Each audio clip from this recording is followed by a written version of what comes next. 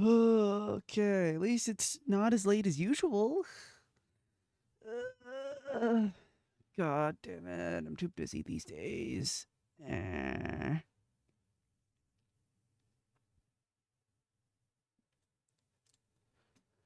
Alright. Let's get started. Continuing on with episode 5.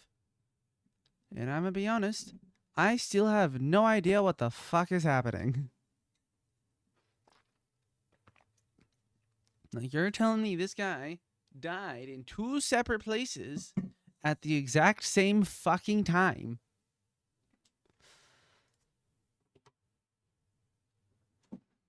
And you'll just... I'm still kind of sick, which is annoying. But Jesus Christ. What the fuck is this game?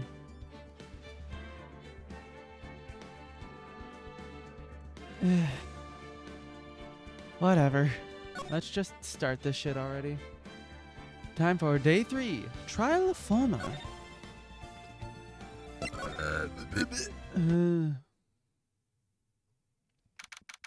February 24th. So what do you think, Mr. Wright? I think the prosecution is as confused as we are. After all... Wait. The victim was murdered in 2 different places at the same time.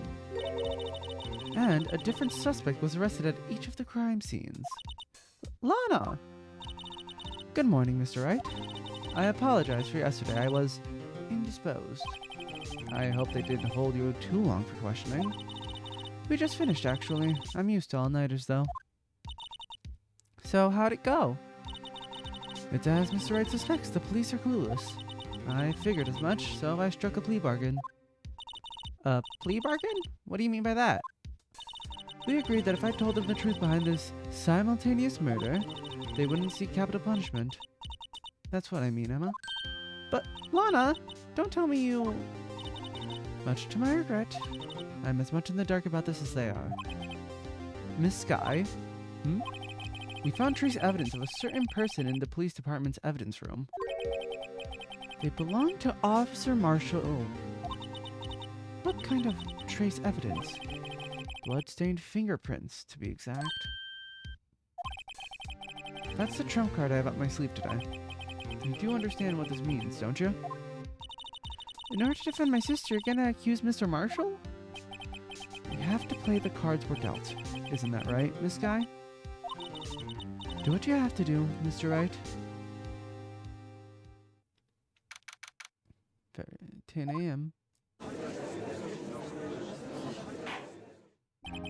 Court is now in session for the trial of Miss Lana Skye. The defense is ready, Your Honor. The prosecution is... I'm afraid you'll have to clarify. It takes 30 minutes by car to reach the police department from the prosecutor's office. Yet the victim, Bruce Goodman, was slain at both places at the same time. But that's not physically possible, is it?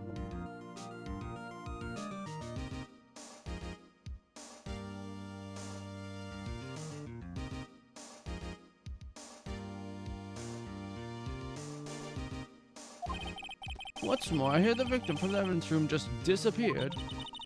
Yeah, the body eventually reappeared in the trunk of Mr. Edgeworth's car. Wow, this is one messed up trial. One of my duties as prosecutor is to present impartial evidence. Today I will present evidence relating to the murder at the police department. In so doing, I believe the way in which we should proceed will reveal itself. Now that's what sets Mr. Edgeworth apart. He sounds so on top of things. You know he doesn't know what he's going on himself. And that's supposed to be an admirable trait? Very well, let the trial resume. On the day of the crime, what exactly transpired at the police department?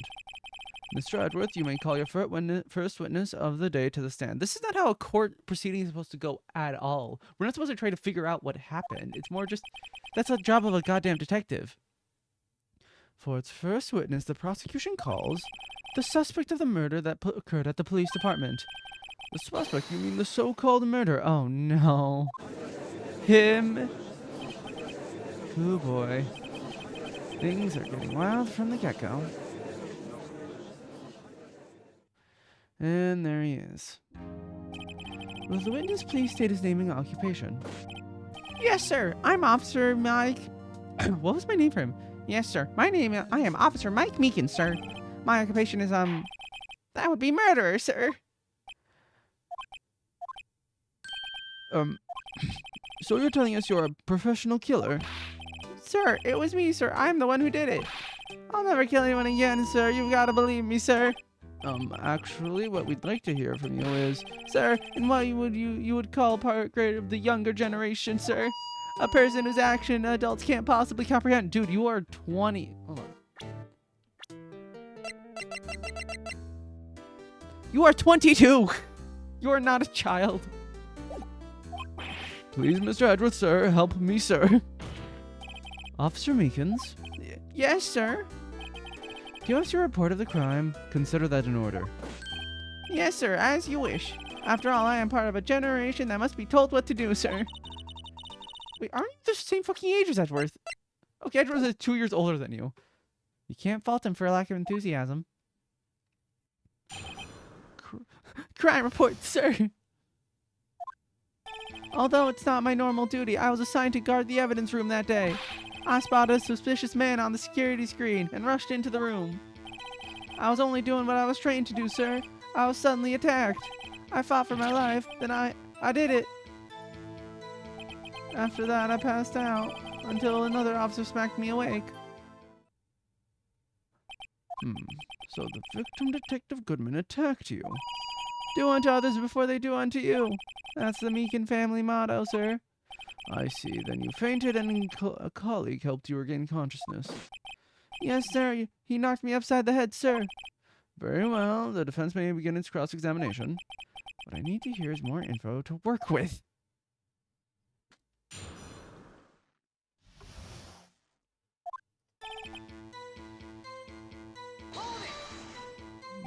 Mr. Meekins, you work in the General Affairs Department, do you not?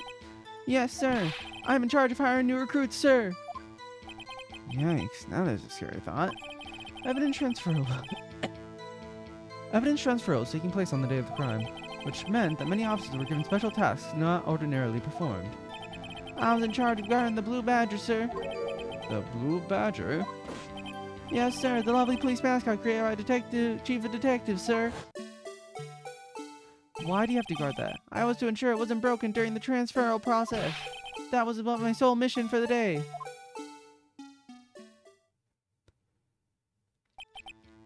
I see. Sounds like a very, important mission. After the award ceremony finished that day, there were so many people running around that I relocated the Blue Badger to the evidence room. Oh, so that's why you went to the evidence room. Tell us, what did you see when you got there? Spotted a suspicious man. Oh, yeah. In order to enter the evidence room, you need an ID card, am I correct? Precisely, sir. I have one right here around my neck. You still have that? So then, your ID card number should be listed on here, right?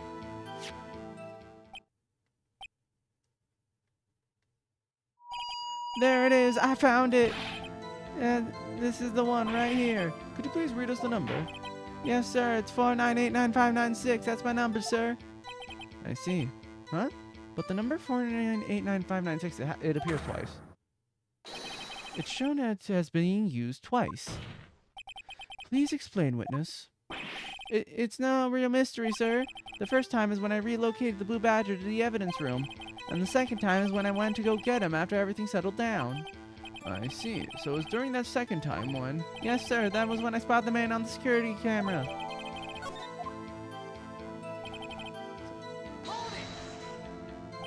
So you were attacked. Could you please tell us exactly what happened to you? It was a knife, sir. A knife. Detective Goodman pulled a knife... Wait. Damn it. Detective Goodman pulled a knife on you. What happened then? Well, with me charging in on him like that, he looked as surprised as I was. You aren't exactly the kind of person or someone would want to run into. That's when I reacted, sir.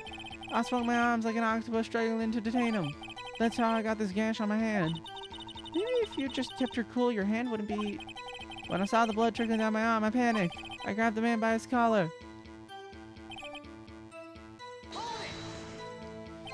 What exactly do you mean when you said you did it? I know I don't look the type, but I'm really into kung fu films, sir. The man let his guard down for just an instant, so I snatched his knife from him. You took his knife? I spun him around and performed a disarming maneuver. I made sure to close my eyes like a man. I see. You must have been desperate. The next thing I knew, his white coat was drenched in a sea of my blood, and then the next thing I knew... Yes? He punched me right in my face, sir.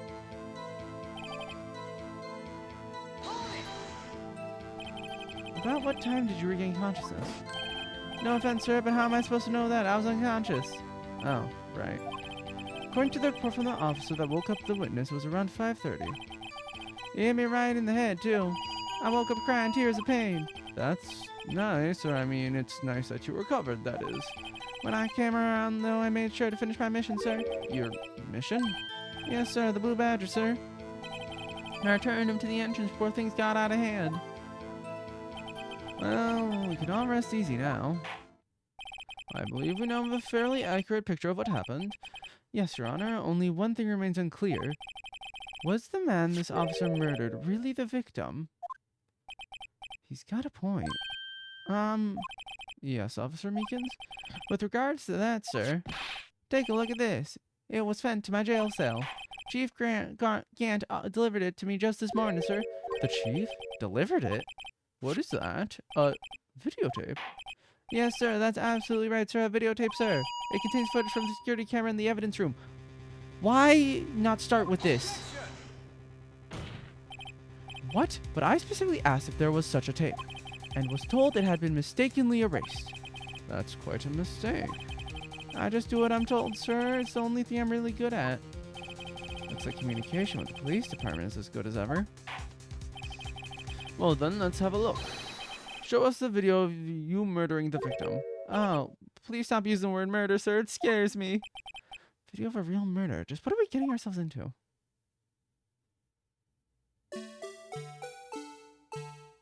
Oh, Jesus Christ. There's no one there.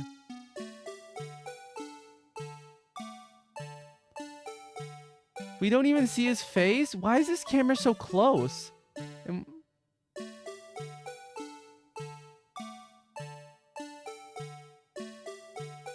Okay, so the glove fell out of the locker.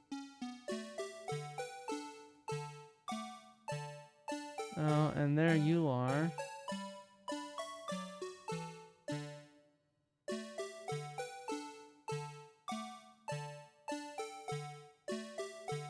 Oh. Oh my god, he's perfectly covered by the fucking badger.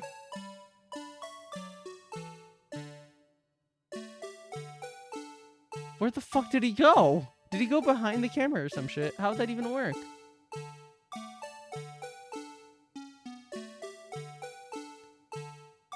Wait, was that like that before?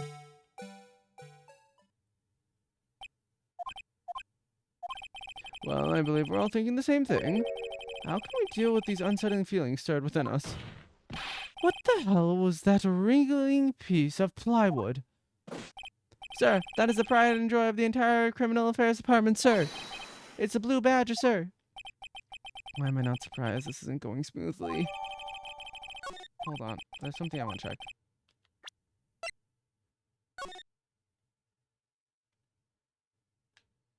Wow, you really can't speed this thing up, huh?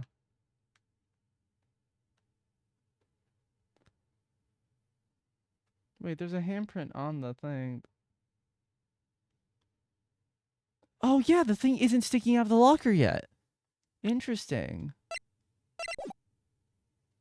This tape seems to prove that Wince did indeed encounter someone in the evidence room, and some sort of activity did take place. Your Honor, instead of relying on clearly incomplete footage, the witness's testimony will be suffice. Is that all right with you, Officer Meekins? Yes, sir, as you wish, sir.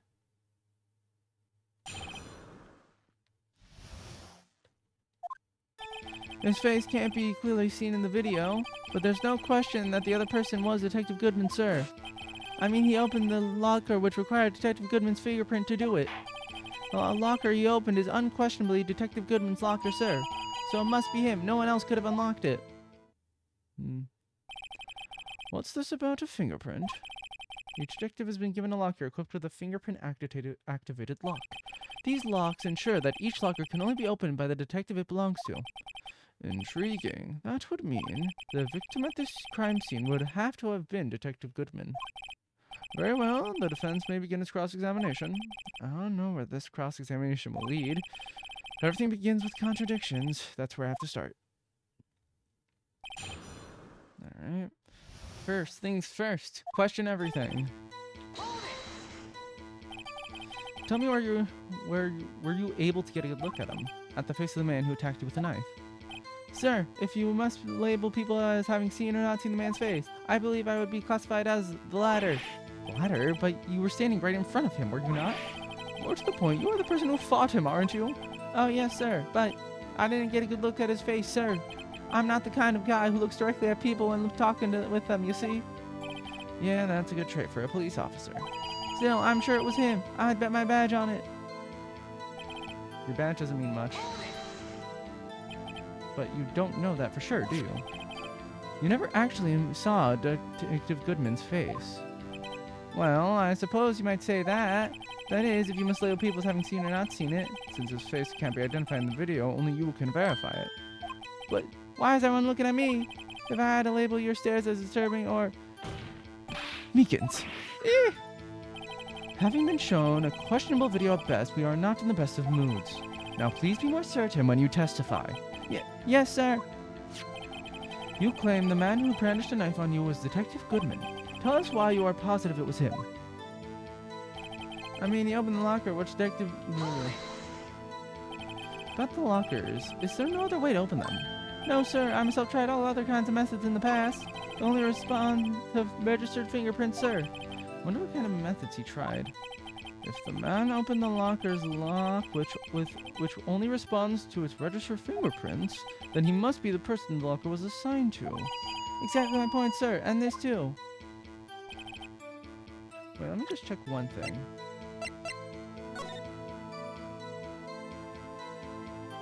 We're gonna have to wait for the video, but I want to see if this guy's wearing gloves. Can we tell if this guy's wearing gloves or not? Looks like he isn't.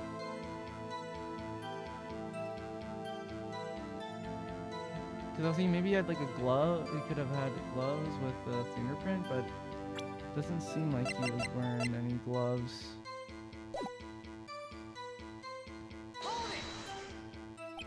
How do you know that information? I've heard rumors, sir, from people in the know, sir. People in the know? The workers in the department cafeteria, sir. They keep me informed. They also listen to my romantic troubles, sir. For the record, the open locker did indeed belong to Detective Goodman. I verified this information through a more reliable source. So the victim opened the locker with his own fingerprint.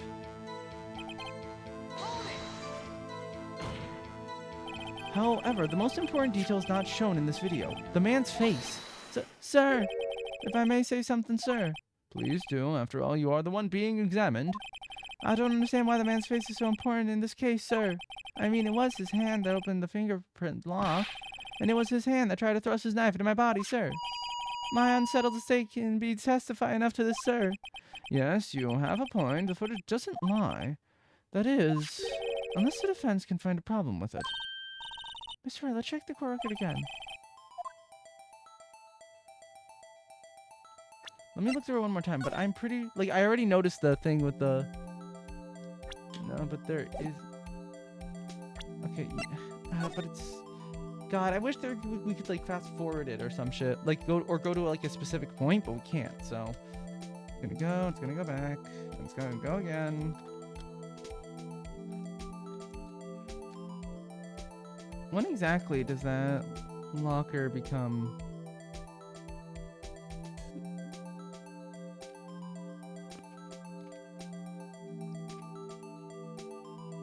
Okay, he opens it, and Meekins is coming in, ain't he? Yeah. Still not coming out of the locker.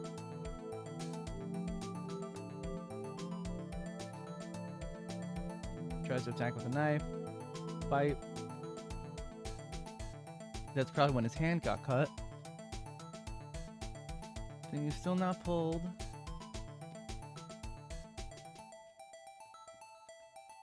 And Meekins is down. Goodman is gone.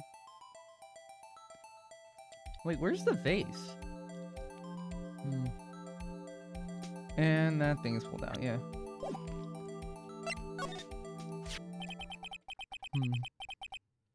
Regarding the video contained on this tape, there is one thing in particular that seems rather strange. Strange? This contradiction leads to the possibility that the man may not have been Detective Goodman.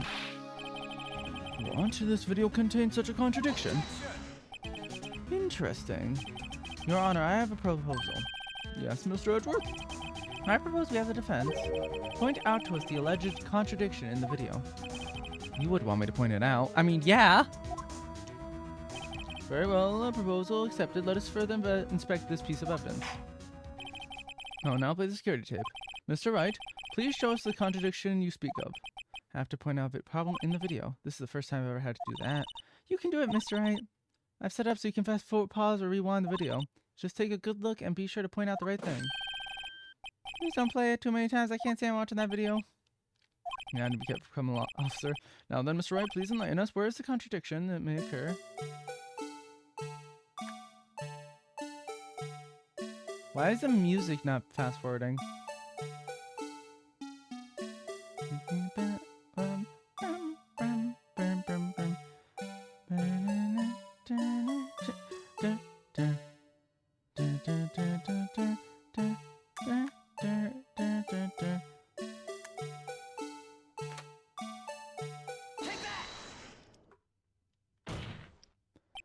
The thing that's strange about this video would have to be, this? Hold on a second. I need to use my eye drops. Well, I don't get it. What do you mean? That is a... Before our eyes get too teary, perhaps you should think of this through again.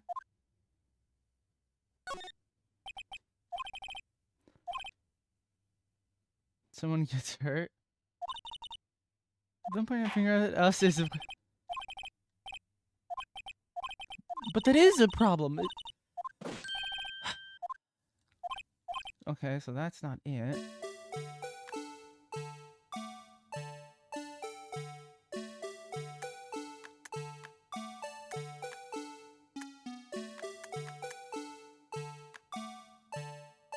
So he goes in, he grabs something. And he tries to attack. Wait, hold on. Oh wait, no, that was an accident. That was an accident. I pressed the wrong button. Damn it. No, hold on. I just realized. The jacket he's wearing. Bad. Ugh. This trying to point out is so annoying. Shut up, Lifey. Okay, so I already noticed something in the video, but I guess that's not the thing. I noticed that this locker doesn't have the thing sticking out until the very end, but which means that it would have to be someone else that opened that locker. But anyway, something I did just notice.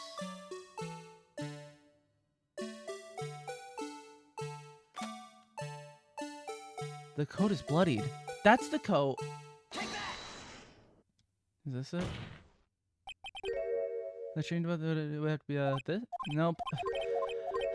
Okay, what do you want me to point out? I already pointed out the thing. Wait, don't fucking tell me I was just pointing at... It wasn't like... Maybe it was because I pointed at the door and not the cloth sticking out? Maybe that's what it has to be? Alright, we go through the whole thing again. God, this is so annoying. Why can't it just, like, let me, like... I don't know, like, choose the point on the video? It'd make it so much more easy.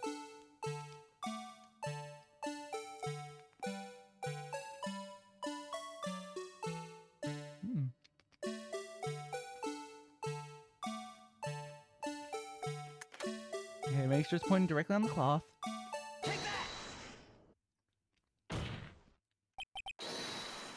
There it is.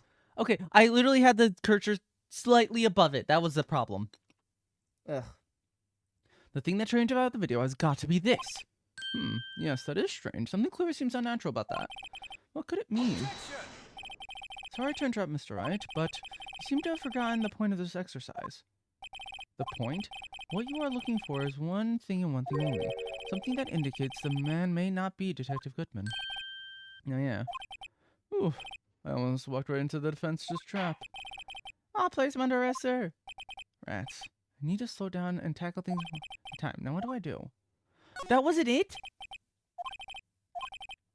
It means that someone else opened the lock, and it means that he had to have opened that locker as well. Okay, what is the okay, so it's not that. What is the contradiction they want me to point out? I already point out he's wearing the same coat that Lana was.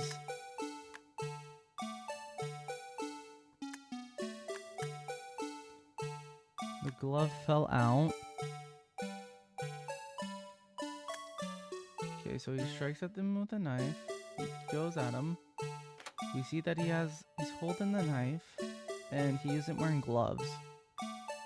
And there's blood here. Oh yeah, I can do frame by frame.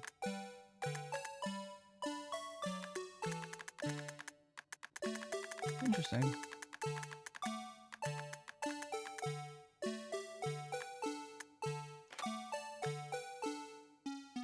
Then it goes back and forth.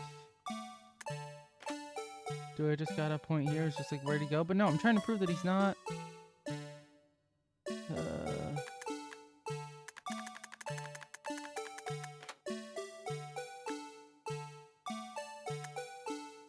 I mean, I already pointed out this.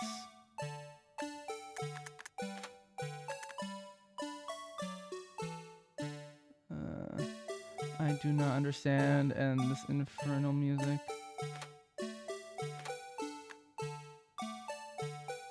Is it just that he's gone? But that doesn't make sense.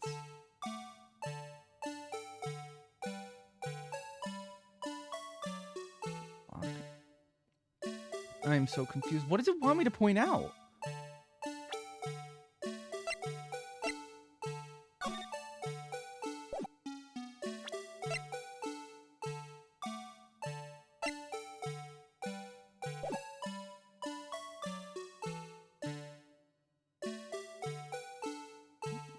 I'm so confused.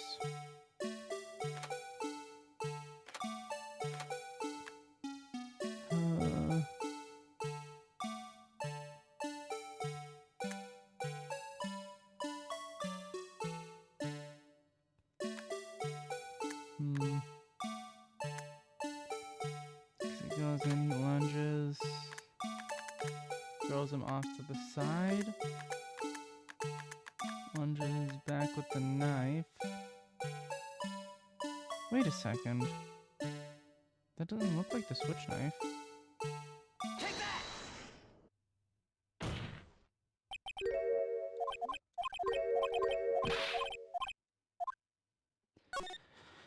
God fucking. Ugh, at least I'm not getting points taken off for this. If I did, I would so gone to game over already.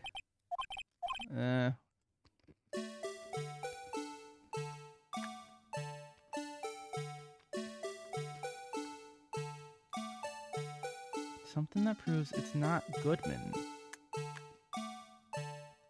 Would it not be this?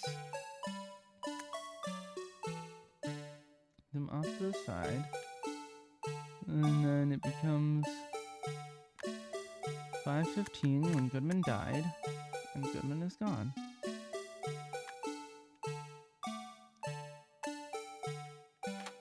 And then we see that this here cloth. I mean, I already just picked it, right?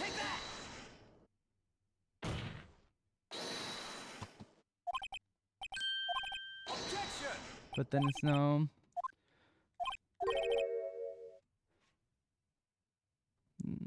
That is a thing. It shows that the fucking locker was opened. How does that not count? Ugh.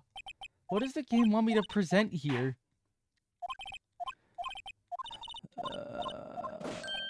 What, did he fucking disappear? That doesn't prove that it's not Goodman. could prove that it... Wait, hold on. Why is the light already on?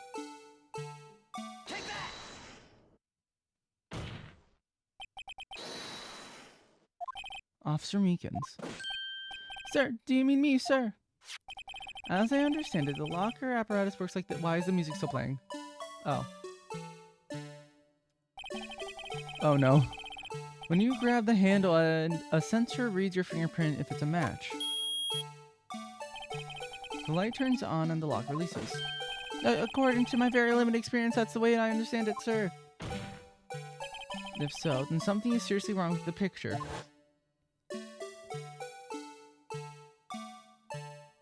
The light was already on. It was already unlocked. Oh, I see. I didn't even notice that detail.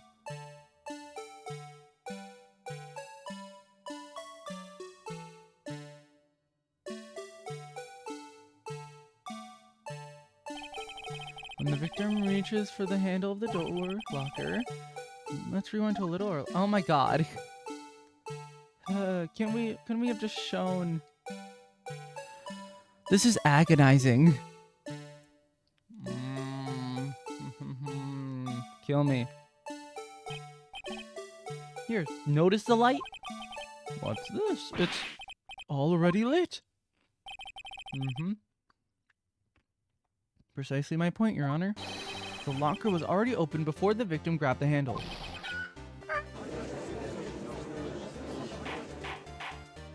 Order, order. What is the meaning of this? It's very simple, Your Honor. The locker wasn't locked on the day of the crime. But the locker locks are controlled by an electronic system.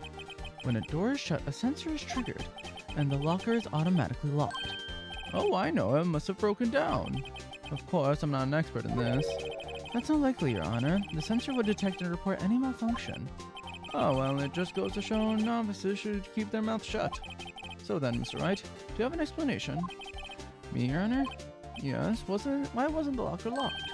Me, Your Honor? Yes, well, you see, this isn't exactly my field. What do you think, Miss Scientific Investigator? Huh? Oh, maybe something like jam the system sensor? Something jammed the sensor? Say. There's something else that seems out of place in this video. Yeah, I thought so too. There's got to be another clue somewhere in this footage. Jesus, I have to do this again? What? Let me guess. It's because of the glove. Don't tell me the glove jammed the sensor or something. That's stupid.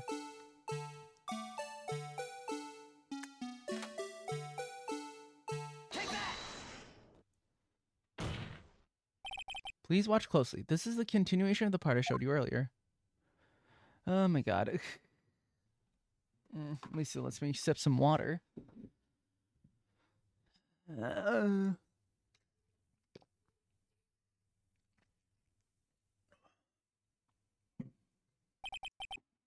What's this? Something white fell out of the locker. But sir, it's been my experience with things fall out when doors are open. I often fall and roll a great distance when I open my door. We can't be sure. That item was completely inside the locker to begin with. What do you mean? The sensor triggers the lock when the door is shut. What if something was inserted, you say, between the sensor and the door? Inserted? I mean, that depends on how, like, the door actually locks. Because also, if that thing was just inserted in the door sensor, then wouldn't the door just be partially open? I mean, maybe if it has a latch? Maybe that also, it has an electronic lock, but a physical latch holding it in, then that could be why. But why would the electronic lock sensor be separate from the physical latch then? Who designed these doors? The only thing that's inside that locker, it was stuck between the door and the sensor. I understand now, sir. It's just like my tie. 2 out of 3 times I get stuck indoors when I get out on my patrol vehicle, sir. It is tucked underneath your jacket. How? I have the door closed and my tie chokes me. But the object would have to be extremely thin to fit in the door.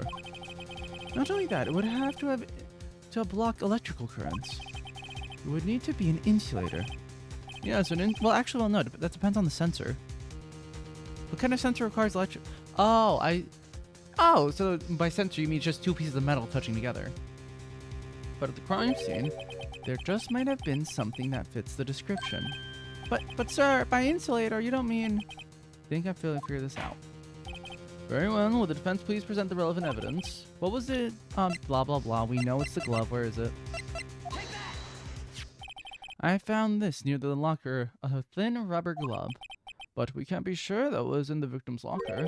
It has a tag that says SL9 incident.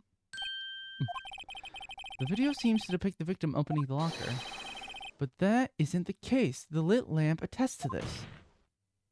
On the day of the crime, even I could have opened that locker. Is this not so, Officer Meekins? Sir? It would appear so, sir. Order, order, order. So are we to believe then that the victim, whom this witness stabbed in the evidence room, was not Detective Goodman? Do not be misled, Your Honor. What do you mean, Mr. Edgeworth? The defense is merely demonstrating that possibility and nothing more. The victim in the video was indeed Bruce Goodman. The prosecution will offer one more testimony to prove this. What? Officer Meekins, please testify about this. Sir, me, sir? I'm not sure what you're referring to, sir. Oh, you mean that, sir? Of course, sir. Is this a joke? Very well, begin your testimony. Mystery Man 2. There's one thing that proves that man was Detective Goodman, sir. To enter the evidence room, one must use their ID card. When an ID card is used, there's a record of it. At the time of the crime, the detective had used his card. An ID card record, I see. I have the ID card record right here, Your Honor.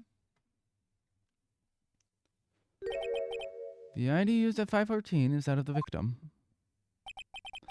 Just before the crime, Yes, without a doubt, this is the victim's ID. However, one thing does strike me as unusual. Several hundred cases should have been due for a transferal. Why were there so few people using this room? This particular evidence room is only used for storing certain special cases. Special cases? Extremely violent cases involving police staff. Just hearing that makes my hair stand on end. And why is there so many of those that it requires its own evidence room? Me too, although it doesn't make much of a difference. There were only a few cases up for transferal though, and most were cleared up by noon. Right, I see. Now let us move on to the cross-examination.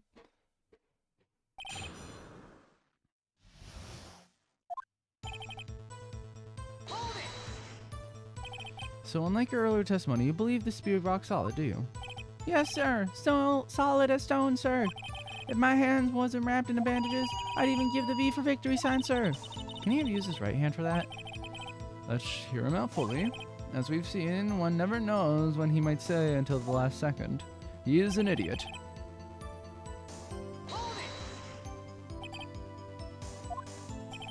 Blah, blah, blah. If someone were to steal it from you, keeping it out in the open like that. Maybe I shouldn't wear it around my neck. Remember when I said 2 or 3 times my tag gets stuck out when I get in the car? Well, anytime it's my ID card that gets stuck. So maybe I should just leave that alone. Each police officer has only one ID card. Both the police department and the prosecutor's office can attest to this. Please proceed with your testimony.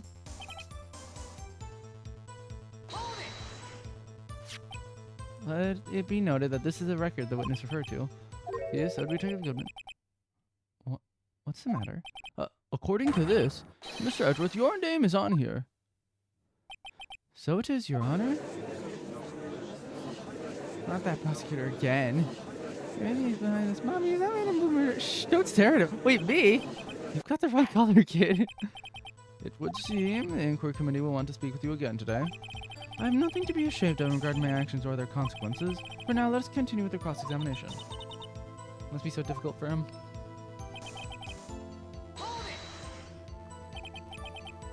Really, I believe you testified that when you asked the man to show his ID card, he pulled a knife on you.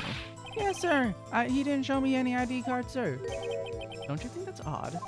I mean, if he had his ID card, all he had to do was show it to you. There wouldn't be any reason to draw a knife. Maybe he just panicked? situation where things seem stems from contradictions. Let's point them out. What do you think? I'm confused. What? The problem with this ID card testimony is far too obvious. It's not like Edwards would miss something like this. You're thinking too hard about it. Come on, let's show them what we've got.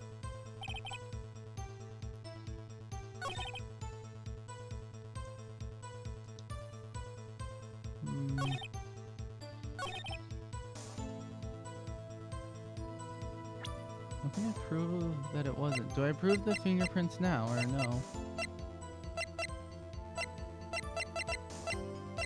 Am I supposed to...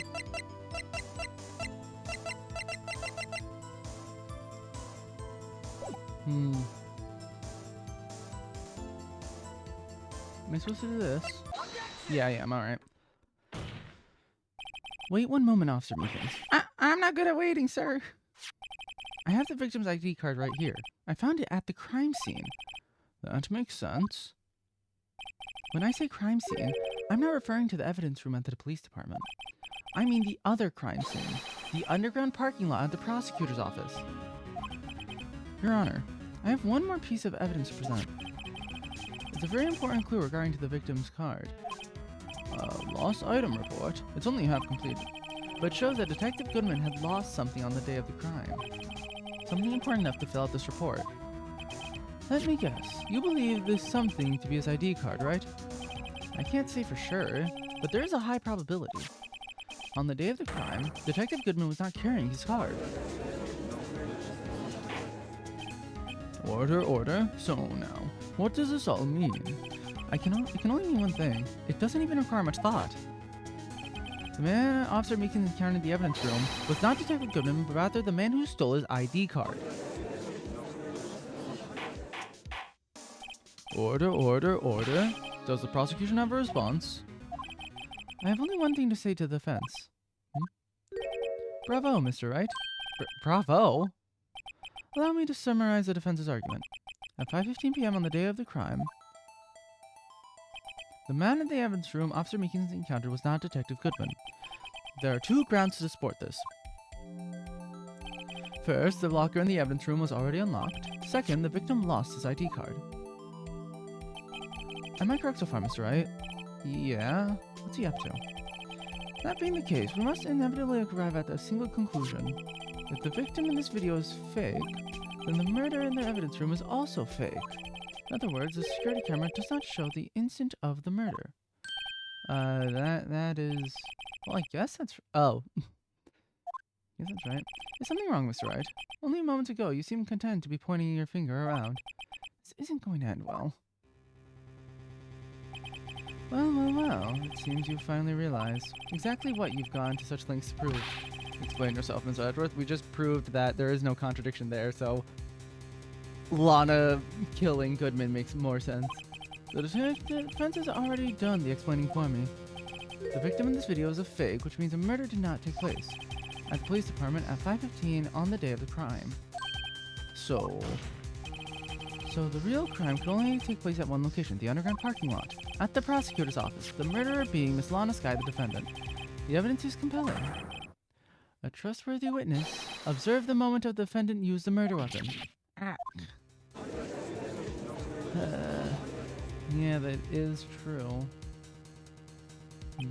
I knew that testimony was way too shabby. It was all a trap from the beginning. The activity in the evidence room still leaves many questions unanswered. Who exactly was the victim Officer Meekins encountered? And where did this person disappear to? However, this trial purpose is to examine only the murder of Detective Goodman. Just so, Your Honor. Mr. Wright, you have to do something, Lana. No, but there is still a thing. What happened? We still need to figure out what happened here. It does matter. What do I do? How am I supposed to get myself out of this mess? One moment, Your Honor. What now, Mr. Wright? Don't tell me you're objecting to what you've just proven. Of course not, but I almost walked right into the prosecution's trap. What are you talking about? This cross-examination has proven one thing and one thing only. The security video did not show the actual murder.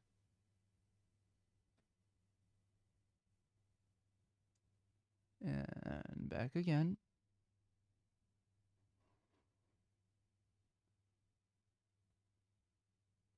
And back again.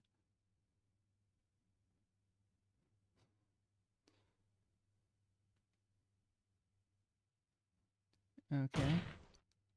However, it cannot be said that it's unrelated to the murder in the parking lot. Specifically, large amounts of blood traces were found in the evidence room. The defense demands further examination into the truth of the matter. Mr. Edgeworth? Yes, Your Honor? If this court were to examine this further, other witnesses will be necessary. Is the prosecution prepared? I'm sorry, Your Honor. The prosecution considered the incident at the police department to be unrelated. We have not prepared any other witness for this incident. This just might be my chance. Time to call a certain Texas Ranger to the stand. Mr. Wright, do you mean... Your Honor, the defense would like to request a specific witness. Oh, whom do you have in mind? Someone we have reason to believe knows the truth. The truth behind the activities that took place in the evidence room. The prosecution requests to hear this person's name before deciding whether or not to comply. Very well then, Mr. Wright. This person whom you would have testify, what is his or her name? Officer Jake Marshall. Why him? I can't let Edgeworth know everything just yet. He's in charge of the evidence room. I feel we should hear what he has to say. The prosecution agrees to the defense's request. Since he was responsible for guarding the room, we should hear his testimony. Fortunately, he works in the police department. We shouldn't need longer than 20 minutes to prepare. Very well. The court will take up a 30-minute recess while the witness is subpoenaed. Will the prosecution please prepare the witness during this time? We will, Your Honor. Court is now in recess. Alright, at least this one didn't take nearly as long.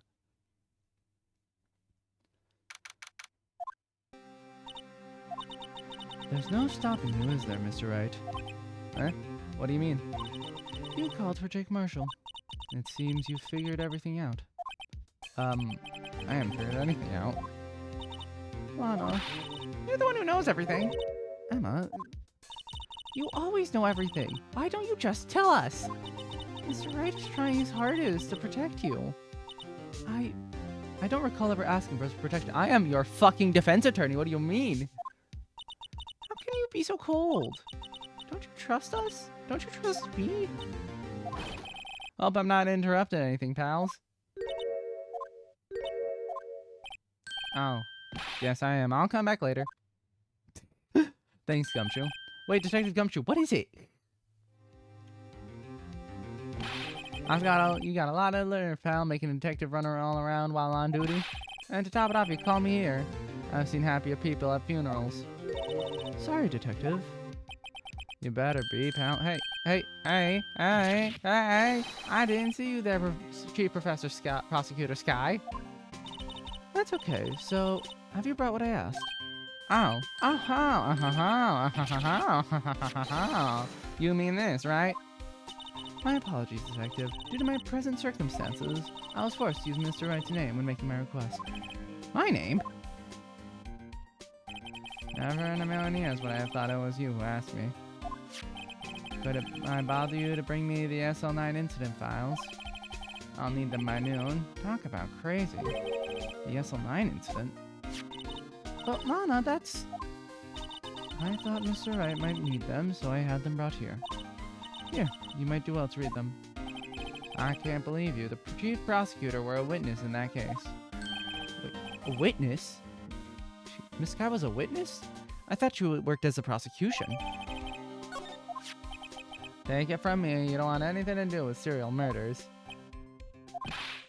Oh, now that I've brought you your stuff, you're just gonna ignore me? Emma? But why? Why is your name in here? What? My name's in there? I don't know, unless... No, couldn't be. Lana, this SL9 incident, is that...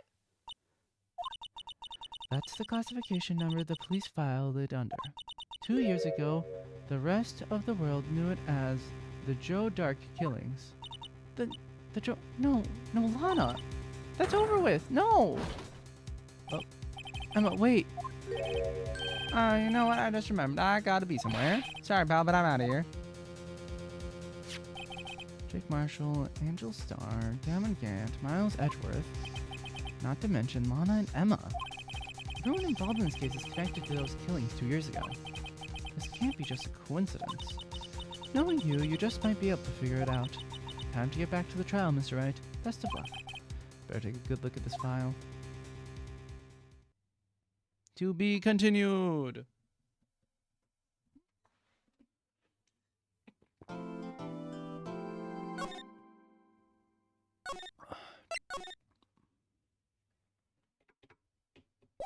Trial letter. I was about to say, oh, it's Valentine's Day, but no, it's 24th, not 14th. The court will now reconvene for the trial of Miss Lana Sky. Emma didn't come back. Allow me to call the next witness to the stand. The officer in charge of guarding the evidence room on the day of the crime.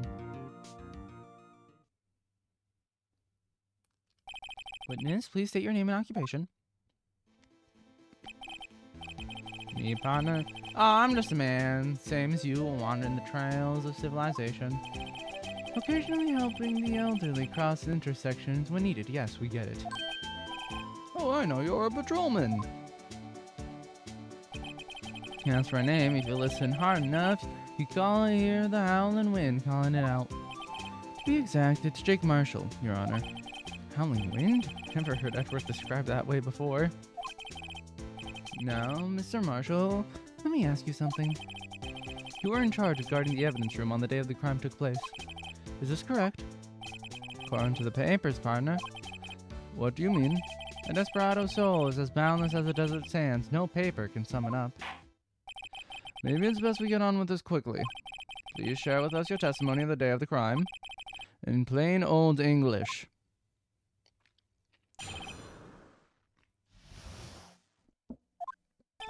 My job was to keep a weary eye on the Bone Orchard.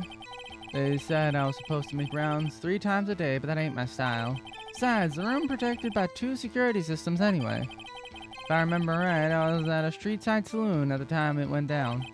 I'm just an innocent traveling man, so if you're out of ammo, it's time I hit the trail. I can't say I particularly care for your attitude. I can't say I care for your beard, but you don't see me complaining. Wait a minute. What do you mean by 2 security systems? I mean the security cameras on the ID card reader.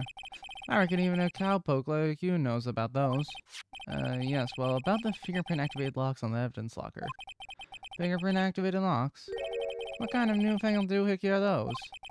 He's not being very helpful. He's not that good with machines, nor with following orders. Why is he an officer? Everyone's got their weakness now, don't they, Mr. Prosecutor? This one seems like trouble. Okay, Mr. Wright, he's all yours.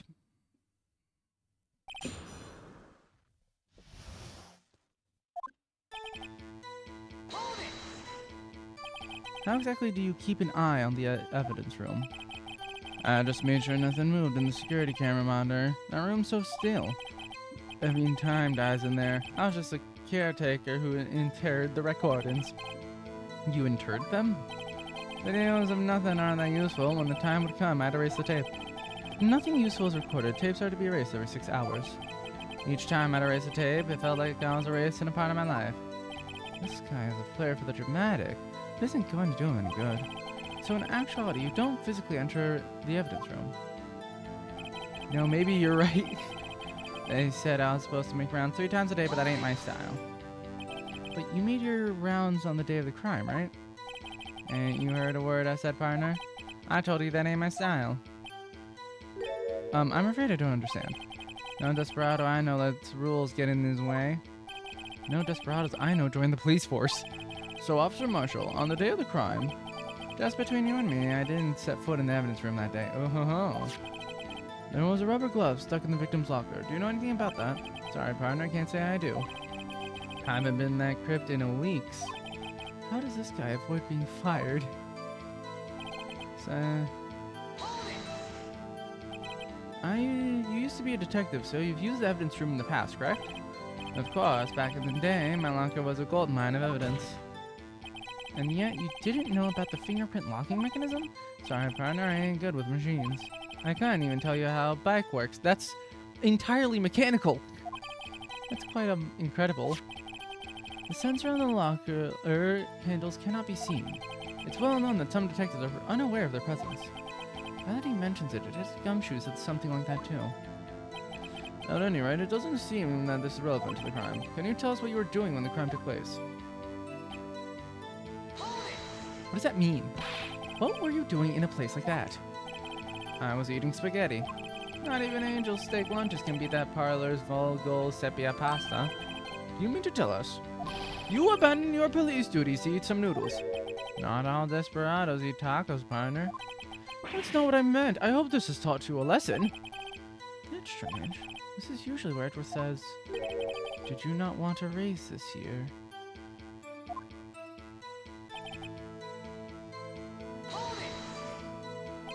Out of ammo, Officer Marshall? That's right, partner. Or as you'd call it, evidence. If you plan to pin me on this crime, then you'd better draw. Otherwise, you're just wasting my time. My steel horse is waiting to carry me back west into the sunset. One thing seems clear. Despite being responsible for guarding the evidence room, Willis doesn't appear to have seen anything. Texans don't take orders from anyone. Everyone knows that. Apparently, your superiors don't. Okay, I have a trump card up my sleeve, so I'd best keep my cool. Before I use it, though, I'd better up the ante. Okay, so don't use that just yet. So don't use the fingerprints just yet, is what they're saying.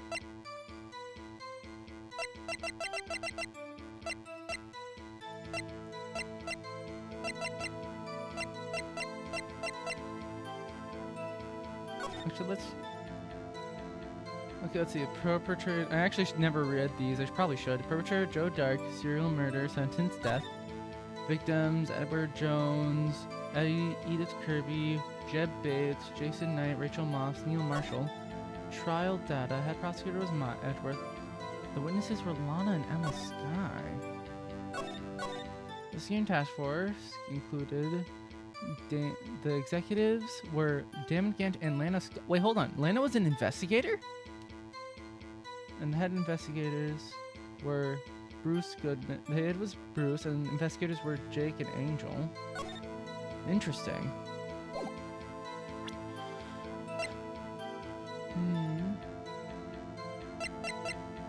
So hot, so sexy. Yes, I am.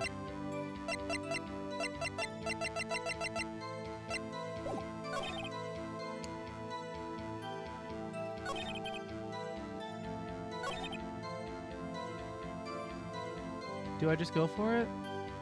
Fuck it. There it is, yeah. Officer Marshall, doesn't it strike you as odd? That is, you being called in to testify like this.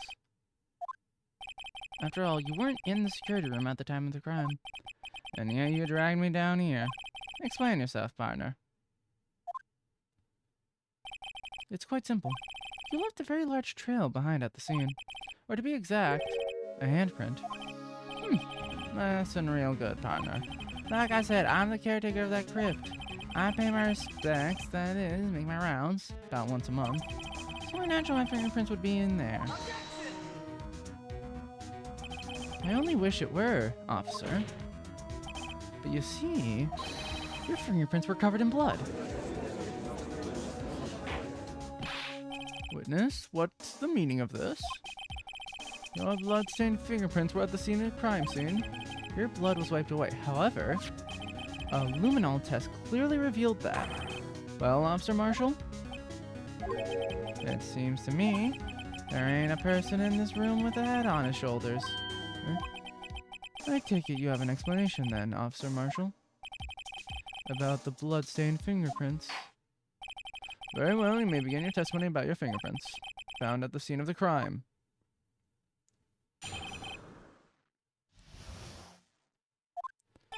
Like I said, it's only natural for my fingerprints to be in the evidence room. One of them just happened to be at the same place as the bloodstained handprint. The murderer touched the locker where my fingerprint was by chance. The bloodstain and the fingerprints are completely unrelated. Or didn't you know the murderer was wearing gloves? See, I had nothing to do with it. But it matches up exactly. The witness explanation appears valid, although there's room for doubt. Life wouldn't be fun without any doubts, partner. The defense may now cross-examine the witness. This guy's hiding something. I can feel it. Now's my chance to prove it.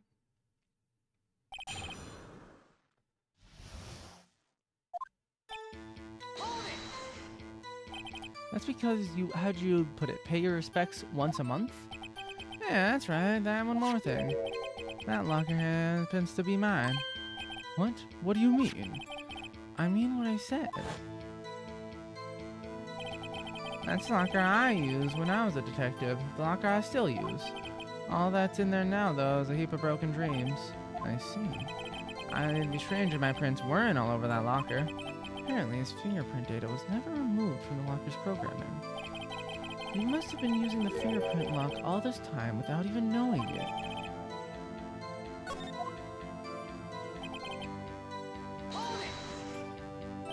So then, what about the bloody handprint? Wasn't mine, it's no mystery. Please explain. My locker is covered with my fingerprints. It just so happened the murderer touched the locker where my fingerprints were by chance. The chances of that happening are 1 in a million. On the contrary, one could argue just the opposite. The chances of that are not happening are 1 in a million to 1. Get one thing straight, partner. You ain't gonna get a reward from me with a mere fingerprint. You wanna know why? Unrelated? They're as different as night and day. Kinda like cereal and cereal. One's got to do with breakfast, while the other's a type of murder. He's right, although seemingly unlike, they're totally different. I don't see what homonyms have to do with this. Or didn't you know the murderer was wearing gloves? How do you know that? I may be a loner, but I still do my job. I keep up with on the reports. There was a blood stain at the scene, though to be thought to be left by the murderer. That's right. It was found on Detective Gumshoe's locker. However, no fingerprints were detected on that handprint. Oh yeah, I think we tried that too. So that would mean the murderer wearing gloves happened to place their hand on top of Officer Marshall's fingerprint. That's the only logical conclusion. Are you starting to get the picture, partner? The picture? This seal of blood. In the desert, it's just food for the buzzards. Huh? There's only one reality, and that's this. The security tape. As long as my trail isn't in there, you can't say otherwise. This isn't getting us anywhere, Mr. Wright. Please consider carefully where you're going with this cross-examining. Yes, Your Honor. Well then, continue your testimony.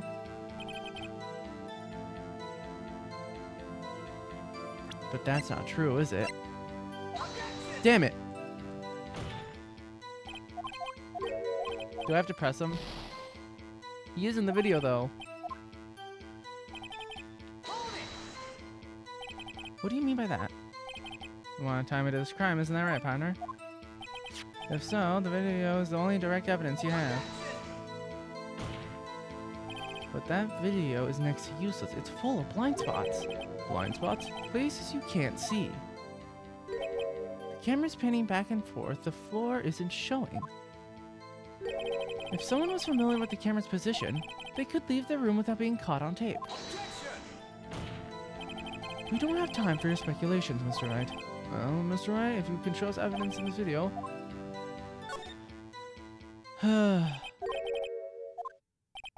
Tread carefully, Mr. Wright, or you might end up being the one making the mistake. Okay, so no, I had to press instead of... Oh, but this time... I have to go all the way to the end.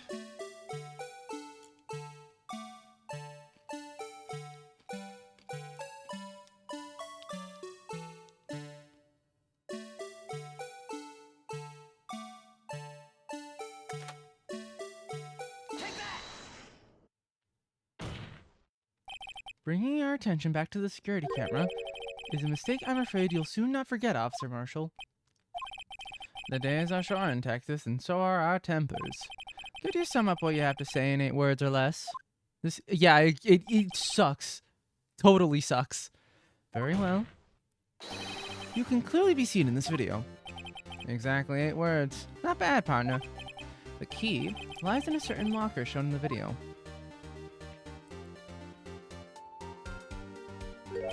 That locker with the white cloth sticking out. That was the witnesses, I believe. Now then, let's rewind the video a bit. Can't you rewind it faster, man? It moves. Why does the camera pan so slowly? Like, Jesus Christ. Oh, the white cloth, it's gone. What's the meaning of this, Officer Marshall? When the crime took place, the white cloth wasn't there. Then it suddenly appeared. There's only one explanation. Officer Marshall, you were in the evidence room at the time of the crime. What's more, you opened your locker when the camera was turned away. Order, order. It would seem that's the only... Hold your horses. Sorry, partner, but you got the wrong man. So what if my locker was open? That doesn't mean I'm the one who opened it. The murderer needed to hide something, so he opened the locker and stuck it in. It's not my fault he happened to choose mine. Time to committing crimes every 5 seconds on one side of the room, I guess. Why is everyone staring at me like I'm a wanted man? This guy isn't just playing dumb. He really doesn't know. I hate to rain on your parade, but you're the only person that can open that particular locker. Oh yeah, I call your bluff. You say open that locker, prove it. Fingerprint sensor? We talked about this earlier today. The lockers can only be opened by the detectives that they belong to. What kind of crazy talk is that? Well, Detective Gumshoe did mention something about this. In any case, the lockers aren't that obvious. There are even some people on the force that don't know about the fingerprint locks. So, Sheriff, what do you have to say in 8 words or less?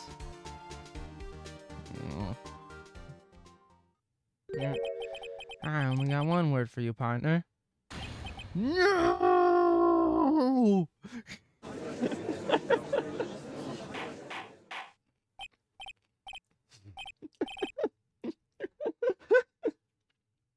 Order, order, order, witness.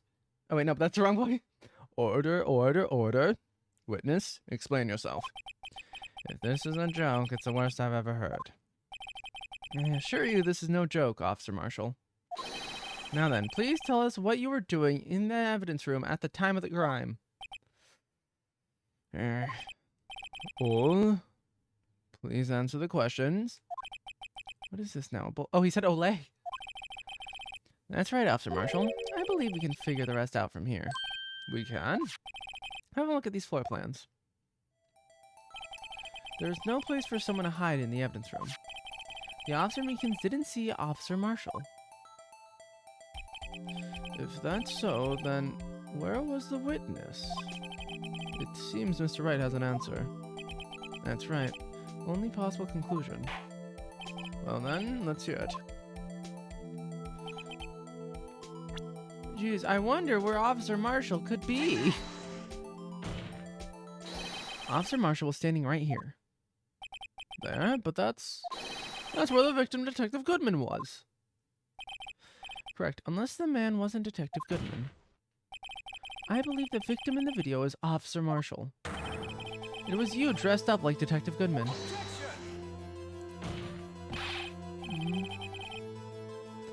But that's preposterous. Officer Meekins witnessed the detective at the crime scene. Once he saw the man's face, he'd know for sure. May I point out, though, that Officer Meekins did not know Detective Goodman. He also testified about the man's reaction when confronted. Oh, hello, Elsie. I mean, if you want my Discord, just type !Discord in the chat and you get access to it. If you want, talk about that. Anyway, he also testified about the man's reaction when confronted. When I entered the evidence room, I asked him to show him his card, sir. Yes? And how did Detective Goodman respond? He suddenly pulled a knife on me. Something about the officer's story puzzled me. If the man had his ID card, why didn't he just show it? Yes, he would have needed it to enter the evidence room, so he must have been carrying it. The answer is simple. He couldn't show it. As you can see, Detective Goodman's picture is on this ID card. Oh, I get it. If he showed that, his cover would have been blown. Good thing they're listening and not watching with audio. With audio, yeah. Very good. Officer Meekins would have realized the man wasn't Detective Goodman. Do you have anything to say to this, Officer Marshall? Well, actually, why couldn't he just show his own idea? You've got quite an interesting imagination, partner. We got a term for that. It's called circumstantial evidence. Circumstantial evidence? He's still denying it. You're gonna have to do better than that to break a detective. Unless you have hard evidence proving I dressed up as the victim. I can't say I particularly care for your uncooperative disposition. I can't say I care for your beard, but you don't see me complaining. You did. Well, Mr. Wright, do you have anything proven beyond a shadow of a doubt that Officer Marshall dressed up as the victim? Well, who am I kidding? I don't have anything like that. I can see the fear in your eyes, partner. Seems you're the one who couldn't take the desert heat. Ugh, this can't be happening. It's so obvious he's the one. What can I do? It looks like your lack of experience has finally been exposed. Eh? I'll pass on to you what someone told me when I was just starting out. When you've run into a wall with no place to go, return to the basics. The basics? News detective, more like... dumbass. For me, that would be what Mia used to tell me. Try thinking outside the box. I should look for proof that Officer Marshall was in disguise. But rather, I should look for evidence that came about because he was disguised. Why do you think this locker was opened in the first place? What do you mean? There's no reason for Officer Marshall to open his locker at the time of the crime. Yet he did, despite the chance it might be discovered later as it has been. I'm feeling better. I'm still... It's an annoying thing where I was like, yeah, I'm fully recovered from sick, but I still got like the phlegm in my throat and like a bit of a headache. Such a fucking pain. I've been like this for the past like 2-3 days. I'm just waiting for it to go away. Which means he didn't originally plan to open his locker. According to the defense's argument, Officer Jake Marshall dressed up as Detective Goodman at the time of the crime. Yeah, phlegm sucks. After crime was committed, he opened his own locker for some unknown reason. The fact that a white cloth is sticking out of the locker seems to indicate that he opened it in order to put the cloth inside. So, just what exactly is this piece of cloth? Perhaps a video is the key to all our unanswered questions. How many evidence so the video's my only shot? Or, you know, we could just go fucking look. Very well. Just in case, I'm gonna save. Please show us why the witness used the locker.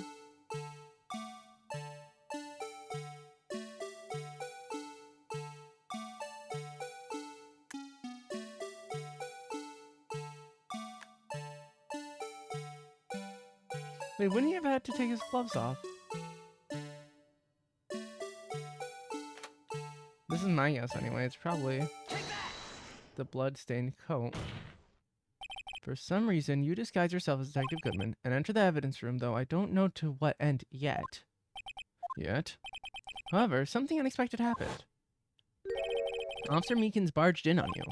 When asked to show your ID card, you pulled a knife on him. However, Officer Meekins panicked, and the white coat you were wearing was soiled with blood. A bloody white coat. You couldn't just walk out like that, so you hid the coat in your locker. Not bad, partner.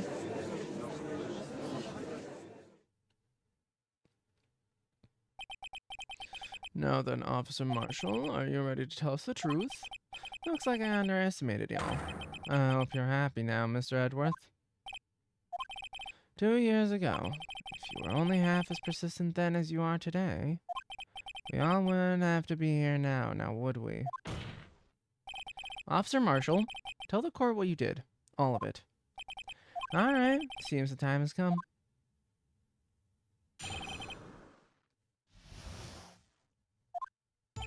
Yeah, it sounds like there's thunder outside.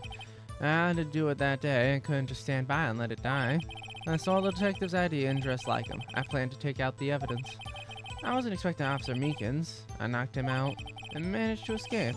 I knew which areas wouldn't be caught on the camera. There wasn't any murder in the evidence room at 5:15. So the supposed victim was really you. But there's one thing you still don't understand. Traces of a large quantity of blood were found on the floor of the evidence room. If no one was murdered, then how could that be? Officer Meekins managed to cut his own hand. My guess is he's the donor. It was way too much blood for such a small donation.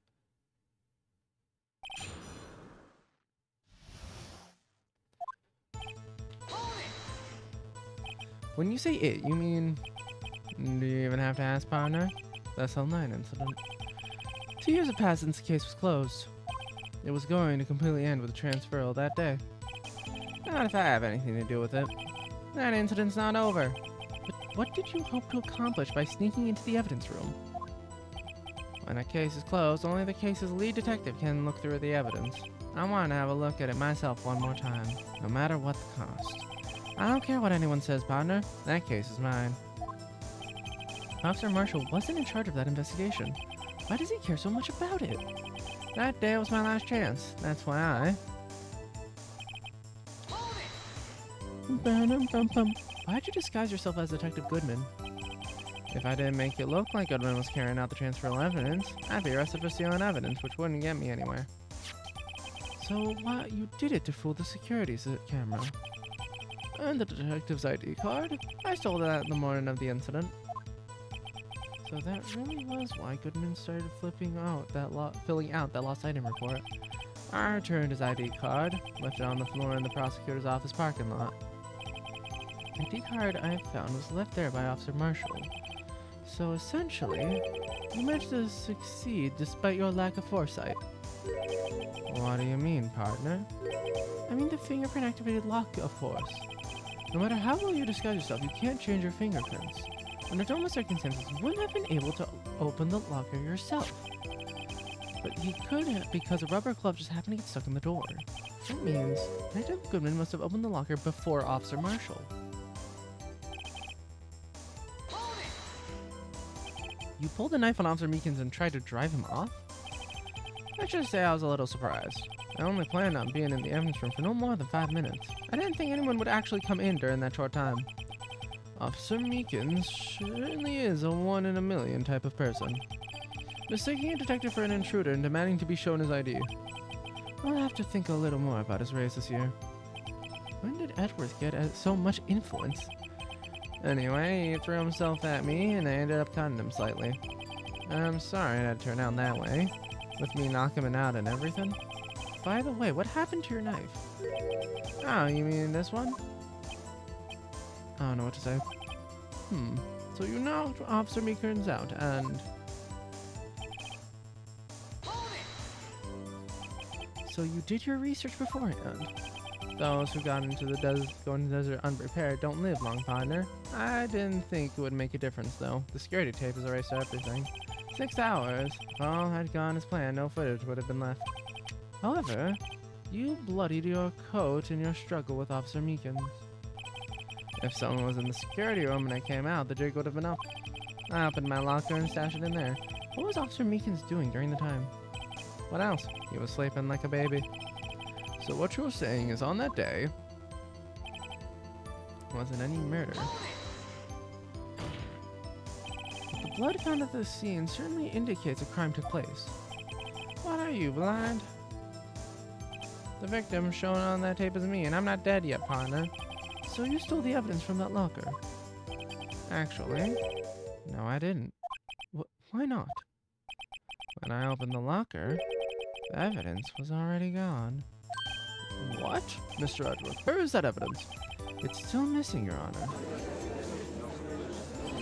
Detective Goodman's locker was already empty. Someone else stole the evidence. Officer Marshall, may I ask you one thing? Fire away, partner. It's a free country. Just remember, I'm also free to decide whether or not to answer. Why did you do this? Stealing a detective's ID, injuring a police officer. This is no small offense. Moreover, you're an officer yourself. This will have serious consequences. You can't just be forgiven with a simple cut in salary. Not that salary cuts are ever a valid solution. Like I said, this isn't your case. This one is mine. And I'll do anything it takes to get an answer I'm satisfied with. The witness has an unusual amount of zeal. Let's hear more. I can't just forget the SL9 incident. You know why? But that case was solved 2 years ago, wasn't it? That's the reason the evidence was stored in the evidence room. Joe Dark was convicted for his crime. One thing I can say for sure is he deserved his sentence.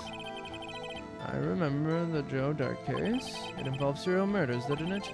I don't intend to complain about how it turned out, but there's something that's still bothering me. Something went down at that trial. Something no one will talk about. What happened?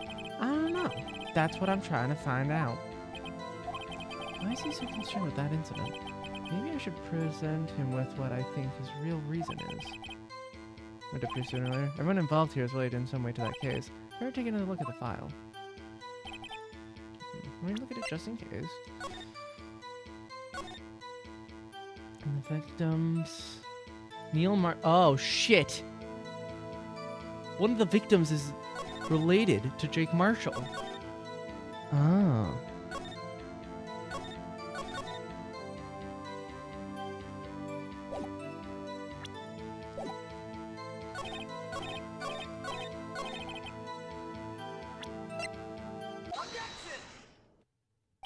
Officer Marshall, I think I understand.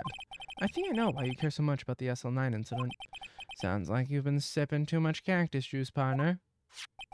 I have the SL9 incident file here. The name, Marshall, is mentioned in here.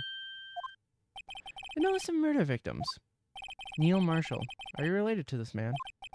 Neil Marshall? Yeah, I'm sure you've heard the name. 2 years ago. He received the same lousy prosecution award you got. What? A prosecutor? It's the quenchiest. Meanwhile, I'm dying. He must be talking about the King of Prosecutors award. Now I remember the prosecutor near Marshall. He handled the SL9 case before I did. God damn it, controller. There we go. That's right. He was killed. And the case fell into your hands. Yeah, I need some more quenchy cactus juice. Unfortunately, all I have is water. But what's his relation to you? He was my brother. He was investigating the murders with Dan and Gante, and then the then deputy chief of police. The group of detectives I was part of worked under him. We were desperate to prosecute the killer. Joe Dark. My brother fought Dark and was killed. That was the first time Dark left behind any evidence. That was all we needed. He was arraigned and incarcerated. The case was finally closed.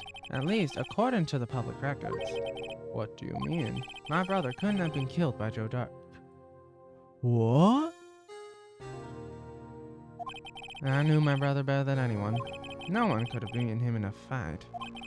And that's it? That's your reason for your insane actions? There's more to my brother's death than what the records say.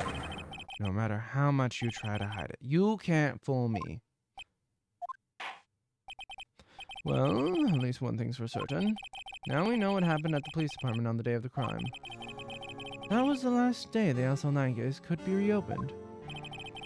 Not satisfied with the resolution, Officer Marshall planned to steal the evidence. Disguising himself as Detective Goodman, he entered the evidence room. Officer Meekins confronted him, so he rendered him unconscious and fled.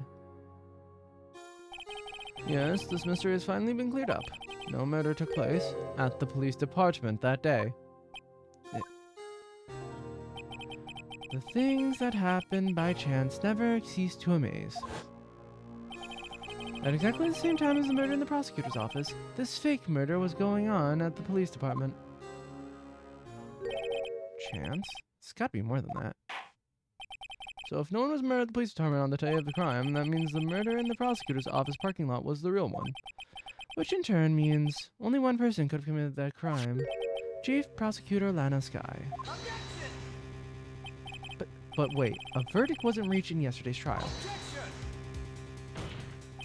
which is why we examined the incident at the police department today. But there's only one reason the defendant was not convicted yesterday.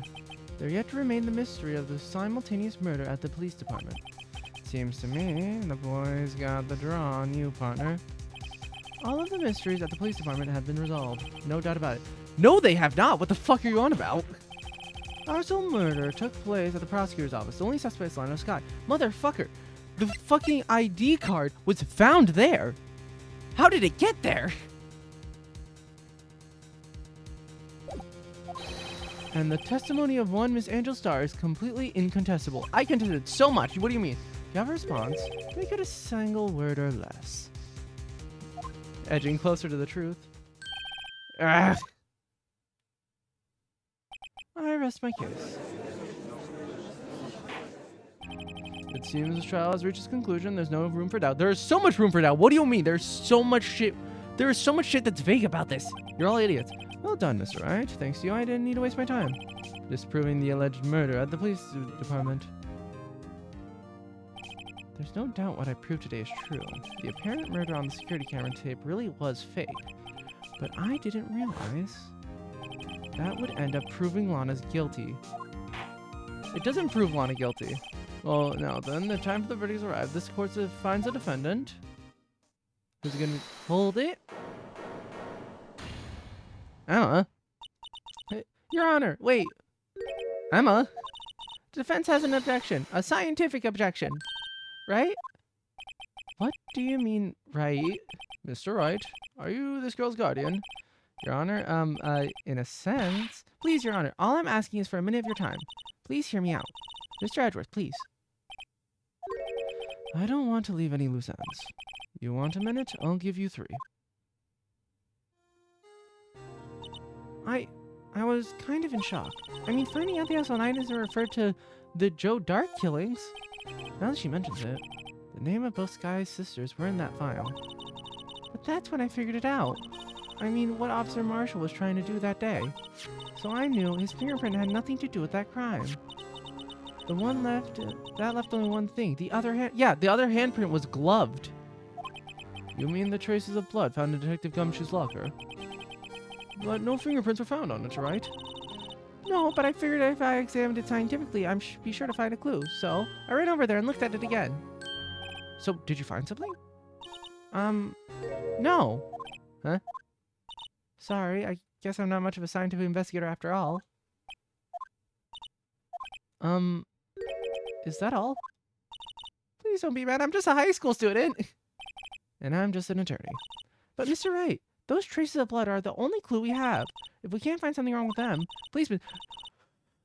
How have none of you fucking figured it out? There's no fingerprints. But we know that the only people in there were Meekins and... Marshall. That's his name. And neither of them were wearing gloves. We know Marshall wasn't wearing gloves because he was able to open his fingerprint locker. If anyone can save Lana, it's you. Me? Yeah, boy. Time's up now then, Mr. Wright. With regard to the department and the police department, does any relatable doubt continue? It appears the defense is troubled by the other blood mark. Looking at the floor plans, a handprint was discovered around here. Is there a problem with this? Yes, Mr. Wright. I'm sorry I can't be more use. But still, if you can find anything wrong with the blood mark, Lana will be... Please answer my question, Mr. Wright. We don't have all day. Yes, Your Honor. If ever I've needed to concentrate, it's now. What could be wrong with the handprint on the Detective Gumshoe's locker? Could there be something missing? There is. This handprint left at the crime scene clearly shows a contradiction.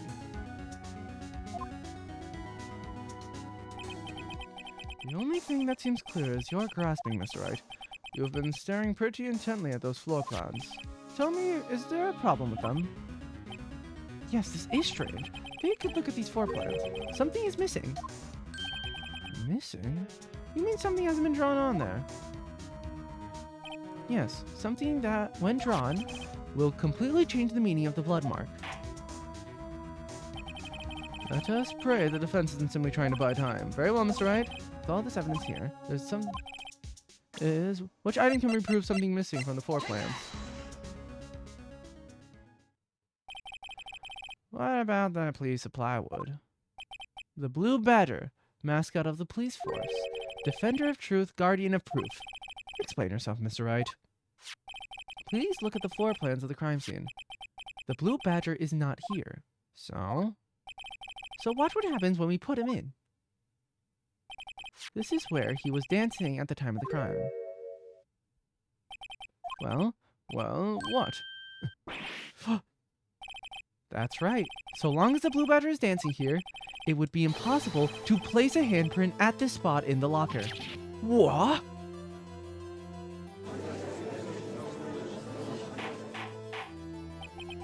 So that means, what exactly does that mean? It means it can't be done. What are you saying? Blood traces were unidentifyingly found on that locker. Don't look at me, I didn't put it there. Mr. Wright, think it through scientifically. Emma, on that afternoon, Officer Meekins was the only one who brought the Blue Badger to the evidence room, right? After he put it down, it would be impossible to leave a handprint on that locker. So that must mean this blood mark was left there before the Blue Badger was brought in? Just a moment, I will not allow such far-fetched balderdash in my court. It may sound far-fetched, Your Honor, but it's the only possible explanation. On February 21st, in the public department's evidence room, blood was spilled, not once, but twice. But how? One time was captured on this tape, taken by the security camera. Officer Meekins cut his hand, from which a trivial amount of blood fell. The problem is the other time. Wait, are you saying that there was already blood on the floor at that point? Wouldn't they have noticed that? Someone bled prior to the struggle shown on this tape. It had to have been. It had to have been Detective Goodman when he was really murdered. That's ridiculous. I refuse to accept your absurd claim. The murder portrayed in the security tape has been proven to be a fake. I love how it's just like, it's the, you know, fucking the music's going on and then Lifey and Austin just saying hello to each other. However, that does not explain the blood mark left on the locker. So then, assuming this murder you purport really happened, when did it take place? I demand you show evidence that proves when it occurred. When did the first incident occur? Summarize the defense claims that prior to Officer Meekins being cut by Jake Marshall, who was posing as Detective Goodman, another incident took place in that evidence room. That's right. I mean, a lot of totally legit artists have showed up in my chat. That's right. The blood mark on the locker proves this. Very well, then tell us. When did this first incident occur? No. Will the defense please present this evidence? Where is it? There it is. If the crime took place inside the evidence room, then the killer would have had to enter it, and in order to do so, an ID card would have been required. An ID card? Oh! The ID card record. At 4:20. Nice. Officer Meekins brought the Blue Badger panel into the evidence room at, let's see here, around 4:50. If the crime took place before that time, then it would be 4:40 p.m.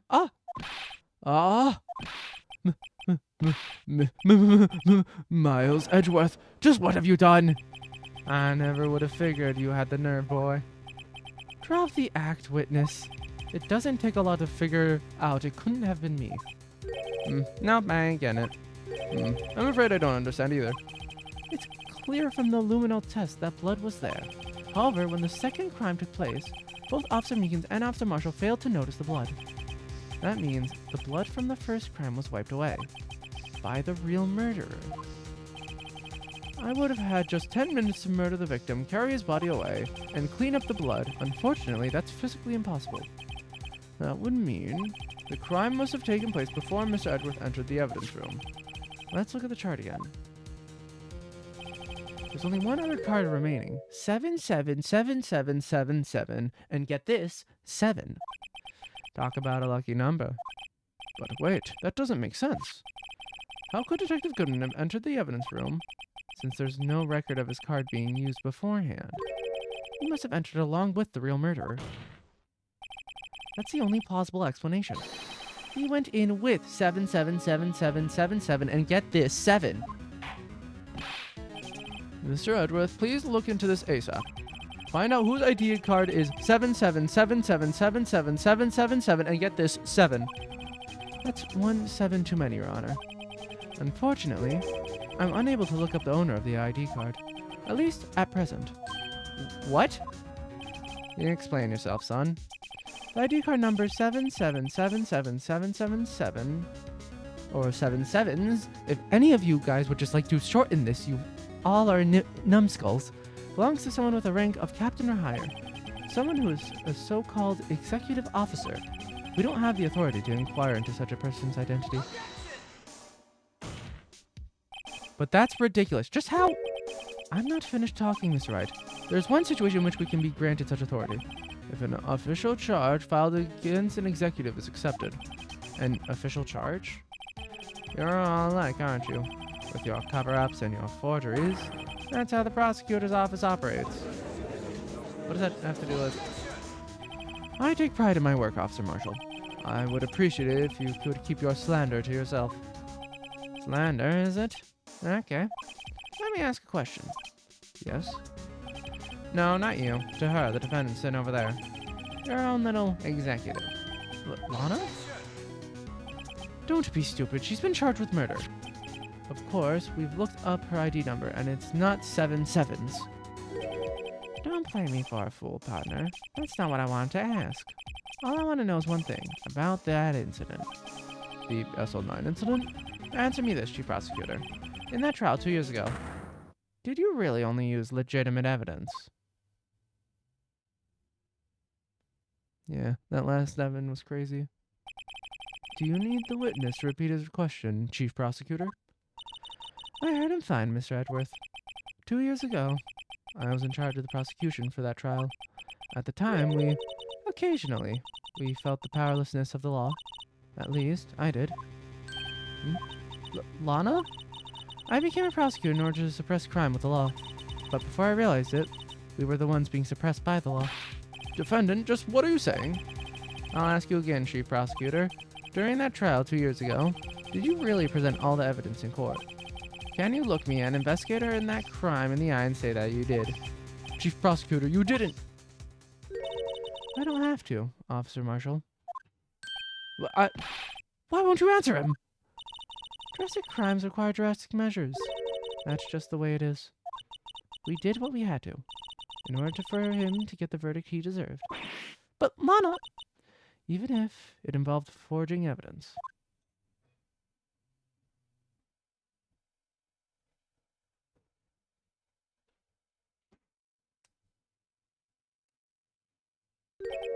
See? That's what I'm talking about. No. No! Order! Honest remarks how such a record as the cast in the court and club for all. We would have to wait until the following day. Jesus, alright. Well, at least this part's going by much faster.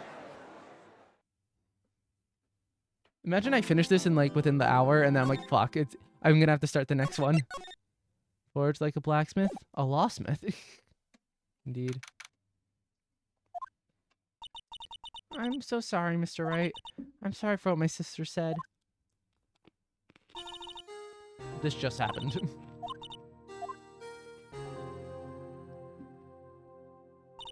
I didn't know. I never knew that the SL9 incident was just another name for the Joe Dark killings.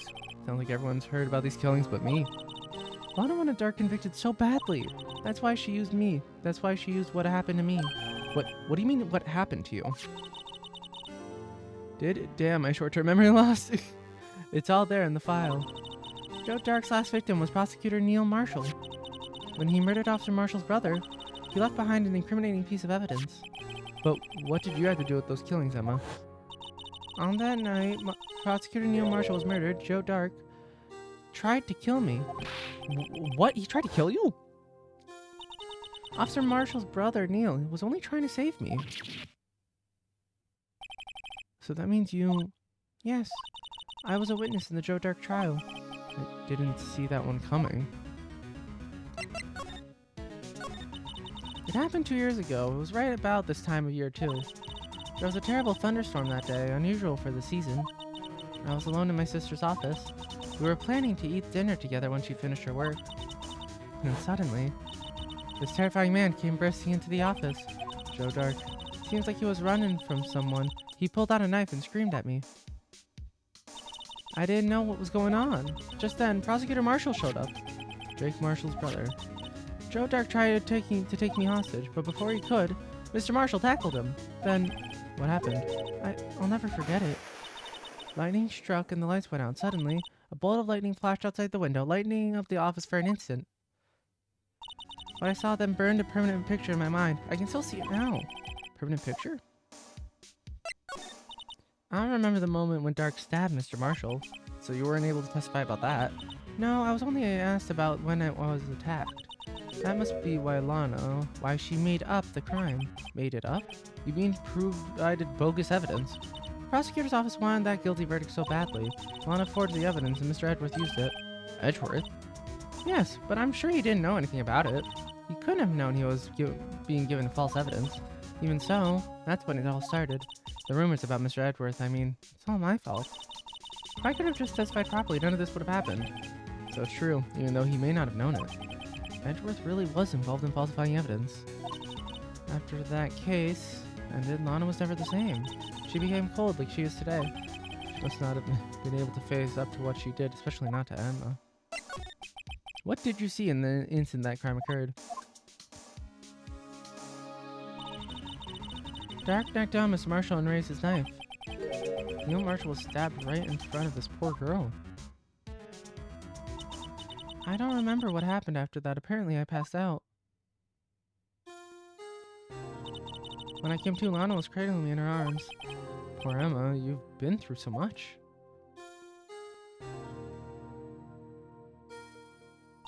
I couldn't bring myself to testify about that instant. I tried, but the words just wouldn't come out. I drew a picture, but it wasn't any good. 2 years ago, you must have been 14. That's understandable.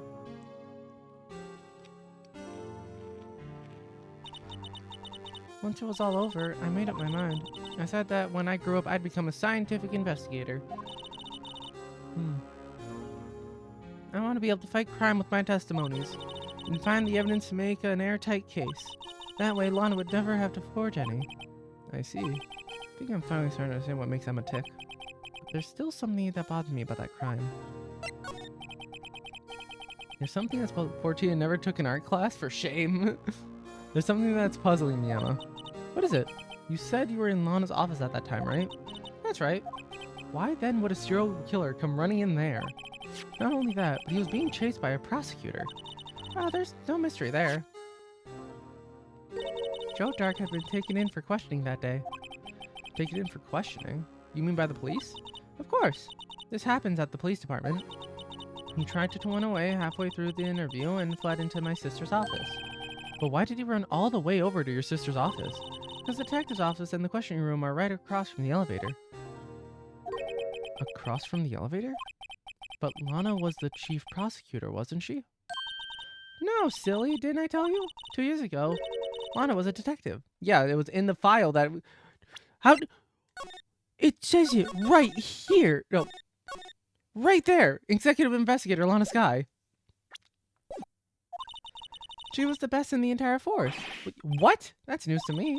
After that Joe Dark case, she was transferred to the prosecutor's office and made chief prosecutor. Lana used to be a detective? I'd better have another talk with her.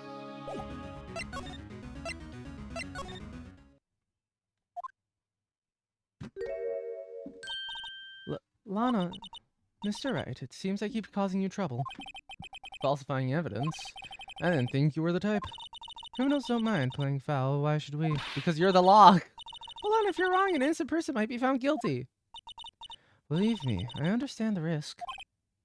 Lana, Emma told me about you. Oh, about how you were a detective 2 years ago. And how the SL9 incident was the reason for your transferal to the prosecutor's office. That's right. Could you fill me in on the details, especially about the unusual change of jobs? I suppose you have a right to know, Mr. Wright.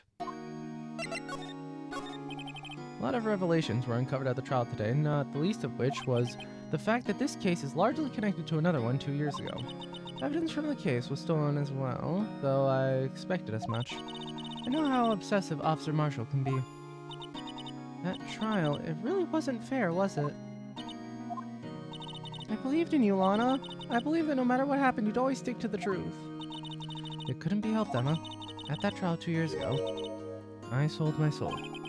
Well, all drama aside, the fact of the matter is, at 5:15, there was no murder at the police department. Tell me it's not true, Lana. What the witness, Miss Starr, said about you stabbing Mr. Goodman with a knife. Lana, I don't understand. Why won't you tell us? Emma, this doesn't involve just me. I don't think I've ever seen Lana look so phased before. It's true, I was a member of the police force 2 years ago.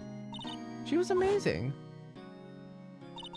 They still talk about all the cases she and Chief Gant cracked together. Chief Gant?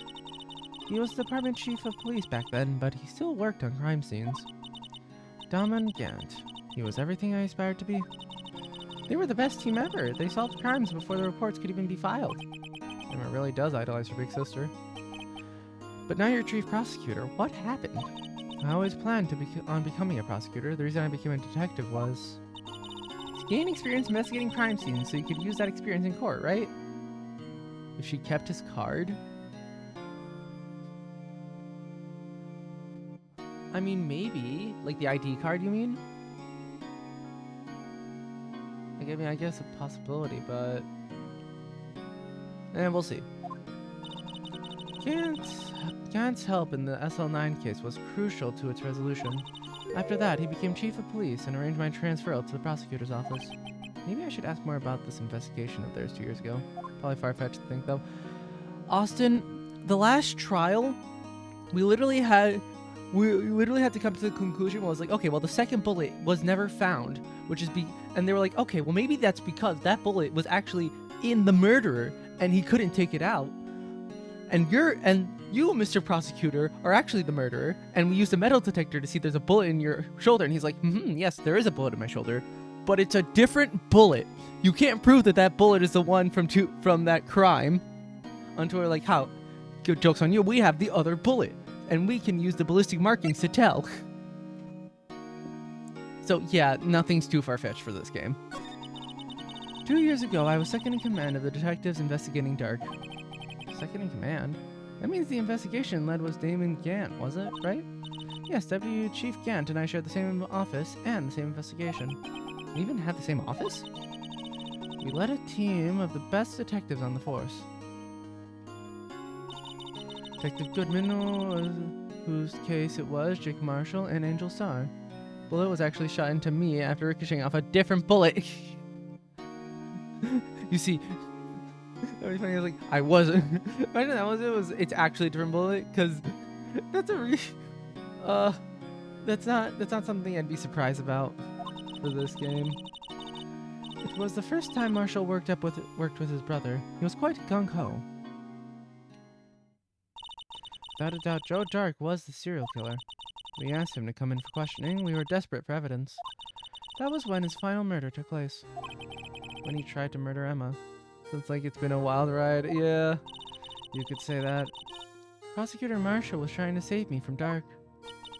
You see, the first person who happened upon the scene of the crime was me. Now you tell us. Dominic Gant and Neil Marshall were the ones questioning Dark that day. The investigation was in its final stages, and Dark must have suddenly panicked. So he waited until Gant and Marshall left their guards down, then he fled the room. From there, he ran straight to the office shared by Deputy Chief Gant and myself. That's where he found me. So you were the first person to run to the scene, Lana. It appears so. I was filing some papers while Gant and Marshall were questioning Dark. When I returned to... Wait, hold on. How the fuck? That doesn't make sense. I saw 3 bodies on the floor and smelled blood. Wait, how the... So he was Wait, no, but their positions would be reversed. Something clearly went down there. 3 bodies? Prosecutor Marshall, the victim Emma, who had passed out, and the suspect, Joe Dark. During their struggle, it seems Mr. Marshall struck a final blow before he died. Joe Dark had incurred a minor concussion and lay unconscious. What did you do? To be honest, I panicked. I picked up Emma, carried her out of the room, and just held her. Can't blame her after all her sister must have gone through. After that, I placed Dark under immediate arrest. Let me get this straight. You were all involved in the SL9 incident. That's right. Quite a coincidence, hmm? I don't buy it. But what are you saying? There's no way everyone involved in this trial was also involved in that incident. Just by chance. But that case was solved 2 years ago. At least one person went to extremes because they didn't believe it was truly solved.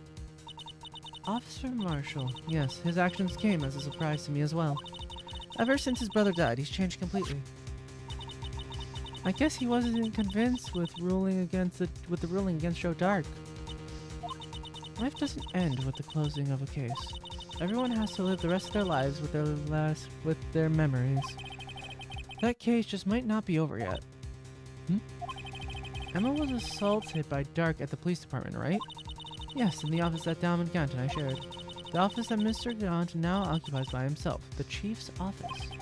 Maybe we should have a look at the Chief's office, the site of the final SL9 murder.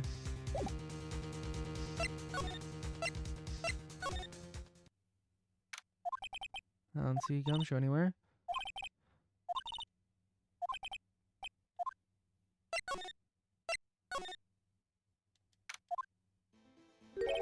Howdy, Bambina. Oh, Mr. Marshall. Never thought things turned out this way when I woke up this morning. Que sera, sera. You never know where life will lead you, eh, Bambina? I should have known my luck had run out when old Billy dried up this morning. Billy? Must be his pet cactus. Say, where are you headed at? Just over to the prosecutor's office for a little interrogation. It's a voluntary appearance, but we all know I won't be coming back. Sorry, but you can't go in the evidence room today, partner. But, Mr. Marshall, why did you do it? Why do you prospectors head rest? If ever there was a case I needed to know the truth about, it was that one. Before you turn yourself in, Mr. Marshall, would you mind telling us exactly what happened? Looks like I won't be getting a steak lunch tonight. Something was fishy about that trial from the beginning. It wasn't just me either. All the detectives thought so. What do you mean fishy? Some of the facts reported were inconsistent with the evidence we found. For example, the murder weapon. The murder weapon? You mean the switchblade knife with the broken tip? That was Joe Dark's, alright, but in the initial autopsy report, a question was raised. The question? The blade of the knife was not a perfect match with the wound the victim sustained. What does that mean? It means he was stabbed with a different knife, Phoenix. It means there's a good chance the knife was not the murder weapon. However, in the report that was finally submitted, that possibility had been erased. Could the facts have been concealed with forged evidence? That case left behind scars on all of us. The scars that the SL9 incident left behind. I got the looks, but he got the brains. He was one of the best prosecutors around. I just made detective when he went down. It was our first case together. How old was he, your brother? He was 27 at the time. He was awarded the highest honor that very day. The highest honor, you mean the King of Prosecutors. I knew it. What are you looking at me for like that for? That's an honor for a prosecutor. Mr. Marshall must have really been close with his brother. That day the SL9 incident took place. That wasn't the same day as... That's right. It was the day of the evidence transfer. Huh? Interesting. It was drizzling that morning, and by nightfall there was thunder. I can't believe 2 years have gone by already. I tried to seal the evidence so that case wouldn't die. Apparently, someone tried to stop you. Detective Goodman was murdered, and the evidence locker was empty. There was something going on behind the scenes in that case. We all knew that latter. Every detective involved in that investigation, save one, was taken care of. The star was fired and I was demoted and boxed away in a tiny room. What about Detective Goodman? If they did something to him too, the commissioners would get suspicious. No, they were careful enough not to be too obvious. They? Who are you talking about? Don't get upset, Bambina. I mean Diamond Gant and Lana Sky. Is Gant the murderer? Is it him? It's probably him. Investigation lead Diamond Gant and his second in command Lana Sky. There wasn't a person on the force who hadn't heard of that duo. That case was the biggest step in both of their careers. After that case ended, Lana transferred to the prosecutor's office, right? Yeah, Diamond Gant, the new chief prosecutor, arranged for that to happen. She's never been the same since she left. Everyone who knew her said so. Chief Prosecutor Sky was totally different when she was a detective. Now that he mentions it, Emma said something like that too. Tell me, what happened to my sister? Sorry, Bambina, but her secret's too well guarded. I never found out. What a secret. It all started 2 years ago. So there you have it. That's my story. Did you enjoy it, partner? It was certainly enlightening. There's one thing for sure I found out in court today. That boy Edgeworth isn't my enemy. He was the one who used the falsified evidence to get a guilty verdict, but someone else was the one who gave him that evidence and planned everything. And someone is Diamond Gant. Don't believe me? Well, I don't blame you. I won't even be a patrolman after today. Too bad I won't be around to work with you when you become a real scientific investigator. Adios, Bambina.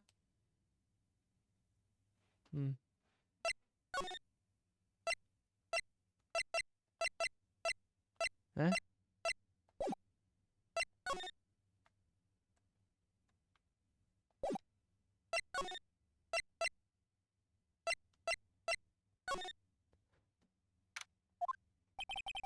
No one's here today. Not even Miss Starr.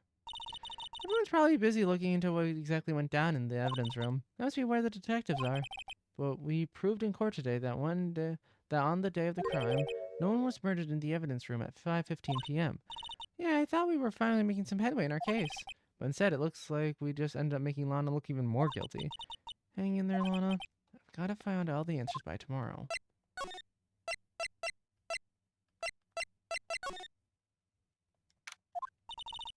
Edgeworth isn't here.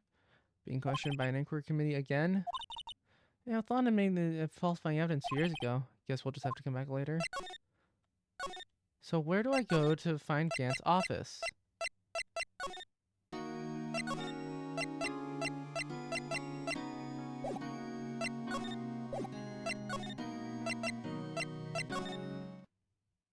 Oh. Here.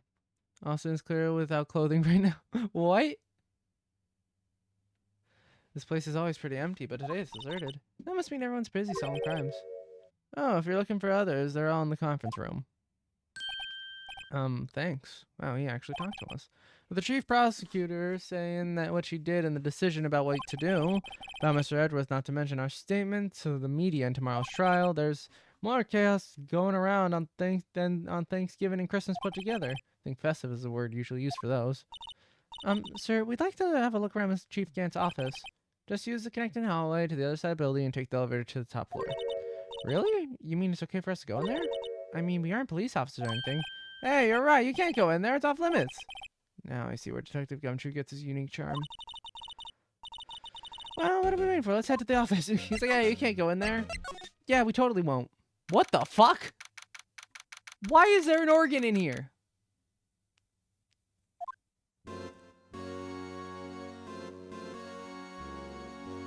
That's not a grand piano, that's a fucking organ. Where am I? In the chief's office, silly. At least that's what it said on the door. Check out the pipe organ. That's real, isn't it? Hey, I used to take organ lessons in kindergarten. What kind of kindergarten gives organ lessons? They used to call me Little Miss Bach. That's usually for piano, not the organ. Thought I was a genius until they tried teaching me notes.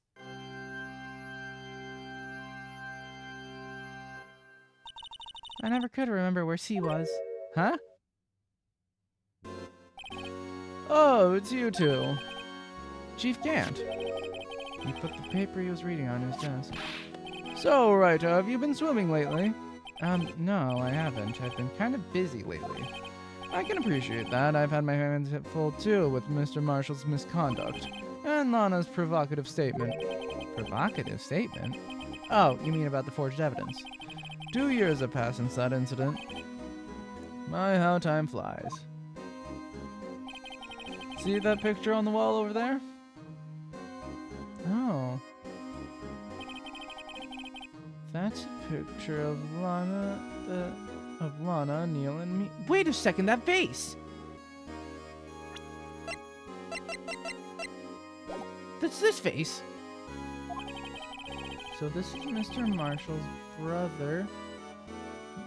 Prosecutor Neil Marshall. Why is there a sword in this? Wait, also there's a sword in that trophy. We took it to commemorate our work together.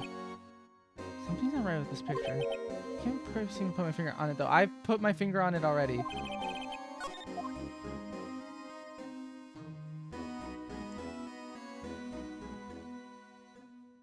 Why do you always have the long pauses? Anyway, I'd like to reminisce all day, but there are matters I need to need my attention. Yeah, first, before we do any of that, oh, I can't examine it. Fine. I'm gonna lock up here, so let's get out together. Oh, but this office, it was a crime scene 2 years ago, wasn't it? That case has long since been over. There's no need to investigate it anymore. All the same, we'd like to have a look around. Perhaps you didn't hear me. I said there's no need to investigate it anymore. Now hurry up and get out. I have a meeting to attend. Looks like we weren't welcome. It seems the case isn't over with yet after all. What do you mean? Chief Gant denied our request to search the crime scene. That means there must be a reason he doesn't want us looking around in there. You mean like a clue? There's gotta be a way we can get inside the office. Hey, pal. Detective Gumshoe, aren't you supposed to be in the meeting? I'm just taking a breather. My feet hurt. From sitting so long? Actually, from serving everyone coffee. Sounds like Detective Gumshoe's still out of the loop. Say, have either of you seen Mr. Edgeworth? Edgeworth? No, why do you ask? He's under fire from both the police department and the prosecutor's office. It's almost like the battles between you two in court. That sounds serious. Is it because of what my sister said? That's basically what it all boils down to. That falsified evidence 2 years ago. Now Mr. Edgeworth has a whole world after his blood. Yikes. But why would Edgeworth be blamed? It's not like he knew the evidence was forged. Lana Skye is the guilty party here, isn't she? Regardless, the prosecutor is responsible for the evidence they present in court. Not only that, as you know, there have been a lot of rumors going around about Mr. Edgeworth. His amazing talent as a prosecutor kept him safe from those who don't like him. But now with this... Are there really so many people who hate him? Yes, he's kind of a dick. In our world, only those who with talent rise to the top. Mr. Edgeworth not only has that, but he's young. There's no better recipe, I know, for making enemies. Hey, Dick, keep up the good work. Yes, sir. Let's go out for lunch again sometime, my treat. Yes, sir. You gotta take me back to that joint sometime, okay, Dick? Yes, sir. Seems you don't have any problems with enemies. Yeah, well, I'm careful not to stick out. Anyway, I'm a bit worried about him. Under all this pressure, I'm afraid Mr. Edgeworth just might crack. Actually, I took a look at that file earlier while the coffee was brewing. He seems genuinely concerned for Edgeworth. Well, did you find out anything? The only evidence Dark left behind was during his final attack. His final attack, you mean? When he killed Prosecutor Marshall, was trying to protect some girl. Me. Seems Detective Gumshoe never realized Emma was a girl. That's when he left the most incriminating evidence of all. Well, what was that? Oh, let's see. I think it had something to do with the murder weapon. Oh, I forget. Look, it's all written somewhere in here, okay? His powers of recollection never fail to impress. Maybe we should show him the murder weapon. Let me jog his memory. Where is it? There.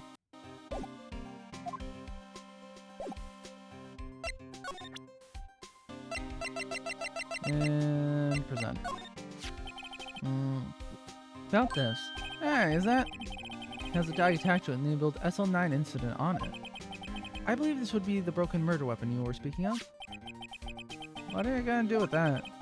Ever since that case was closed, that knife's been locked away in a locker. On the day Detective Gumshoe was...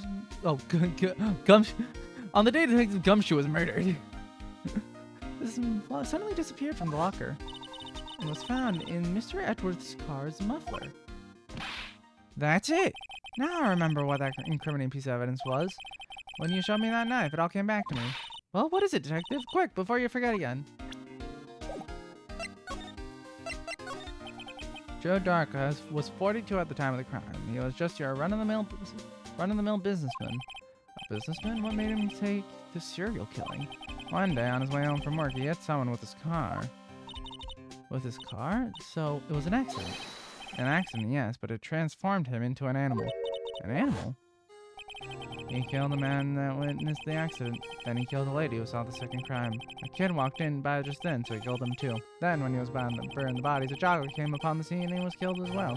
Finally, he turned himself in. Seeing he was a pretty careless animal. Of course, this is all conjecture.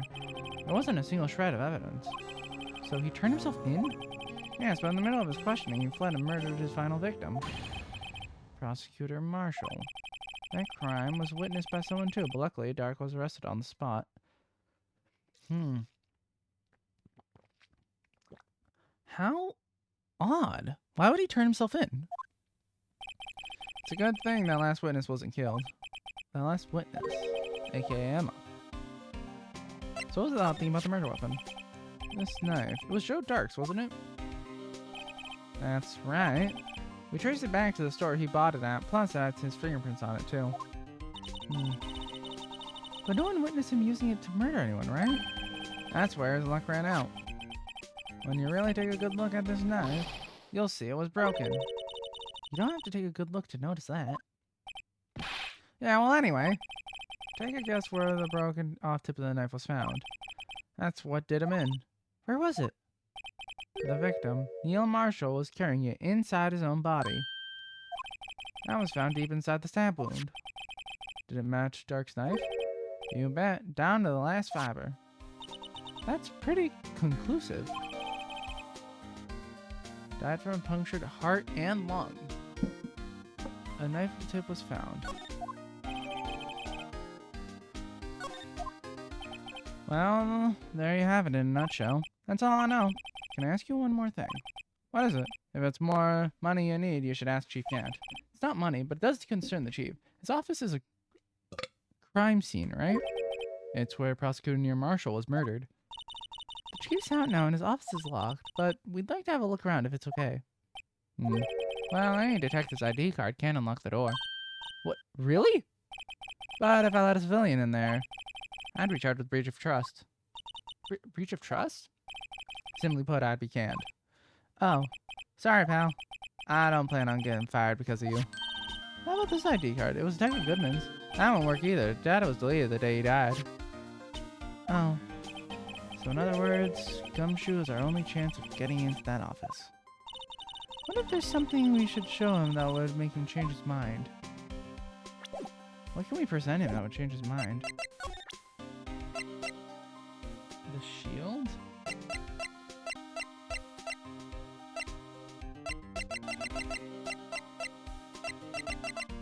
Oh, the picture.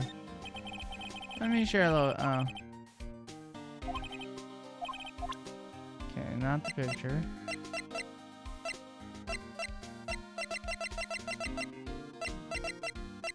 The shield? Hey, that's it. That's a king. Yeah.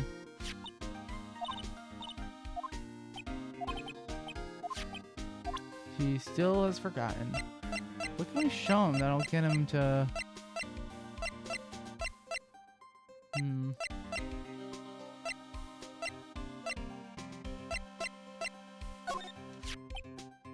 I'll try. I think I've seen it somewhere before.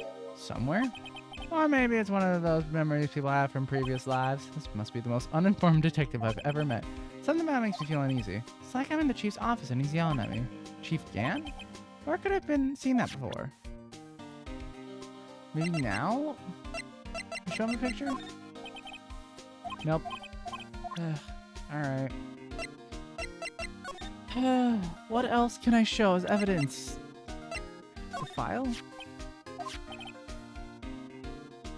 History and justice. Looking case for Edgeworth. Pretty big deal when I was going on, you know? After all, serial killer was on the loose. Well, it was pretty clear in her confession. She forged evidence in order to prove Joe Dark guilty. Damn it, what do I show him to make him... Oh, the autopsy report? That wouldn't make sense.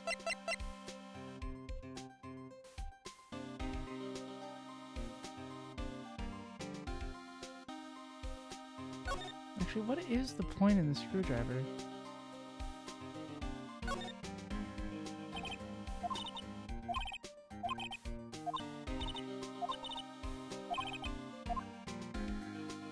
Well, obviously, since it's evidence. Yeah, but it's just a normal screwdriver.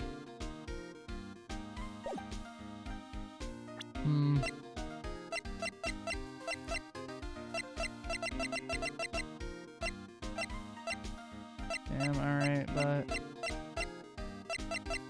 what could we...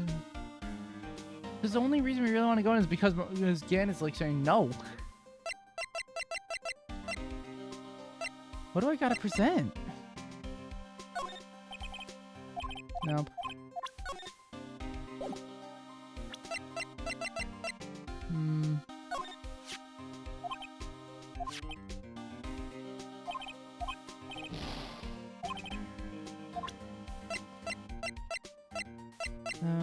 Doesn't make sense. The phone doesn't make sense.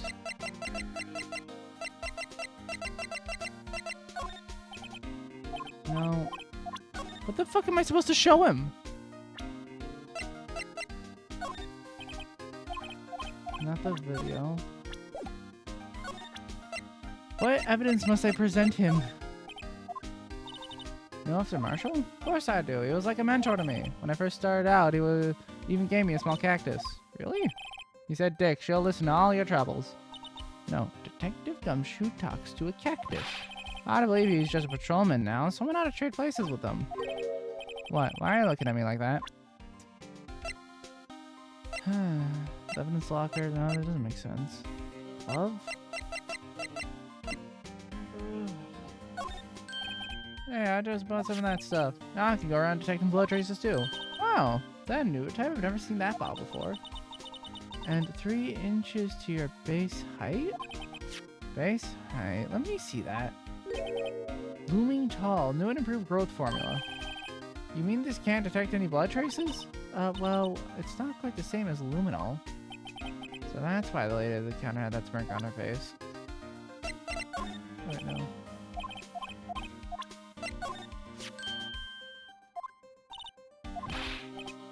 Oh, I have some flour. Are you okay? Just like, quick, run. That's you.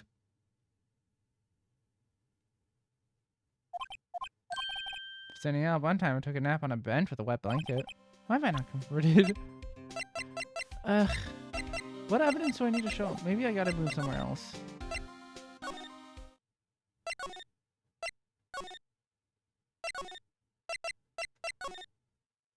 Yep, there it is. Wonder if Edgeworth is back yet. There he is. Looks like he's writing something. What are you doing here? He sure was quick to throw that paper on the floor. Tough day in court, huh?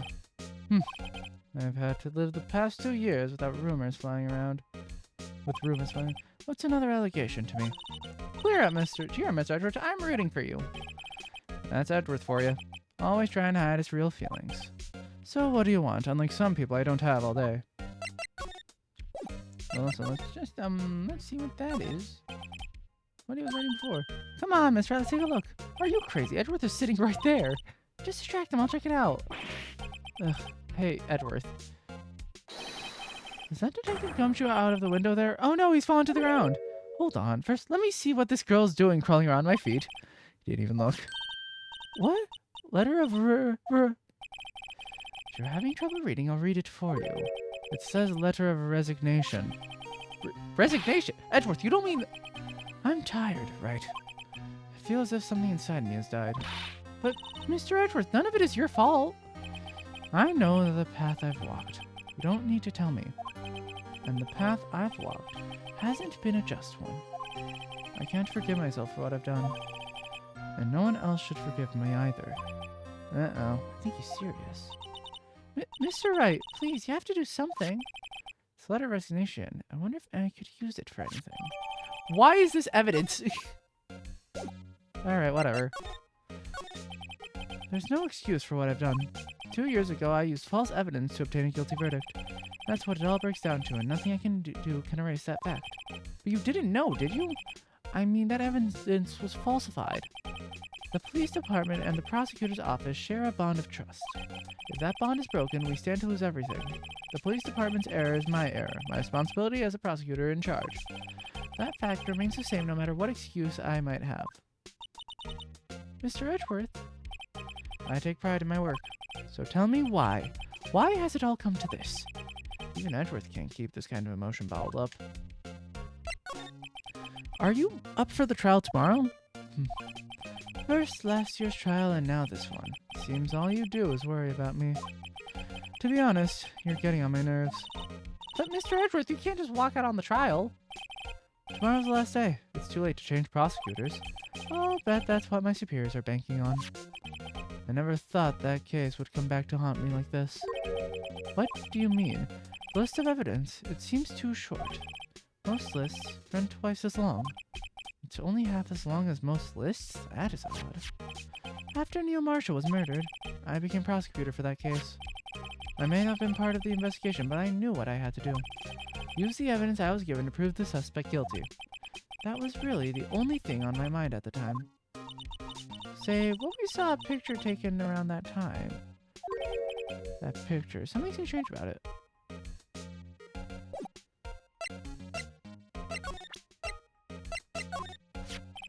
This picture was hanging on the wall in Chief Gant's office. Prosecutor Neil Marshall. He had just started making a name for himself. Looks like this was taken when he received the King of Prosecutors trophy. Speaking of that, there's something that bothers me. Yes? The trophy Miss Marshall's holding. It's a little different than yours. Yes, you're right. I remember now. Remember what? That was what the official prosecutor's trophy looked like until 2 years ago. There's a story behind its design. A story? Sounds interesting. Would you mind telling it, Angelos?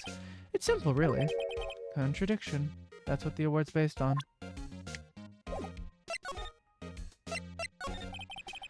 Could you tell us again about what happened that day? The day Detective Goodman was murdered. You were participating in a ceremony over at the station, right? Never cared for ceremonies, but I had to attend that one. Because you were awarded this. Those receiving awards can't exactly skip out on the ceremony. I finished up at the office in the morning, then drove over to the police department. You finished up at the office? Yes, just odds and ends, clerical stuff. I didn't plan on returning to the office that day. That is, until I was asked to take something back. Take something back? Yes. Oh yeah, Chief Gant asked you to hold on to that, didn't he? Yes, it was a piece of evidence in a case that was closed half a year ago. He asked me to bring it back to the prosecutor's office.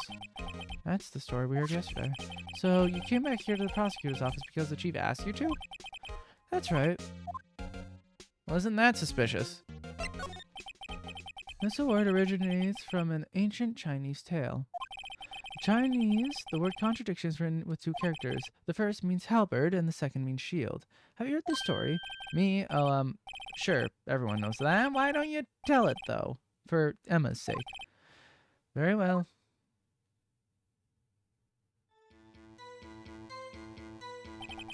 Long ago in the Kingdom of Chu, there was an arms merchant. One day, he presented the king with two items. The first was a halberd he claimed could slice through any shield or armor. The second was a shield he claimed could withstand any weapon. Wait a minute. Those claims contradict each other. Very perceptive. But then again, you've heard this story before, right? Anyway, as you mentioned, the very description of these items discredit them both. When the king pointed this out, the merchant was left speechless, and thus the Chinese word for contradiction was born. Oh, I see. So the chipped shield and broken knife symbolize... Precisely so. They symbolize the merchant's items. The ancient tale ends with the merchant at a loss for words, but it's our nature to pursue matters to their conclusion, even if it results in something as ugly as this. Wow, thanks, Mr. Edgeworth. I learned something new today. That's funny.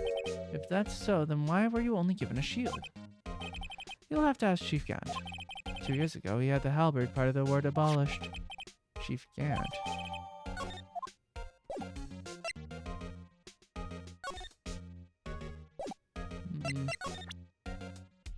I presented the picture already.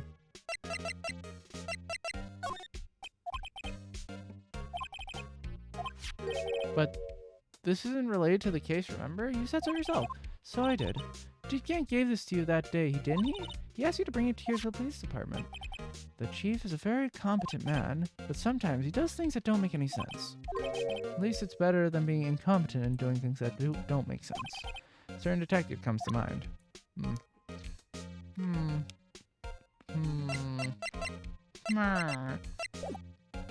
I mean, I guess we're done here. Excuse me. Would either of you care for a quarter-pound of roast beef? But Miss Starr, I guess she's out of lunches. You certainly are the curious sort, aren't you? Kind of like the first person who sucked a cow's nipple to discover milk. I don't think that's how they discovered milk. Yo, I never thought you'd go digging up that case from 2 years ago. Everyone in this trial was involved in the SL9 incident. Not only that, but the murder occurred on the very day the evidence from that case was due for transferal. This can't all be attributed to a mere coincidence. Aren't you forgetting something? You know that little scene I happened to witness? The instant Lana stabbed Detective Goodman with a knife? No matter how much of the past you dig up, it won't change what I saw. Roast beef is meant to be savored when eaten. Miss Starr's hatred towards Lana. It all dates back to 2 years ago. This lesson was an utter disappointment. Joe Dark, that's a name I'll not soon forget. We trailed him for half a year. Oh, the pressure. Still, I don't think I was ever more alive than I was then. From beyond the pale. Those days were steamier than a bowl of hot gravy. Poor old Jake Marshall, though. Must have been going through hell. You mean because of his brother's death? They were close, those two. After Neil died, something took over Jake. He became obsessed. Seeing Jake like that made her all the more desperate. Her? Lana Skye. My sister? The best of the best were put on the SL9 case. Of course, they were led by that legendary duo, Lana and Chief Gant. That legendary pair was the reason we were able to keep up our investigation. That's why we were so shocked over how it turned out. You mean with the forging of the evidence? Don't get me wrong, Joe Dark got what he deserved. Still, it was obvious the evidence produced in court was being manipulated. Items our team never found would suddenly appear, while other items were kept secret. But you don't have proof anything illegal was done. I am proof enough of what happened. After that case, all of us save Goodman were relieved of our duties. Most without even so much as an explanation. Then Lana Skye transferred to the prosecutor's office and became chief prosecutor. Lana always wanted to be a prosecutor. Nothing quite as simple as it appears. Huh? Lana Skye was merely being used as a pawn. That's my take on the matter. She was being used? Well, yeah, obviously by Gant. Lana transferred to the prosecutor's office 2 years ago, didn't she? Yes, thanks to Chief Gant's powerful influence. Chief? That's right. Having solved the SL9 case, his position as chief was secured. There was only one thing left for him to control, and then no one could stand in his way. The prosecutor's office. What? You mean that's why Lana was transferred? If he could control the chief prosecutor, he could control the prosecutor's office. That must have been his goal all along. But how could he control Lana? I don't know, but one thing's for sure. Ever since that case ended, she's never been the same. It's only logical to conclude there must have been a reason for her change. At last, I'm finally getting close to the bottom of this ugly mess. Thank you, Miss Starr. Well, listen to me, rookie. It takes more than just ingredients to create fine cuisine. I hope you turn out to be a better chef than I've been. Damon Gant and Lana Skye. Gant led the investigation with Lana second in command. They were the best. They solved all kinds of cases together, didn't they? Diamond Gant's magnetism in particular was almost unreal. His magnetism? By that, I mean his ability to attract evidence. He'd produced the most incredible evidence in the cases he handled. Incredible evidence? You mean... Oh yes, there were rumors about him even back then. No one dared confront him, though. I take it she's talking about forged evidence. Back then, everyone looked up to Lana. All the detectives wanted to be like her. Really? Oh yes, myself included. I was a fool, really. She hated anything crooked and always watched out for the other detectives. That's why she was so concerned for Jake. But, Mr. Marshall... When Jake's brother was murdered, she felt as if she had lost her own brother. If it wasn't for her, I don't think Jake would have ever recovered from his shock. That's what it makes it all the more infuriating. Miss Starr... That's why I'll never be able to forgive her. Why did she have to turn so cold after that?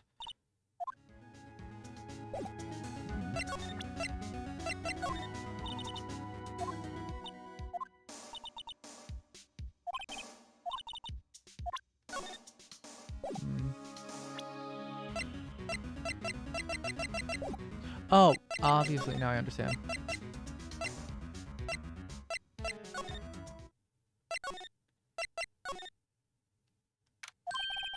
Oh, you're back. You're still here? I gotta make 150 copy of these files. Brewing coffee, copying files. I'm turning into a regular DJ. You're a DJ as well? If I'm not mistaken, I think he means desk jockey. Oh, that DJ. Gotta admit, your persistency, but my answer is still no. I'm not letting you into the chief's office, period. It'd be my neck on the line. Office is the last crime scene, that's nice. I have to take a look in there. Oh wait, no. There is something to change his mind. What's that crumpled up piece of paper? No way! Mr. Edgeworth can't be serious! Is he ever not serious? I can't believe they've pushed him this far. Mr. Edgeworth really feels responsible. When I first met him, I thought he was as cold as ice, too. But I know different now. He trusted us detectives to provide him with sound evidence. But we betrayed him. Detective. That's it. I've made up my mind. But, here, take my ID card. We can't do that. If someone found out, they wouldn't let you off the hook with another lost item report. Look at me. It's no secret I'm already out of the loop. After all, I'm friends with Mr. Edgeworth. Depending on how this case turns out, I may already be as good as terminated. What? So at least let me do this. For Mr. Edgeworth's sake. Alright, detective. Thank you. Tuck swiftly into pocket. Probably shouldn't have done this here, but now we can enter the chief's office. Here it goes, Mr. Wright.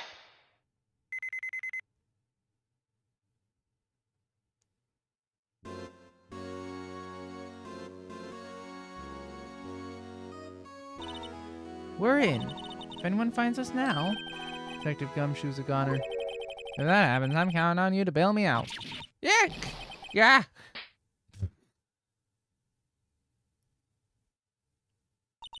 How are his footsteps so silent? I'm sorry, I thought you were a ghost. That's what I wanted to know. What kind of chief detective has a fucking church organ in his office? I didn't even know you could slap a ghost. God, Detective Gumshoe, what are you doing sneaking up on us like that? I wasn't sneaking, I was just worried something might go wrong. So I came too. If you're here, then what's the point in giving us your ID card? Comes ID crushed and rendered unusable in pocket. Hey, don't do that, my card.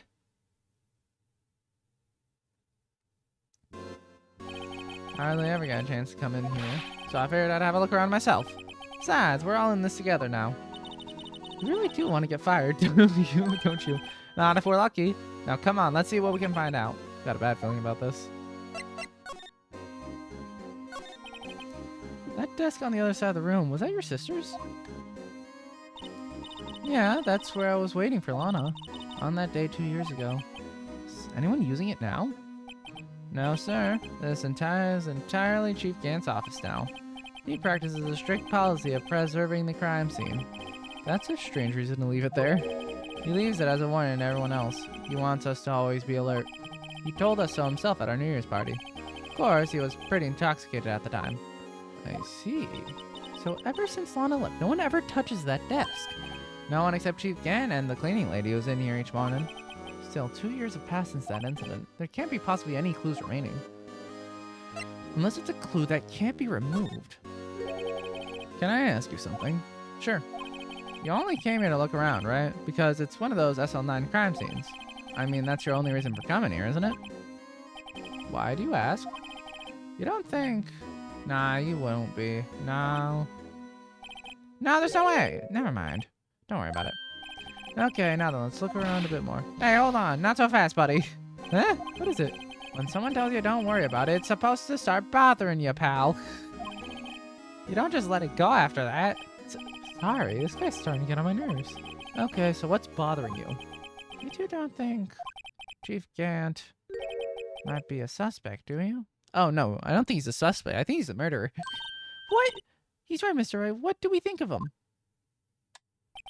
Chief Gant. So it's finally come to this.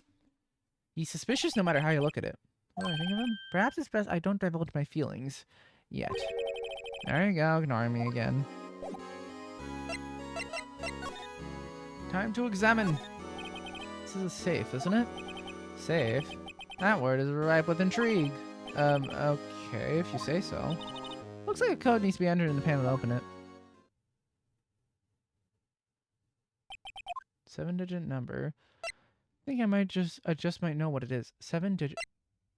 No. Do you know what it is? I have a hunch. Oh, I know. You want to try my birthday. It's... I have a better idea. Here goes nothing. 7, 7, 7, 7, 7, 7, 7.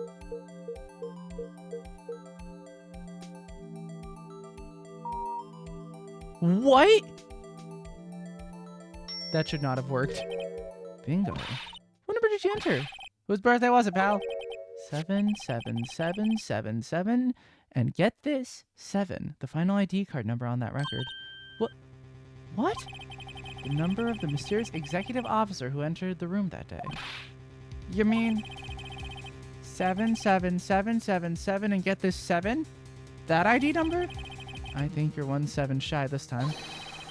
This can only mean one thing. That's Chief Gant's ID number. Say, anyone care to look inside? Is there any money in there? How much does he have stashed away? Look, it's a shot from a broken cup. There's some else. Where have I seen this before? There's something else in here too. What is this? It looks like a piece of leather cloth. This is a handprint, isn't it? Hey, I saw someone wearing a shirt like that one. You think the chief made up the design? I don't think so. Oh, well, that was just a thought. Is that it? This is all that was in the safe? Apparently so. It's empty now. Piece of cloth with a handprint on it and a broken shard from a cup. They look like pieces of evidence. Yeah, but unless you can prove they have something to do with this case, I'm afraid I can't just let you take them. After all, it's my neck on the line here. Great. Now I have to prove their relevancy to get them. Or are these two items related to SL9, is it? Come on, there's gotta be something we can show the detective. Well, obviously. Detective Gumshoe, could you take another look at this jar? I remember when the three of us put that back together. Those were the days. Gumshoe, that was yesterday. Wasn't that jar a piece of the evidence from that case? That's right. One of the shards had an SL9 incident sticker on it. Doesn't this ring any bells? You know, that fragment we just found? You mean this one that was in the safe? Yeah, that one. That was in the safe. Now that you mention it, it's ringing a lot of bells. Let's see if it fits. Alright, let's see if this can take a crack. Go ahead, pal. Show us what a rookie can do. Here's some glue. If I can put it together, I can prove it. Here goes. I just have to prove that this can go in. And combine. Nope. Alright, let's try it again. And let's try it now. And let's try it now. Dang it, it's just not working for some reason. Oh, there we go. Yeah, let's put the triangle in the square hole. There, it fits like a charm. That, of course, means Chief Gant willingly and knowingly hid a piece of this jar in the safe. But why that piece of it? In other words, he concealed a piece of evidence from the SL9 incident. But, hey, guys, get a load of this. What is it? This piece you just attached. Different from the others. How so?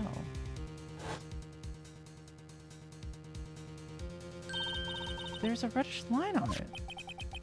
A reddish line. That's blood. I don't get it. Why would Chief Gant hide this in his safe?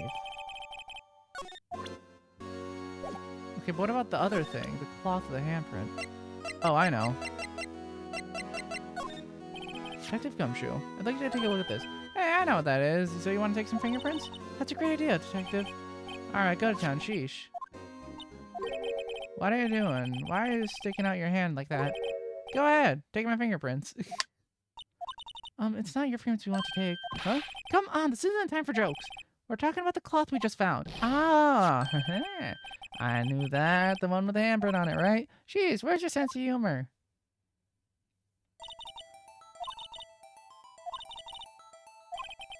What are you, my mom? I don't have to be told a billion times.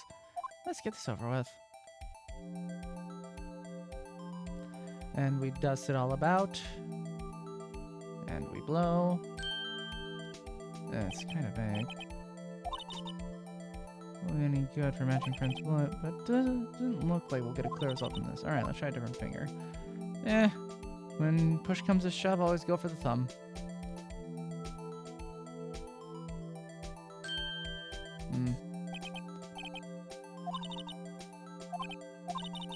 Alright, different finger.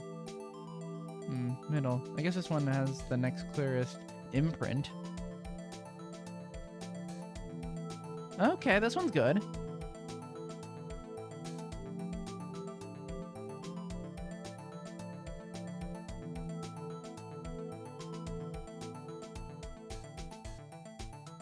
How is this not good enough? God damn it, what part is not properly dusted?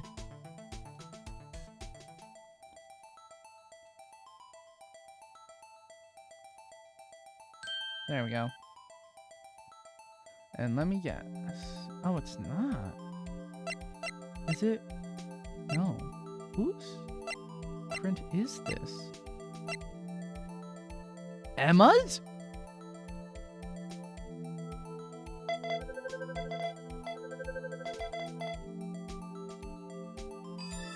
It's your fingerprint, Emma. What the fuck? No, how can this be? Because it's from the SL9 incident.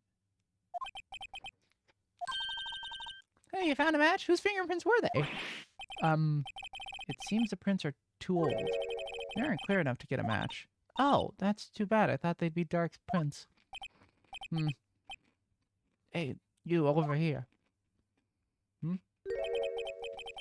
What's going on here? What are that kid's prints doing inside the chief's safe? Don't ask me. Let's just keep this information from Emma for now.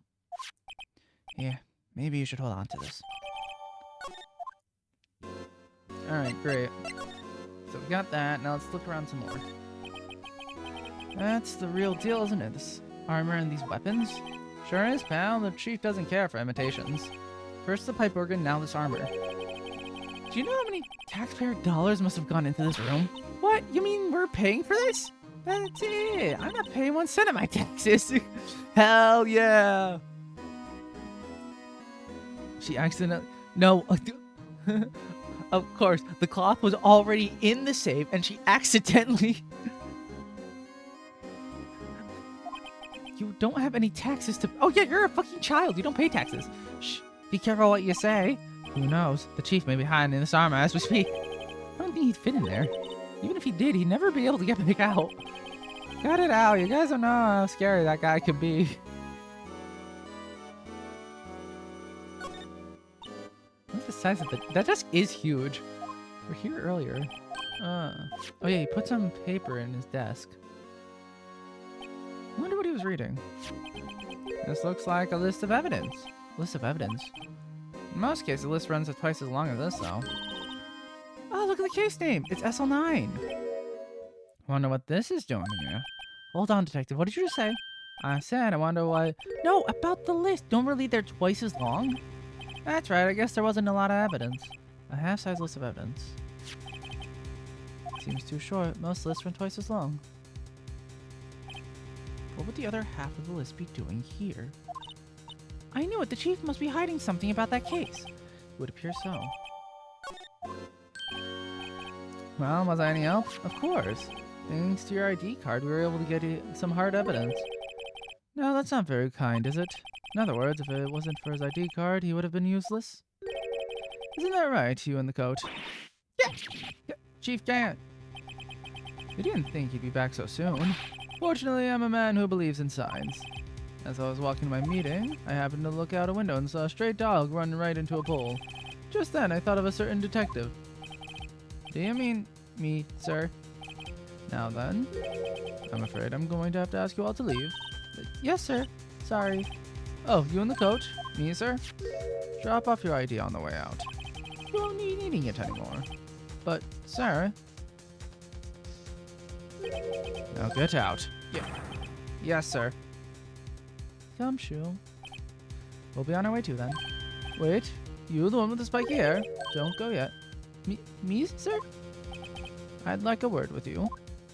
But sir, I'm not licensed. You with the spiky hair, you're free to go. Mr. Wright! Look, pal, if I've told you once, I've told you a million times. Chief's office is off limits. But no, you just had to go sneaking in there like that, didn't you? I thought you said you didn't care anymore if you were fired. Yeah, but if I knew I'd be like this, I never would have said it. I've seen the evidence Chief Gant was hiding in his office. I think I'm finally starting to get the picture. Why is she kept eerily silent about it all this time? Anyway, you listen to me. I'm gonna try to smooth things over with the chief again. Later, pal. After that, I heard from Emma. She said the police wanted to ask her some questions, so she'll be busy for the rest of the day. I see. So the chief asked Emma to come in for questioning. No use thinking about it. Tomorrow's the final day in court. I'm committed to doing everything I can to defend you, which is why I'm here. But I've already told you all I can. What you've told me over these past couple of days is absolutely nothing. Not a single useful thing. Really? I believe I did mention something quite important. Something I told you right at the beginning. I said that I was the one who stabbed Detective Goodman. You know, I think I finally figured it out. I know who it is that's lurking behind your words. You did a good job mentoring you. I'm rather jealous. It seems Edgeworth was right. Edgeworth? Once you're convinced you know something, no one can persuade you otherwise. Thick-headed is the term he used, I believe. Now's my chance to get her to tell me the rest of the story. I have to admit, I was more than a little perplexed at first. You insisted you did it, yet there was no incriminating evidence. That's when it hit me. It's not that you're unwilling to tell the truth, it's that you're incapable of doing so because of a certain individual. What an intriguing notion. A certain individual, you say? So you think that I'm protecting this person? Protecting? No, I think afraid of is more like it. If I'm not mistaken, the person in question may have persuaded you to silence. For argument's sake, Miss Wright, who may I ask this person you're speaking of? The one I'm supposed so frightened. What is this person's name? Well, in the sky? Mr. Wright, you are addressing the chief prosecutor. Do not forget your place. Take it she's still not ready to spill the beans. My apologies. Could you please tell me a bit more about what you think you know? We were partners until 2 years ago. I respect him as a detective. Assuming he is respectable, then tell me something. Why would he try to hide his crimes? His crimes? Both you and Edgeworth will be brought before a board of inquiry for what you did. Specifically, hiding and forging evidence. Of course, these are serious offenses. Why is it, though, that Chief Gant's name was never mentioned? Chief Gant? Edgeworth didn't know the truth behind the forgeries. The only party who could have to possibly tamper with the evidence was me. I had access because I was second in command of the investigation. Yes, you, but also one other, Damon Gant. If you intend to accuse Chief Gant, you'll need more than just words. Show me proof that Chief Gant falsified evidence in that case. I just found this in a safe in the chief's office. this jar piece, and this piece of cloth. Do you know what these are? They're pieces of evidence from the SL9 incident. The person concealing evidence was none other than Chief Gant himself. Now tell me, why are you taking all the blame for him? Touche, Mr. Wright. It's as you surmised, I cannot disobey the Chief's orders, even if it means being found guilty for murder. Why not? Come now, Mr. Wright. You can't possibly expect me to be able to tell you that. 3 days ago, I had no choice but to cooperate in the murder of Detective Goodman. Or perhaps I should say follow orders. Yes, that's more accurate than cooperate. Although I can't tell you the details, I can say that I was given an order that day. I need you to dispose of Bruce Goodman's body. You'll find it inside the trunk of Miles Edworth's car. Just as I suspected. Despite what everyone believes, you were not the one who murdered Detective Goodman. Correct? I was trying to take the body out of Edward's car. The trunk's lock was broken, and I discovered the murder weapon while inspecting the body. The murder weapon? You mean Edward's knife? No. When I found the body, this was the knife stuck in it. The knife from the SL9 incident, serial killer Joe Darkstone. I couldn't just leave that knife in him, so I took it out and stabbed him with the other knife. That would be Edward's knife. That's right. Even though he was already dead, my hands were shaking at the thought of stabbing him. That's why I ended up cutting my hand. And that is the reason for the bandage on your right hand? Yes, it seems that I got blood on the victim's shoe as well. And then she saw me just as I plunged the knife in. Miss Starr, huh? Why did you need to hide Dark's knife so badly? It took a lot of work to finally close the Dark case 2 years ago. It was over with. I didn't ever want it to be opened again. My intent was to prevent that by whatever means possible. So, you hid Dark's knife. The weapon used to stab the detective was evidence in the Joe Dark case. If word got out, which it would, the reporters would have a field day with that. So you wrapped the knife in your scarf and hid it. In Edward's exhaust pipe. Right, then I called my sister to tell her what happened and ask her to hide the knife that was inside my muffler. You asked Emma? I didn't want anyone on the force to know about this. So you asked a 16-year-old child. That would explain why Emma was so confident about Lana's innocence. Speaking of phone calls, I had a bad feeling about one of them that day. A bad feeling? The truth is, after I received those orders from Chief Gant, the first thing I did was make a phone call. A phone call to Patrolman Jake Marshall. 14? No, she was 14 2 years ago. She's 16 now. Marshall, why don't you call him? Yeah, she's 16 now. She was 14 the time of the SL9 incident.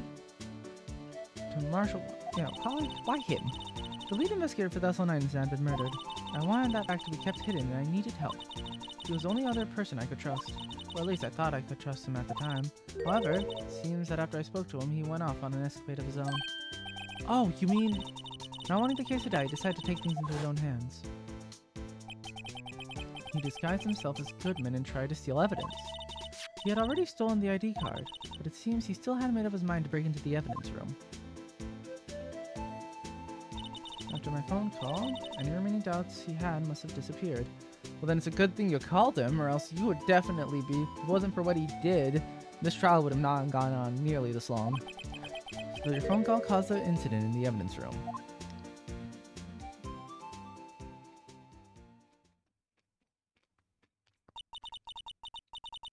I'm afraid that's all I can tell you. But Lana, you've earned my respect, Mr. Wright, both as a defense attorney and an investigator. Now please, don't pursue this any further in court tomorrow. Tomorrow's trial. There's only one way to drive off Lana's demons. Gotta get to the bottom of everything. Detective Goodman's real murderer and what went down in the chief's office 2 years ago. This was just like the Glass case. Not only am I going to have to, figure out who actually did the murder this time, but I'm also going to have to figure out who did a murder in a case that everyone thought was over. The only difference is At least this one wasn't 15 years ago like the other one. It's only 2, which I guess is not nearly as bad. But seriously, what the fuck?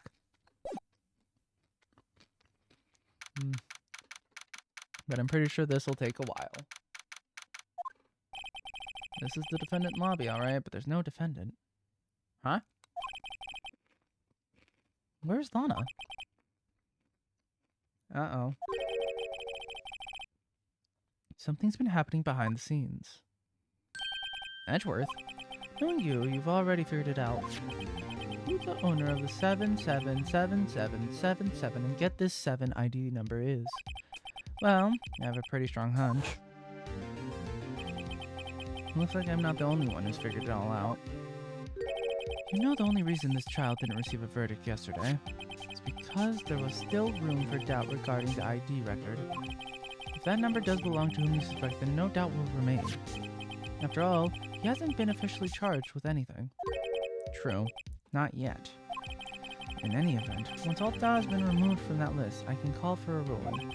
5 minutes, right, and Chief Prosecutor Sky will be found guilty. But she didn't do it. I figured you'd say as much. That's why I came here, to hear what you have to say. This is the first time he's ever done something like this. Lana's hiding something, and the only way we'll ever know the truth is to draw it out of her. The truth. Everything goes back to the SL9 incident. Don't be stupid. Today's the last day of the trial. We don't have time to reminisce about the past. That depends on you. If she's found guilty, you'll lose your only chance to find out what really happened. I'll think about it. See you in court, right? This is it. If I'm ever gonna find out what Chief Gant has on her, it's now.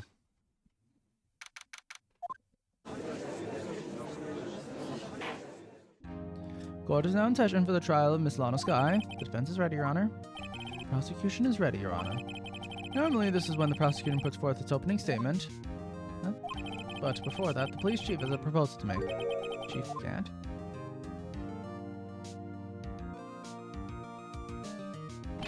Morning, folks. How's everyone doing? Hey, Aji, been back to the pool yet? No, I've been drowning enough as it is in my work. Oh, that's a good one. Don't think I can top that.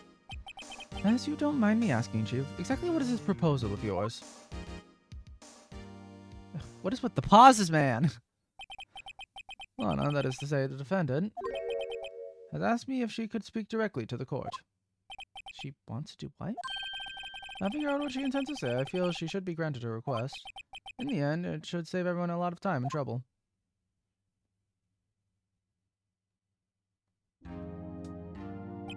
What's this all about, defendant? I'd just like to make one simple request and I'll be finished. Well then, what's your request? Your Honor, I'd like you to put an immediate end to this trial. Huh? I confess to all charges against me. On February 21st of this year, I murdered the detective Bruce Goodman in the underground parking lot of the prosecutor's office. No, Lana!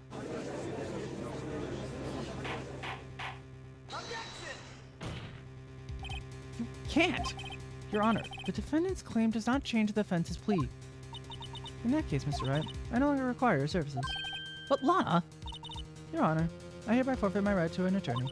The prosecution may lack direct evidence against me, but sufficiently proven in case through testimony and circumstantial evidence. I would like you to render your verdict now, if you please. Well, the defendant certainly has the right to self-representation. The request is legally valid, though this is an unprecedented situation. Indeed, it appears there's no further need to continue this trial, even if Mr. Wright may feel otherwise. This can't be happening. It appears the time for the verdict has arrived. This court finds the defendant. Objection! Edgeworth? One moment, Your Honor. Mr. Edgeworth, the prosecution has not yet proven the defendant guilty beyond reasonable doubt. Any ruling at this stage would certainly be premature. Come now, Worthy.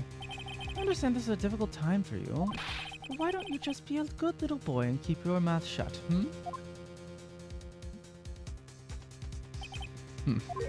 I don't think I care for your tone, Chief Gant. What? Getting another fabrication to cover up your past mistakes? Sorry, but I'm no longer the naive little boy you would have me be. With this sudden confession from the defendant, it's obvious to me some kind of deal was struck behind the scenes. Some kind of deal, hmm? Not everyone operates as you do, Worthy. I thought so. Your Honor, the prosecution would like to change its first witness. Oh, to whom? As its first witness, the prosecution would like to call Miss Emma Skye. I request the court to hear her testimony. Mr. Edgeworth, I have exercised my right to self-representation. I don't think we need to continue. I don't care what you think, Miss Skye. The exposure of the truth sometimes results in tragedy. However, no matter how tragic the truth may be, it would be an even greater tragedy to avert one's eyes from it. Very well, the court shall grant the prosecution's request. That's okay with you, right, Chief Gant? Worthy. You'll live to regret this, mark my words. Miss Emma Skye, please take the stand. Looks like Edgeworth has decided to take the horse by the reins. Let's do this. Now then, witness, please state your name and occupation. My name's Emma Skye. My goddamn hands. Slamming the desk so much. My occupation, I am Lana's little sister, and I want to be a scientific investigator. 2 years ago, you encountered the serial killer Joe Dark, the Joe Dark killings. Is this correct? Yes. I'm trying my hardest to forget about that, though. I'm sorry, but I'm afraid I'm going to have to ask you to recall those events one more time. Mr. Edgeworth, please remember the trial concerns the murder of Detective Goodman. Is an incident that was resolved 2 years ago really all that relevant? Yes, it most certainly is. Well, okay then. You sure gave in fast. Now, please testify about what happened to you 2 years ago. The trip to yesteryear was finally begun. It's bound to lead to the truth behind this trial.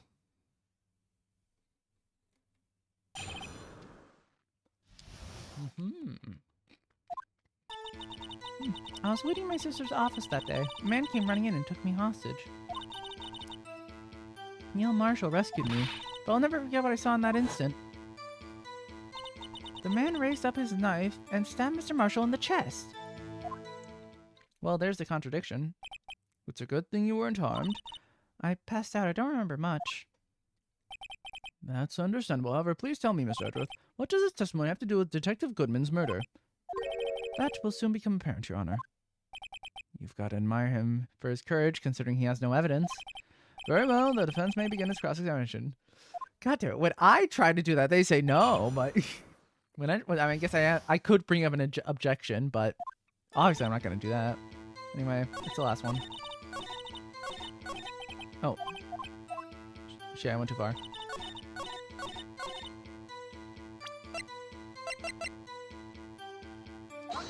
Wait, what? Oh, shit.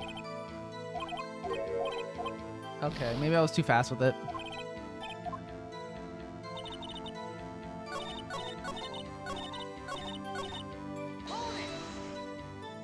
That must have been a real shock. Even now, when I close my eyes, I can still see it just as clear. Tell us, what were you doing at that moment? I believe you testified that Joe Dark was holding you hostage. When the lightning struck and the lights were out, Mr. Marshall jumped on Drake. I was thrown aside and the two began wrestling each other. I'm pretty sure I was watching them. It doesn't have any reason why, but Lana sure does. Let me get Em to tell me as much of this about as she can.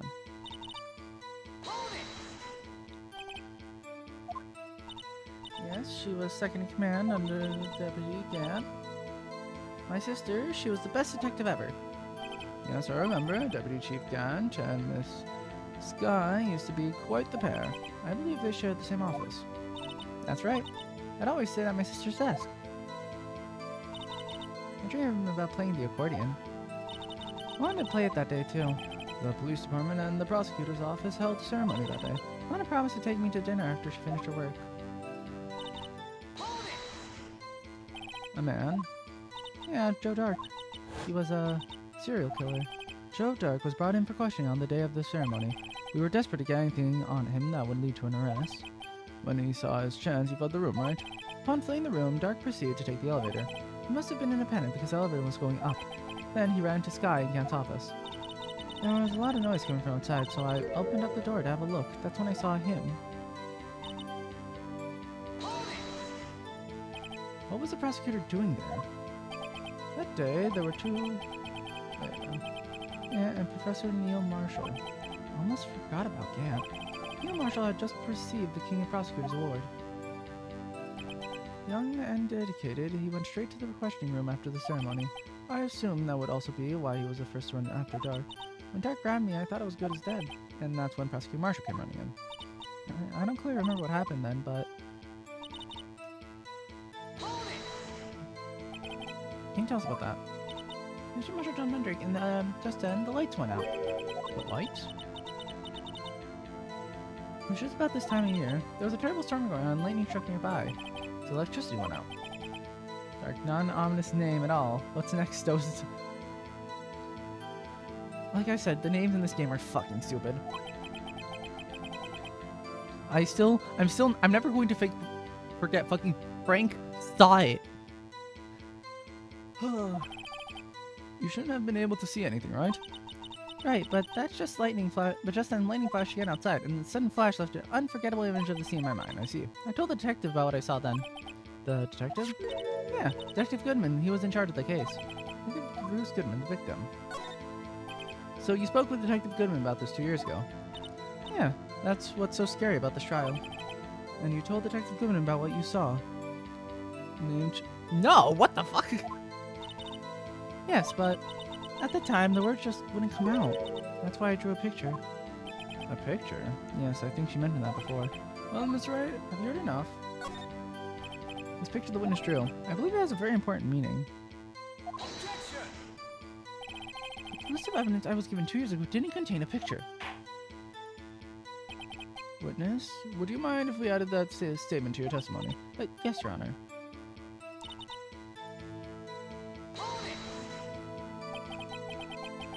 You drew a picture of the scene you witnessed, right? Yes, I wanted to do everything I could to help the investigation. I can still see it now when I close my eyes. That's strange. I took over the case after Prosecutor Marshall died, yet I never received any picture. Perhaps the witness is mistaken? But I did draw it, I swear. I'm not just imagining it. This picture that I meant to draw reminds me. I guess I should...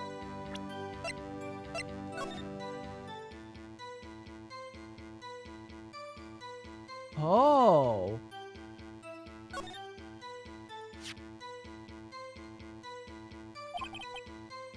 Got a bad feeling about this. Well, anyway, let's continue. The scene that imprinted an image in your mind, can you please describe to us? The man... Oh, right.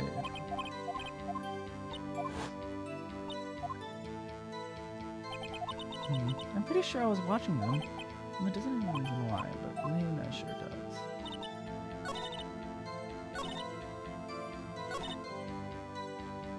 It hasn't been lost. Right here.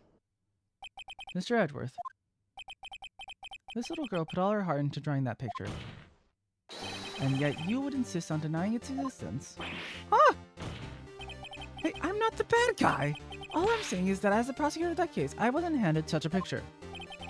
I may well be, but that doesn't mean it doesn't exist. Behold! This is the evidence list for the SL9 incident. Please turn it over, Your Honor. Turn it over, Ah! What's this? Yes, what is that? Hey, that's it. That's a picture I drew. Indeed. Two men appear to be wrestling here. What's the meaning of this? What are you doing with that list? Me? Only the prosecutor in charge should have access to that list. Huh? These lists... They're different from each other. What? It would appear, Mr. Edgeworth, that the evidence list you were handed 2 years ago was incomplete. These two lists fit together to form one. You can see the markings here where they were torn apart from each other. So you see, Mr. Edgeworth, it's quite obvious what happened. 2 years ago, only half the evidence in that case ever reached you. What? What? Order, order. But, Miss Guy, why did you draw your picture on the back of such an important list? Because that's what Detective Goodman handed me in the questioning room, Your Honor. Wait a minute. If the list was torn in half, then that means... Your Honor. Are you alright, Mr. Wright? Your eyes are bulging from your head. the evidence list was torn in half, and there might be more of the drawing on the back of Mr. Edwards' list. Yes, that's quite conceivable, Mr. Edward. It's possible. Let's see. Is something wrong? Do you even have to ask? Sorry, Your Honor. There is indeed something drawn on the back of my list. It's that thing. No. What's that thing? That thing that was dancing in the evidence room. Clearly, this act of vandalism is the work of a certain chief of detectives. I guess he was out of scrap paper.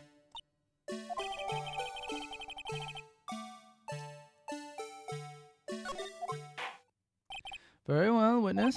Will you please testify about the picture you drew 2 years ago? Hold on. Oh yeah, they don't. Yeah, no, I don't see it. The two pictures seem unrelated. Huh? Oh, yes, Your Honor. What's wrong with Emma? She seemed to be thinking about something when she was looking at that picture. Did she draw that as well? This is the picture I drew 2 years ago.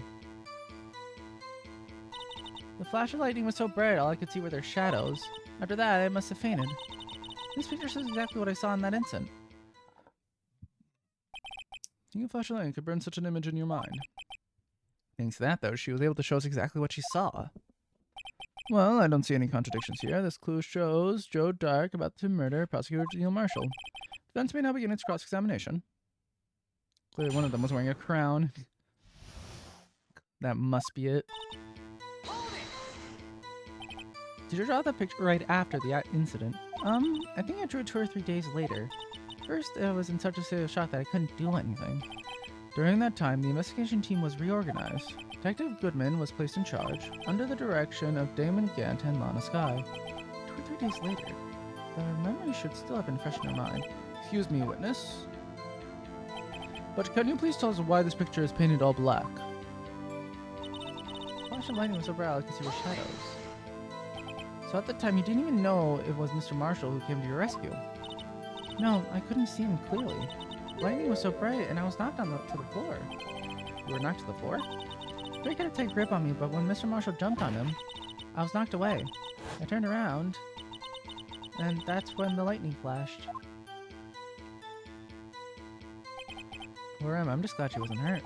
What happened after the lightning flashed? You mean you didn't see the actual murder take place? No, I'm sorry. The flash of lightning only drove off the darkness for a split second. Not only that, but the trauma of the situation understandably caused the witness to faint. Do you really need to torture this girl any further? What? I'm not the bad guy here. Anyway, this picture shows exactly when I saw that instant. Sorry for asking so many times, but are you sure you drew exactly what you saw?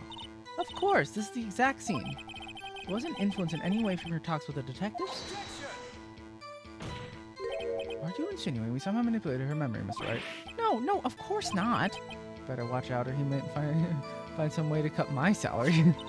I drew this picture before I heard anything from the detectives, so I don't think anyone's story would have influenced me. Mr. Wright, is there something that's bothering you about this picture? Huh? Well... That's strange. She claims this is exactly the scene that was imprinted in her mind, and yet, there's clearly a contradiction here.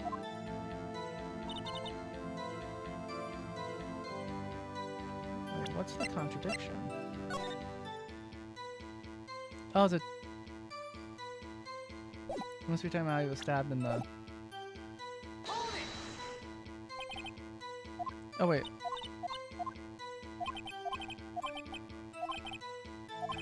Wait, no, we already did this.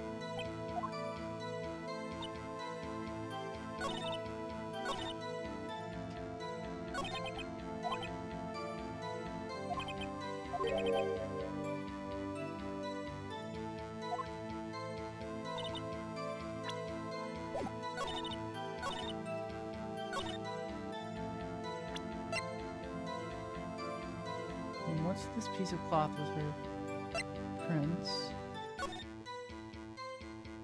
What's the contradiction?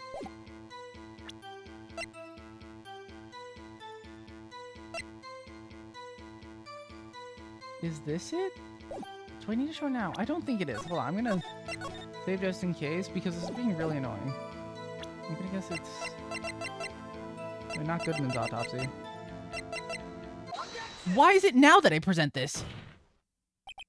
I hate to be the bearer of bad news, but this picture the witness drew contains a blatant contradiction.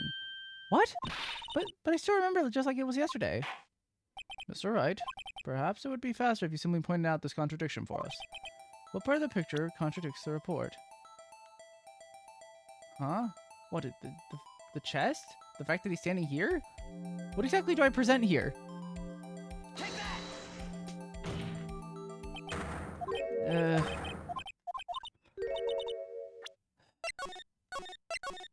No, let's just... Okay, what exactly... Huh? Oh, wait. I presented the wrong thing.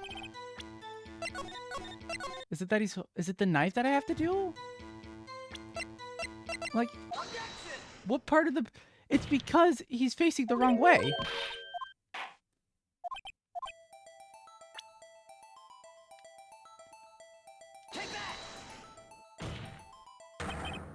The contradiction, of course, lies here. Take a look at the knife the man is holding. The way it looks, you can see its tip is broken. Oh!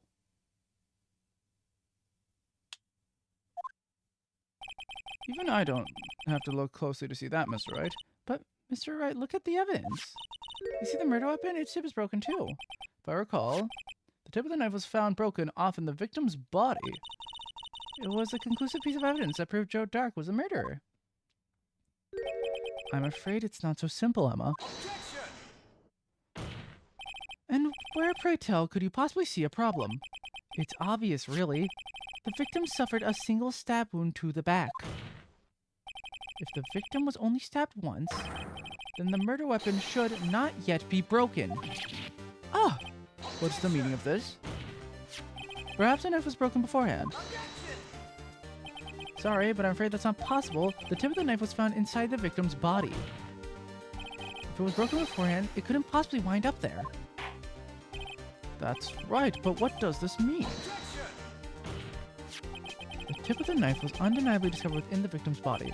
The only possible explanation is the witness's memory is mistaken. That's why I asked her so many times if she was sure she remembered correctly. I believe you were annoyed at the time, but she was sure she remembered correctly. But there's no other way to explain this inconsistency. Not so fast, Mitch Edward. There is another explanation. Have you forgotten already? About a little something called falsified evidence. You're treading on thin ice, right? All I'm saying is that the broken knife tip might be the piece of evidence that was forged. You can't deny the possibility. No.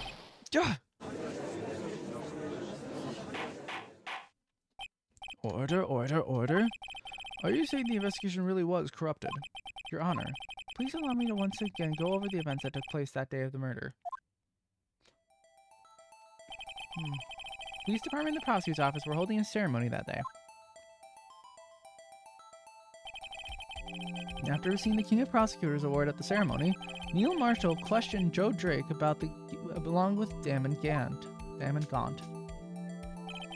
During the questioning, Joe Drake fled the room. Prosecutor Marshall chased after him and was killed by Dark. It is my belief that somewhere in the story there is a lie. I'm not lying. The man really was holding up a broken knife. If that's true, then there's no other way around it. This could not have been the weapon, the actual murder weapon. There must have been another broken knife. What are the chances of there being two broken knives? A broken knife besides your Dark. Could there have been one? There is another one. If the witness is this adamant about the accuracy of what she saw, it can't be explained away by a simple observational error. Mr. Wright, in that instant, Emma really did see a broken knife. I assume then that you have some information about this other broken knife, so please feel free to enlighten us. Here's the real murder weapon. Do I have to do the trophy or the picture? If anything's broken here, it's you. Huh? I'm sure there must all be very... God damn it. Okay, so it's not the trophy. So no, it's the picture of the trophy. Lies in the past. 2 years in the past. Right here inside this picture. This is the picture of the award ceremony. Ah. What is it, Mr. Edgeworth? It's the broken murder weapon. Notice the award prosecutor Marshall is holding? That's a broken knife.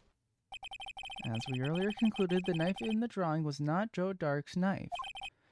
With that being the case, the knife what the witness saw was in all likelihood from this award. Would that even be sharp enough to kill someone? Order, order, order. Neil Marshall was awarded King of Prosecutors that day. As an award, he was given this broken shield and knife.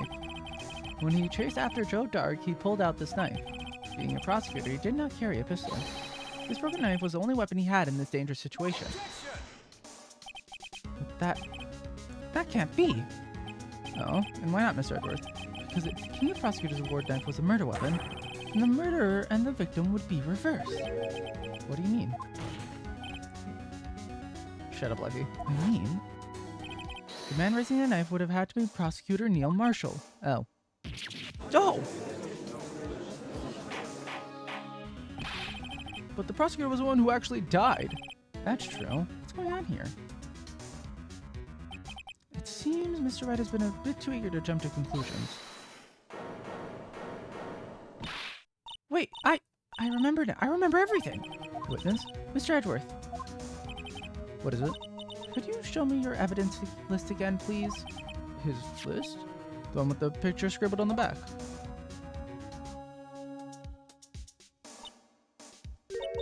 I knew it. This picture. I'm the one who drew it.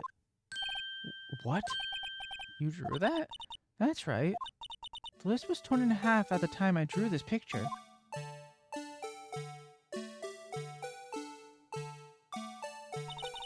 All this time I've been trying so hard to forget. I must have locked this part deep away inside of me. Perhaps it would be best if we add this to the witness testimony. Would you please tell us what you recalled, Miss Skye? Yes, Your Honor. First the knife mix-up and now the blue badger? This should be interesting.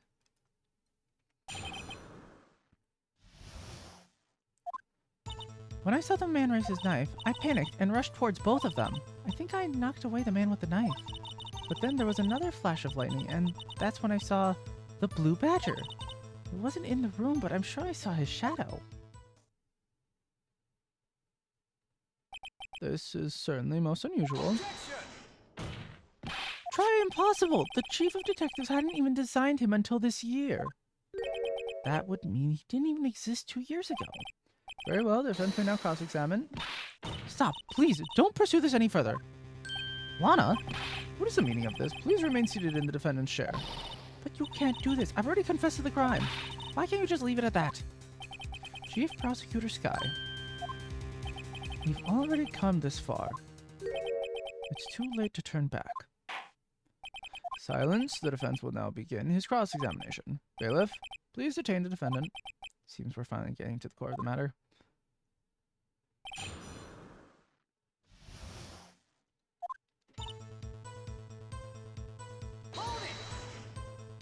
So when you saw that man, I assume you mean Joe Dark.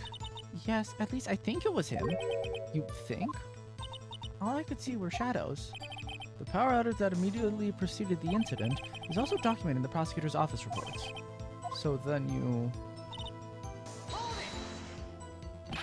Why would you do something so dangerous?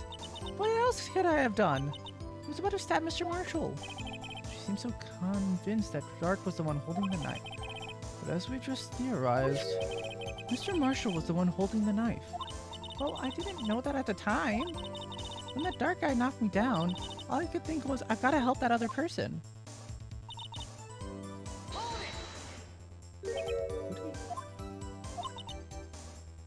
I don't remember if they did. It was all kind of a blur. This guy was almost killed before she was witnessed the murder to take place. With so much happening in a matter of seconds, a little disorientation is only natural.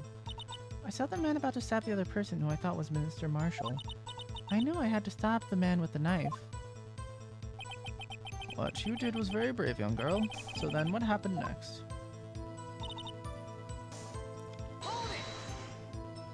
Are you sure about this? Of course! See? I even drew a picture of him here. But it was the chief of detectives who thought up this hideous beast. And that was just this year.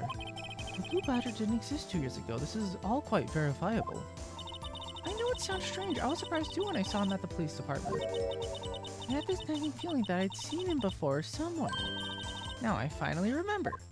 Oh, brother, just when you thought the thing had caused enough commotion. Tell us, where in the room did you see him dancing? I wasn't in the room, but I'm sure I saw his shadow. His shadow? So you mean you didn't actually see his face with its winning smile and all? That's right, but I still remember it had 3 creepy horns. This is pointless. That thing couldn't have possibly existed 2 years ago. The witness must be mistaken. That may well be. But what's important is what caused her to think she saw what she did. Oh, and I suppose you have an explanation. If so, then by all means, please tell us what this shadow really was. What was it? Is it the vase? Who is this Blue Badger really?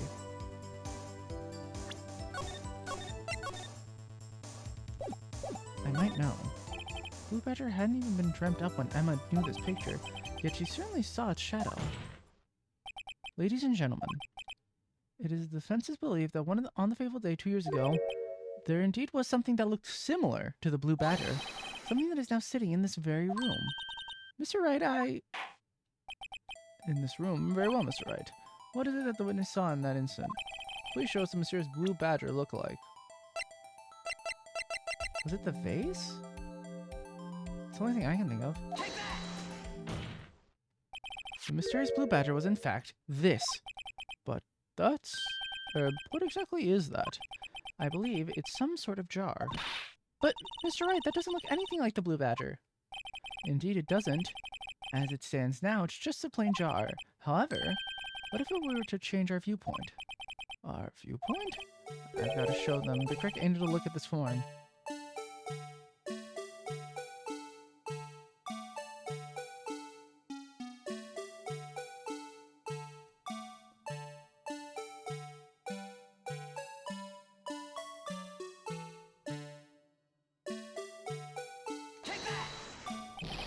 This isn't right. I've got to make it more look the better. Allow me to remind the defense this case hinges on the witness's drawing. If Mr. Wright can't match it, then he can't accept this claim.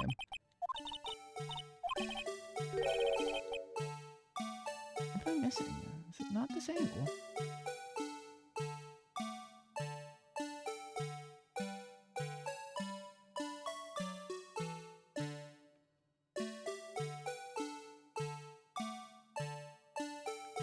Oh, it is this angle. I just had it back. Okay, hold on. Can we like... It's this. It was facing the wrong side. What? It has the blood splatter and everything. What do you mean it's not the right angle? Does it gotta be up more? Maybe that's it.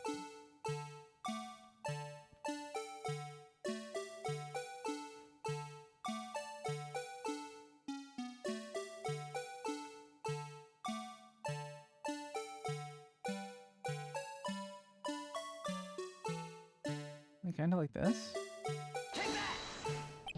God damn it! What the fuck? What angle is this supposed to be? I'm like so close.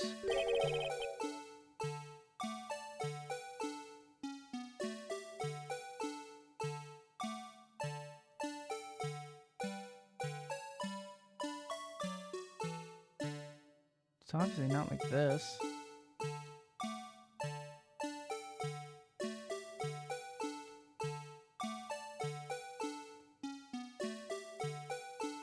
Like this, maybe?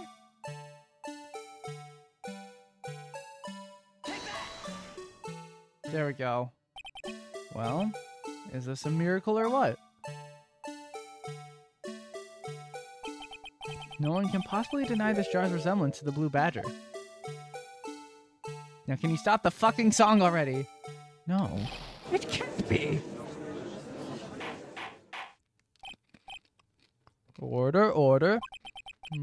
Defense has proven its claim.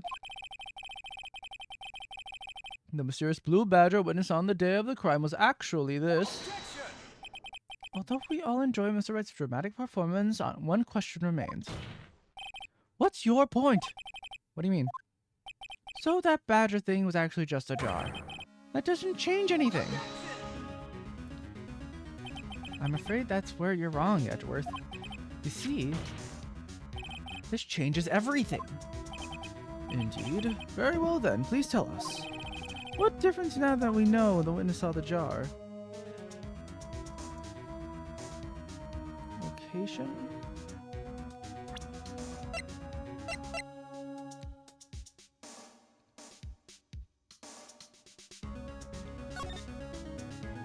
Wait, this means it would have to be on the other side of the room.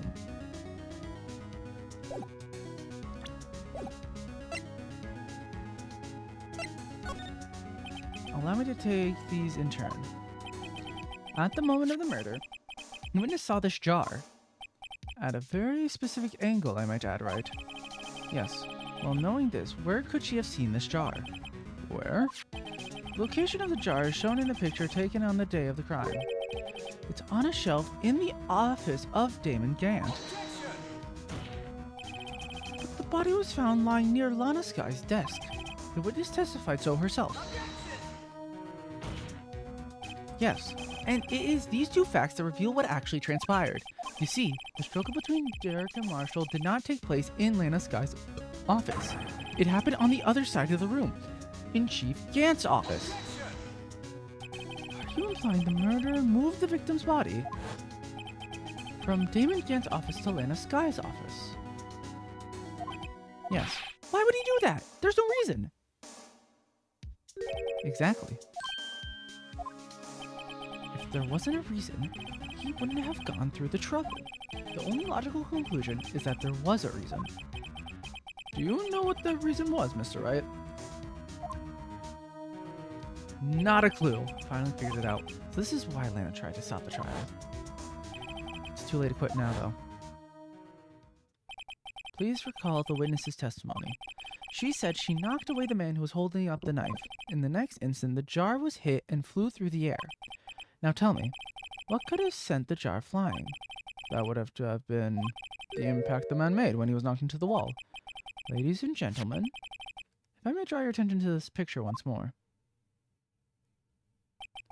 If the man was knocked into the direction of the shelf the jar was sitting on, what would he have hit? That suit of armor holding a very sharp and dangerous-looking sword. Wait. Are you saying Emma's the one that killed him? Oh, shit. And since the man who was knocked into the armor was carrying a broken knife, he would have had to have been Neil Marshall, wielding the King of Prosecutors trophy. No, Mr. Wright, you can't be thinking... Yes, there is another possibility to what actually transpired in that room. Another possibility? Of course, the perpetrator would have no idea, but nonetheless. I don't know if I can go through with this. Mr. Wright, what's the matter? The events took place as the defense theorizes, and the outcome is obvious. In that moment, assuming the man Emma Sky knocked away was actually Prosecutor Neil Marshall.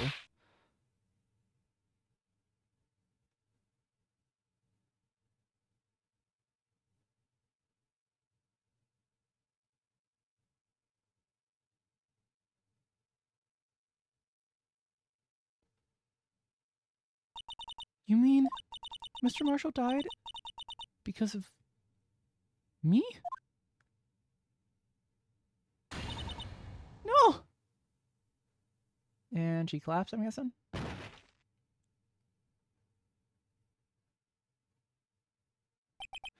Never imagined her testimony would lead to this. So it was the witness who took the victim's life, and then proved so with her own testimony. This is unprecedented.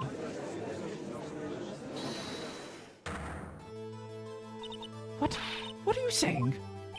I'm sorry, Miss Sky, but given the circumstances, Joe Dark murdered Prosecutor Marshall. How can you think it was Emma? How dare you try to pin a crime on her? Imagine that, coming from you. If you recall, it was you who admitted to forging evidence 2 years ago. The reason you moved Prosecutor Marshall's body was to keep anyone else from finding out about what Emma did, wasn't it? I assure you, Mr. Edwards, I have no idea what you're talking about. If you hope to have anyone believe your insane allegations, I'm afraid you're gonna have to have proof. Tell me, do you have any conclusive evidence that proves my sister killed Neil Marshall?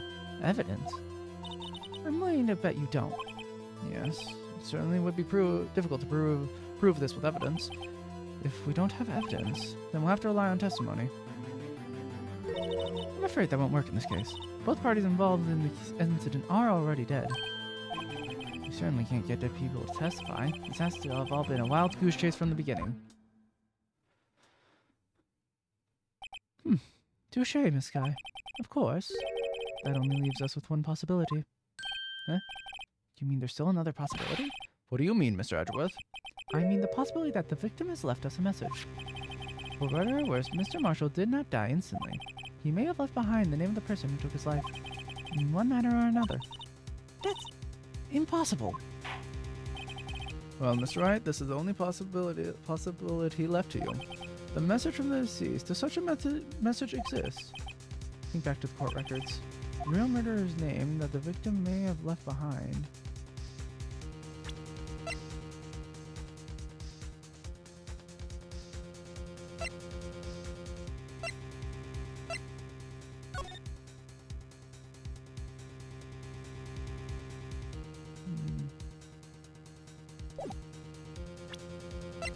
Or is it just time about the piece of cloth?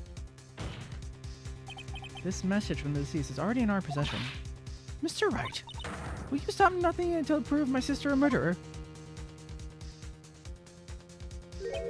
Do not be mistaken, Miss Sky. Our purpose is not to accuse Emma of any crime. There's only one thing we seek. The truth. No matter how painful it may be. Now then, Mr. Wright, please show us the piece of evidence that conveys the message of the deceased.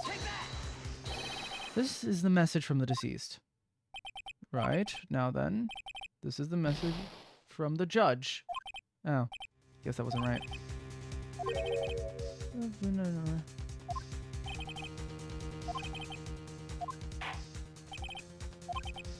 Shit, okay,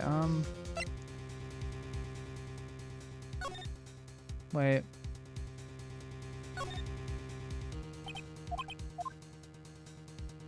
Alright, now there's nothing on the other side of it.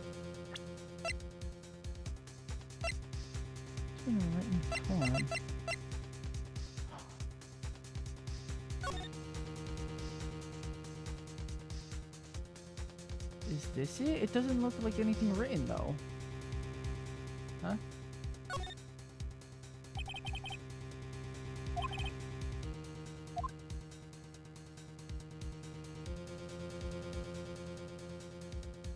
No, this is nothing like a written message.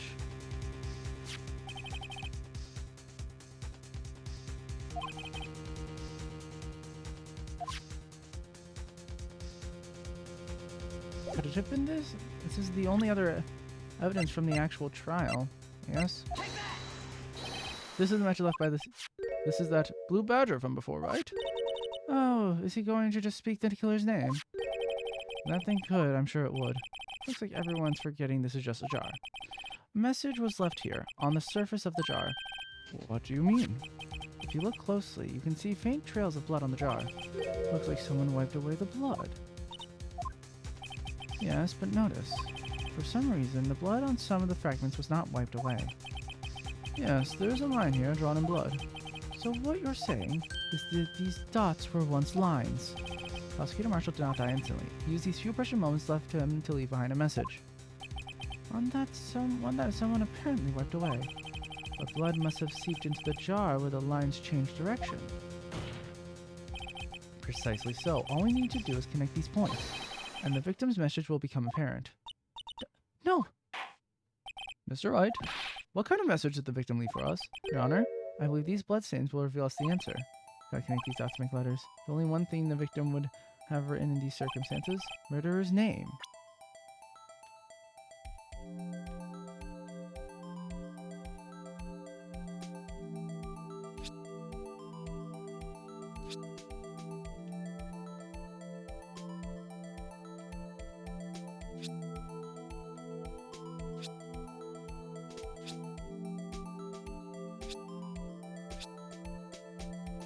Ugly how he left all the important dots.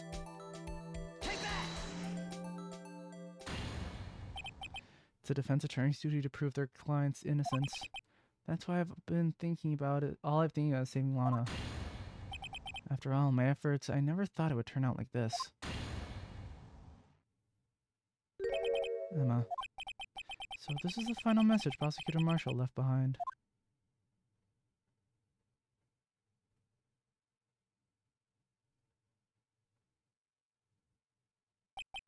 Of all people, she may not have meant it, but in the end, the one who took the victim's life was Emma Skye.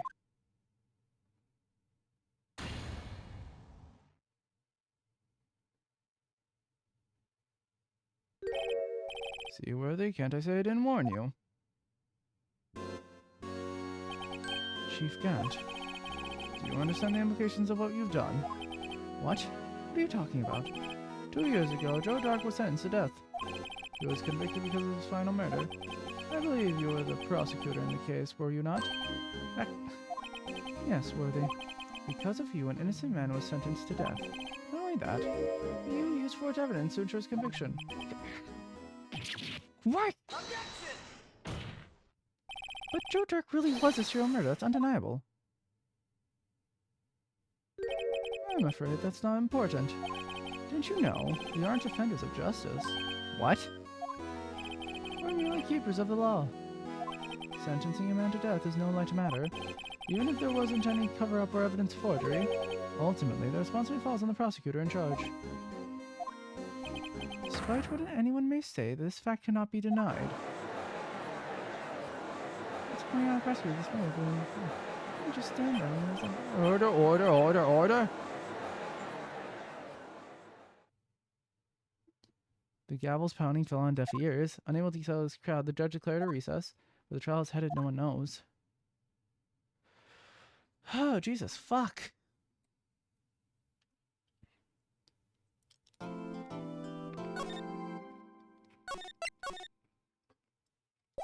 Here we go.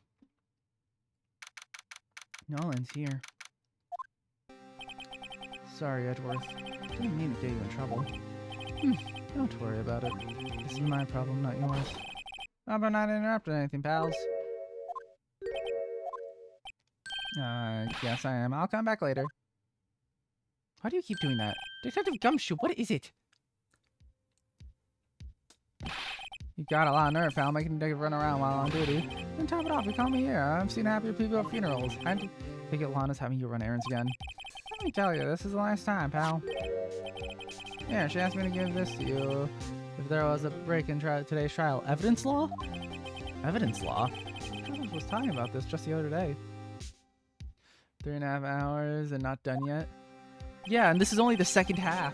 There's no way I could have gotten this shit done in a day. It would have taken 8 hours. I know. I don't think I'm going to be able to complete trials in a day anymore. Even if I start at like 6 p.m. or something. Maybe if I do start at 6, but no, then I'm going until like 2 in the morning. That's not going to work. Rule 1, no evidence shall be shown without the approval of the police department. Yeah. And we can do one more. No, we cannot! Depending on how long this latter part of the trial goes, this might not end till like 1. A message. She said if you're planning on taking him on, you're gonna need this book. Doesn't look like the book will do you any good now, though. No, it'll end soon. Lots of now is the chief prosecutor sentence. That's where you're wrong, detective. Huh? How haven't you figured it out yet? Why I'm still sitting in the prosecutor's seat, despite all these allegations being thrown at me. Mr. Edgeworth, the real trial today hasn't begun yet. That's the thing. We haven't even gotten to the meat of shit yet. We have to prove that Gant was the guy that killed Goodman. What else is there left to do? Their credibility's been all ruined with the forged evidence you are unaware of. Emma Skye found out she unwittingly caused a man's death, and now you're telling me you want to do more? If You gotta be kidding me, pal. You're missing the point, Detective. Lana didn't murder Detective Goodman. She merely stuck a knife into his dead body. That means the real killer is still out there. What? And we're going to expose him, no matter what it takes. This case has hurt too many people. It's time to bring it to an end.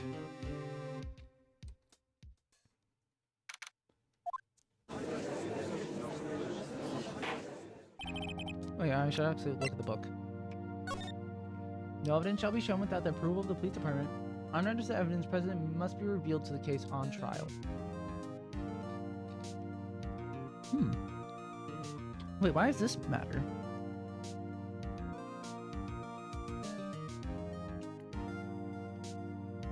Must be relevant to the case.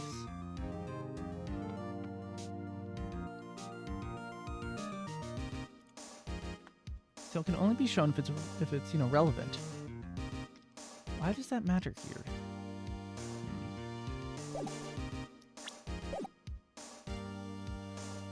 Court now reconvened for the trial of Miss Lana Skye. Mr. Edgeworth? Yes, Your Honor. The Inquiry Committee is planning to impose harsh penalties for your actions. Thank you for the news, Your Honor. Yes, well, normally this is where the prosecution calls forth a witness, but, this isn't easy to say. You see, there's some concern that you, Mr. Edgeworth, may have, struck a bargain. You think I may have manipulated the witnesses? I didn't say that. It's just, you see, everyone's been talking and... Very well, Your Honor. I have a solution. A solution? That being the case, the prosecution will allow the defense to call forth all further witnesses. What? But there's no precedent for what you've proposed. Undeniably, this is an unusual arrangement, but a very effective one. It would prove that I haven't struck any deals with the witnesses. Well, Mr. Wright, what do you say?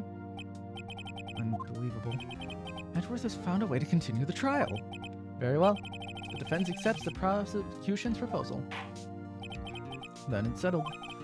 The defense may now call forth the next witness. Mr. Wright? You do realize this is your last chance. If you call the wrong witness, this trial is as good as over. The defense calls...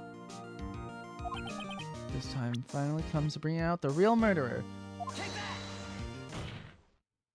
Damon Gant. The defense calls Damon Gant to the stand. Damon Gant? What does he have to do with anything? As the defendant's partner 2 years ago, Mr. Gant has first-hand knowledge of the crime. I feel we should hear what he has to say about it. As luck would have it, he should still be in the courthouse. He would also be the least likely to have been manipulated by me in any way. Wouldn't you agree, Your Honor? True. All right, bailiff. Please escort Mr. Gant to the stand.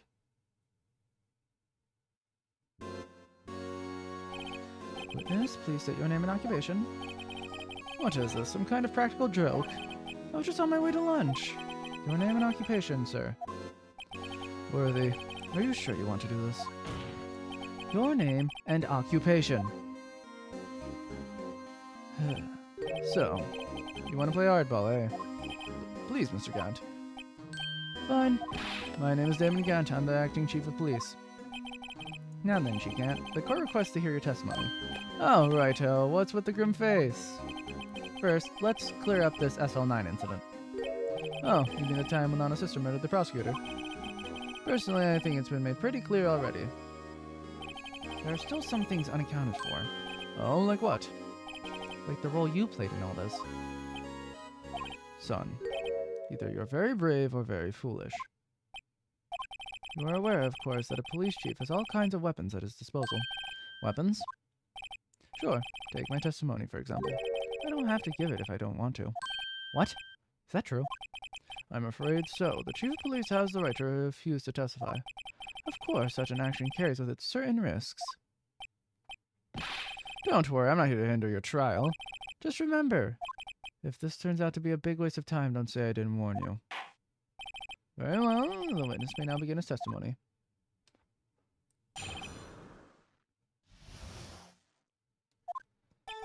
As I recall, Neil and I were questioning him that day. To make a long story short, we slipped up. That power outage didn't help either. When I went to my office, I found Nana there. Apparently, she had already arranged the crime scene. As you can see, I had nothing to do with the forgery. Is that when Dark was arrested? He was lying on the floor unconscious.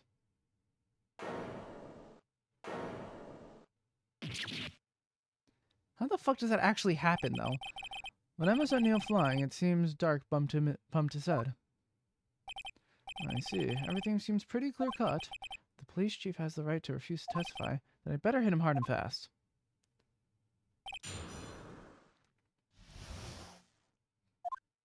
I'm gonna save just in case. I don't want to deal with any instant losses.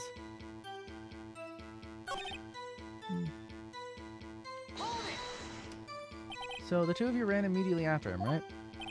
That's right, but Dark made it to the elevator first. So Neil and I split up. I went upstairs and he went upstairs, I went downstairs, I guess you could say. He got lucky. What's this about a power outage? No, that. The elevator stopped all of a sudden and I got the shock of my life. Well, probably not as shocked as Neil was when the knife went into his heart, though. That's not funny.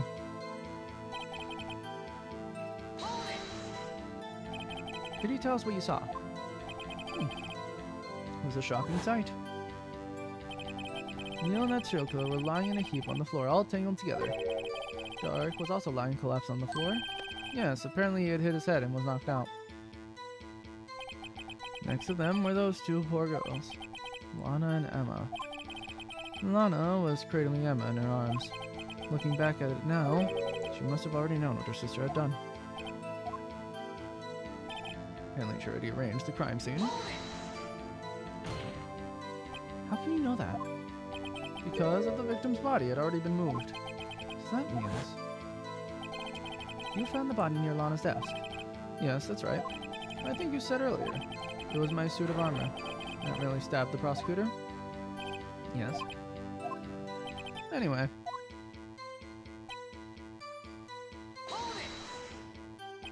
So you're saying the forgery had already taken place by the time you arrived at your office?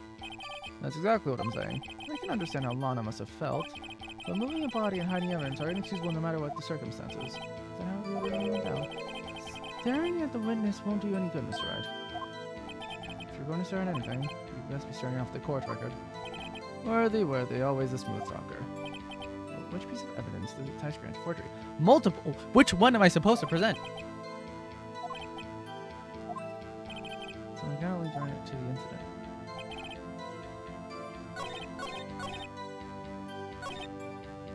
Which one do I present? Do I present the list that was in his desk? Or do I present this one of the cloth that was in the safe? I'm sure. Yeah, okay, it was a list. You claim you had nothing to do with the forgery. But I'm afraid that it's a claim you cannot back up. Explain yourself. Several pieces of evidence were found in your office. Take this list, for example. That's the list on the sky drew her picture on. This was discovered in your desk. Not only that, but a piece of this jar that was sitting in your office was found inside your safe. It was found where? You see, Chief Gant. These articles of evidence uncovered in your office are both concrete proof that you also played a part in the illegal investigation. Chief Gant, what is the meaning of this? Oh, here's a defense attorney who may even rival Worthy. So, you admit to it then, that you were involved in the forgery? Who, me? Or do you mean you?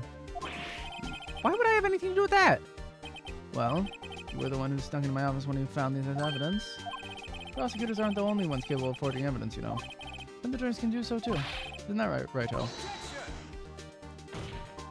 However, Detective Gumshoe was present during the investigation. Worthy, my boy. Not even detectives are exempt from the law. Rest assured, Dick will receive his due punishment. What? Detective Gumshoe's salary drop any further, he'll end up paying to work. Yes, well, in light of the detective's presence, please give us your testimony regarding these pieces of evidence found in your office, and their relation to the forgery that took place at the crime scene. My. Kids these days no longer know how to put two and two together. I do, it's just for some reason I have to spell it out for you people. Let's see, what was it now? A jar fragment and a list? Well, I know, you could have planted them in my office. Anyway, you can't not prove when these pieces of evidence were discovered. If they were found after Dark was convicted, then they're worthless. There's no reason I'd participate in a forgery. Rearranging the crime scene wouldn't help me out in any way. Mr. Wright. Yes, Your Honor? When investigating the crime scene, you should have been more careful to observe protocol. You do understand that I am the Chief of Police, right? There will be consequences. Yeah. Indeed, I believe I will press charges, so you won't make the same mistake again. My apologies, Chief, but you wouldn't mind waiting until tomorrow for that. Today is, well, you know. Oh, right, Aji. In return, though. I know. That place, right? Huh? What are these guys telepathic? Alright. We're in for it now. I'd appreciate if you'd stop making those ridiculous allegations. Yes, you do have a point. You wouldn't have the guts to do something like that. What? How do you know back in... Oh, come on. Mr. Wright, what are you saying? Anyway, you can't prove you didn't carry in the evidence, can you? If you have proof of the contrary, you're going to need to do it later. Later? What are you talking about? What else? I'm talking about when Raito's prints are found. Yes, if they're found inside my safe, they would prove his investigation was illegal. Yeah. Never face anyone as slimy as this guy. To be fair, your investigation wasn't legal. What do you mean by that? This is all purely hypothetical, of course. But suppose I did place those items in my safe. Such an act wouldn't necessarily constitute forgery. If concealing evidence found at that crime scene isn't forgery, I'm not through speaking yet, Raito. It all depends on when the evidence was discovered. If they were found after Dark was convicted, then they're worthless. Are you saying this jar fragment wasn't discovered in the initial investigation? It would appear not. After all, it wasn't listed in the evidence list.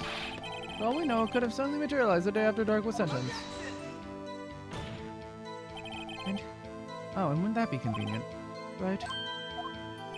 The Chief is talking about a possibility. So long as you can't rule that out, your remarks, however clever they may be, will only succeed in wasting time. Tell me something I don't know. Come now, Raito. Think about it. There's no reason I'd participate in a forgery. How can you look at me in the eye and say that? Because I'm innocent. Remember? Who was it that murdered Neil? I'm not sure I care for the word murder here, but in the end, the person responsible for Mr. Marshall's unfortunate demise was Emma Skye. Well, now you see.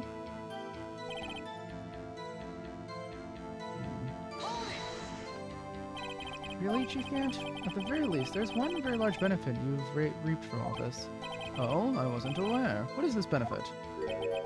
That would, of course, be the position you have, Chief of Police. Oh. The resolution of that all night has secured your promotion to Chief. That in itself is sufficient motive. Oh. That's a good one. Huh? You really think I'm that incompetent? What do you mean?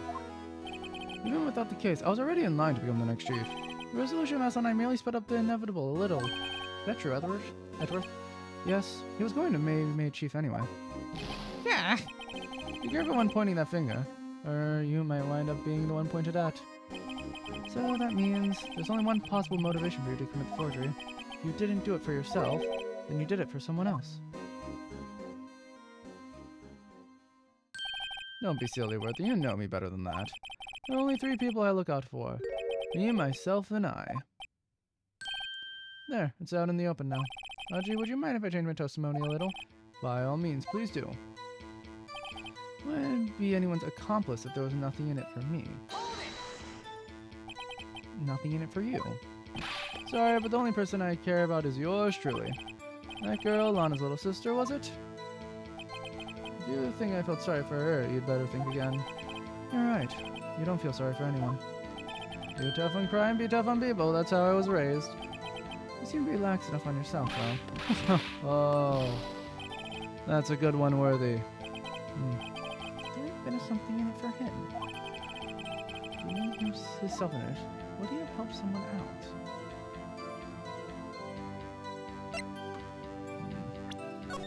Who could the accomplice be?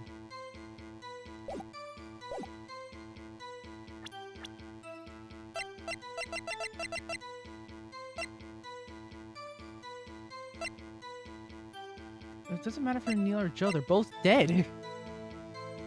Why would he do it for Joe? It got him killed. only other people involved would be are Lana, Emma, and Neil. And there's no connection between Jake and Damon. We know Neil was close, but...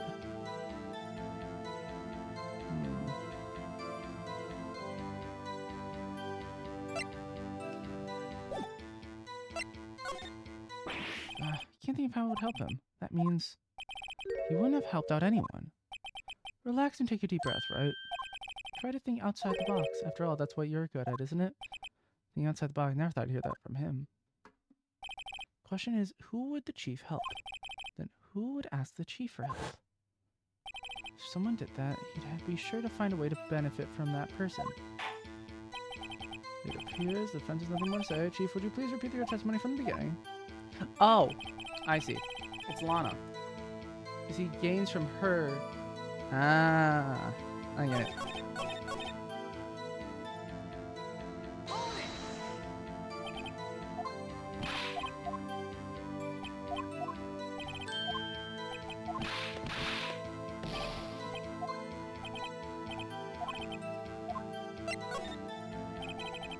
True, you might not help out anyone for their sake, but if it would benefit you, you might decide to assist someone.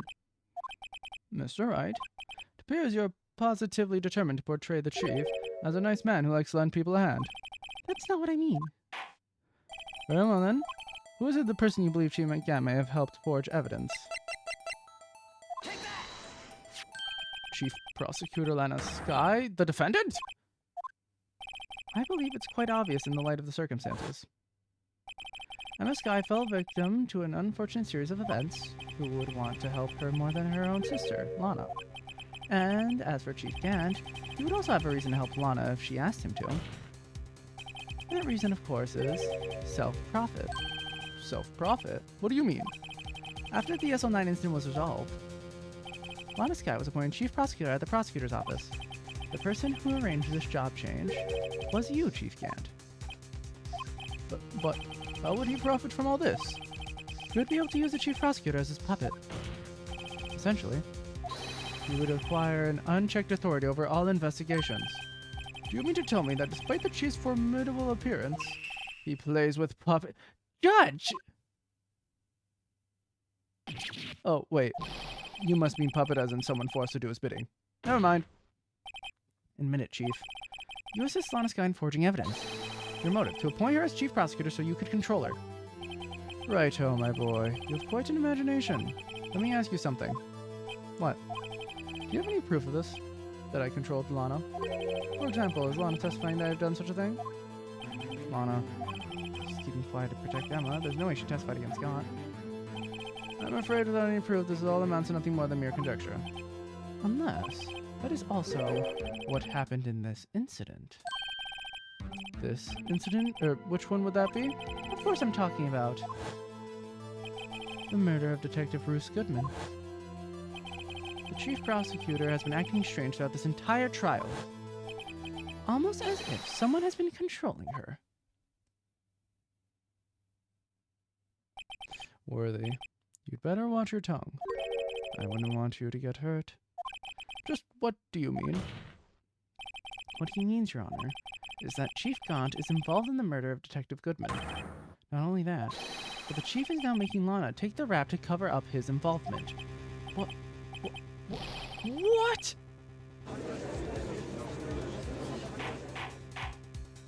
Order, order, order. I said order. Mr. Wright, you can't be serious. Huh? This is an affront to the highest ranking officer in our law enforcement agency. To accuse Chief of Police of blackmail and murder. That is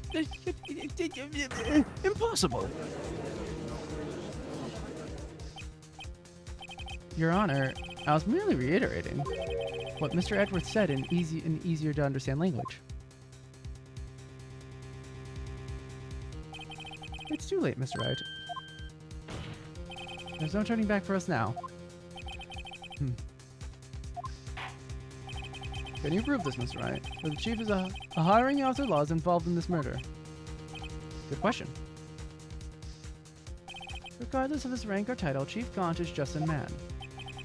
The question is he a criminal? I believe the evidence will tell. I see. Alright then. Let's see what Mr. Wright got, and it better be good. I don't fucking know! Shows evidence that ties Chief Gone to the murder of Detective Goodman.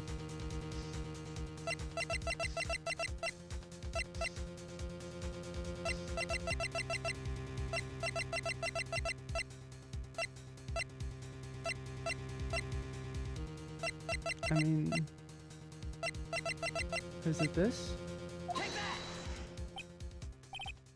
Well, Chief? So long as Righto here is tossing. Damn it, it's wrong. I mean, that is the weapon he murdered with. Okay, so what's the specific evidence that I need to show right now? The fact that she meant... No, that doesn't make sense.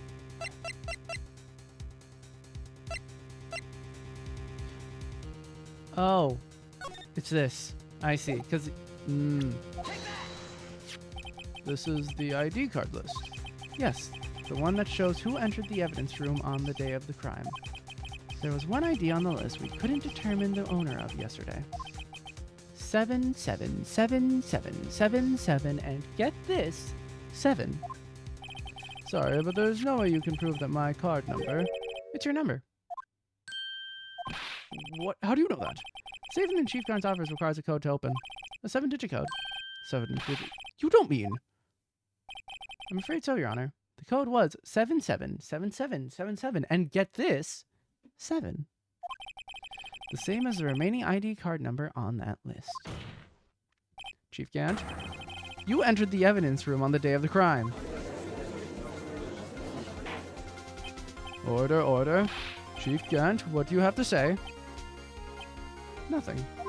The defense's search of my office was in violation of regulations. And I will demand Mr. Wright be punished to the maximum extent of the law. But right now, this court demands an explanation from you about the use of this ID card.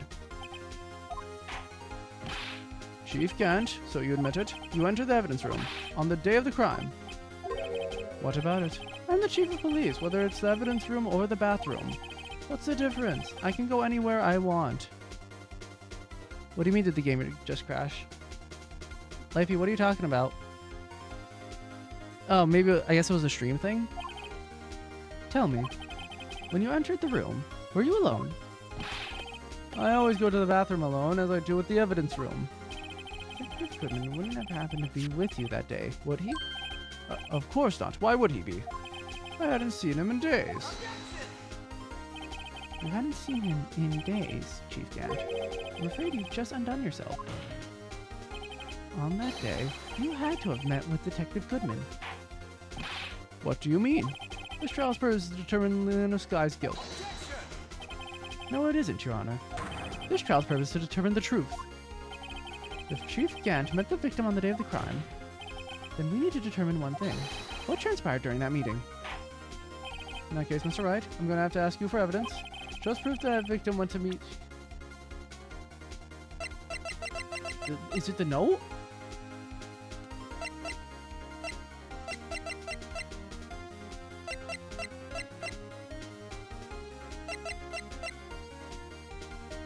What am I supposed to present here? Is it the glove because of the fact that we know that it was opened by Goodman? So that means that we know that he had to have entered that day? Or, well, no, it could have been a previous day. Not proof. Or it could have just been before, you know, before 4 when this reset, because it resets every like 6 hours or something. Ugh, there's too much evidence. Which one is it? Is it the memo? No, there's gotta be something more solid than this. On that day, Detective Goodman had to go to... Oops. Don't you come meet with me tomorrow, but you write up your letter of termination. Regardless, you did see Detective Goodman that day. Damn it, what is the proof here? No, it's not the list. No, can't be. Is it because of the SL9 incident? No, that doesn't. Because of the, it's because of the transfer. Is there anything that any evidence that's about the transfer?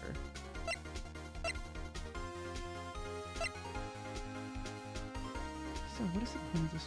Oh no, it's just to get Screwdriver, to get Edgeworth there, because the body was already in his car at that point.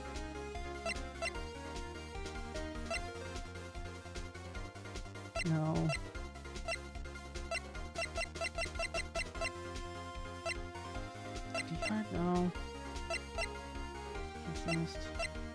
Is it the incident files? Damn it! What is it? What am I supposed to do here? Prove that he met Chief Gant on the day of the crime. Where's the proof? It's not this. I mean, it can't be this. This is what I used before. It doesn't prove that they were together. What, the glove? Because it was... Oh, no. That doesn't even prove...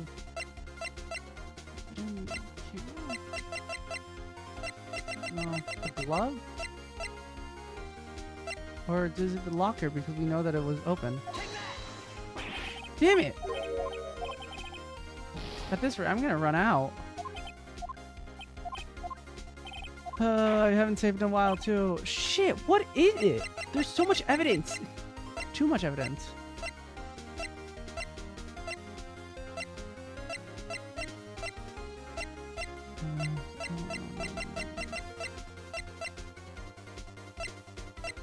Proof that they met. No. Could be the proof. Damn it, what is it?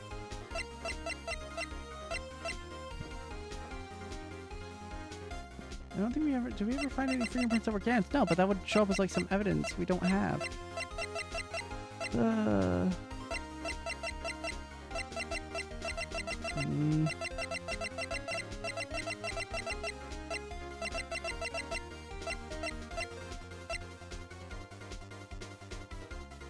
What the fuck is the evidence?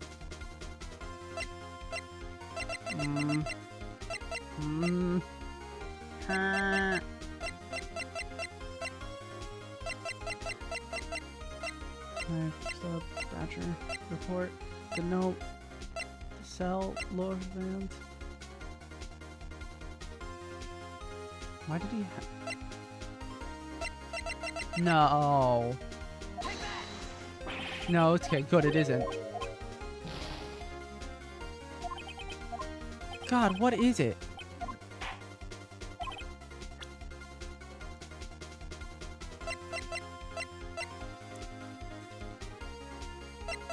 Wasn't the King of Prosecutors thing?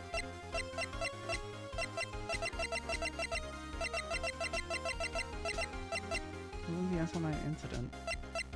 Oh, that was Marshall's fingerprint. Something we use. Fuck it, the glove?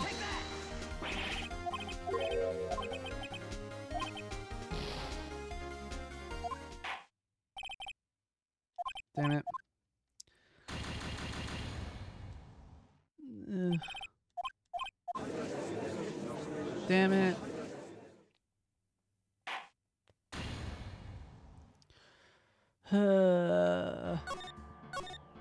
Where did I save?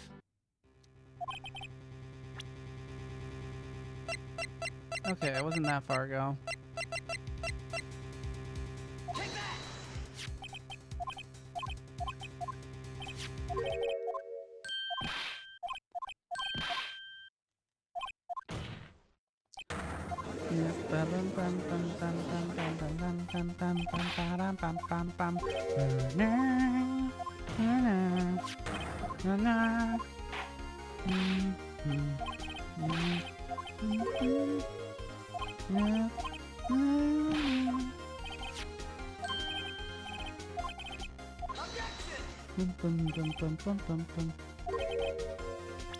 It proves that he had to talk to him on the day of...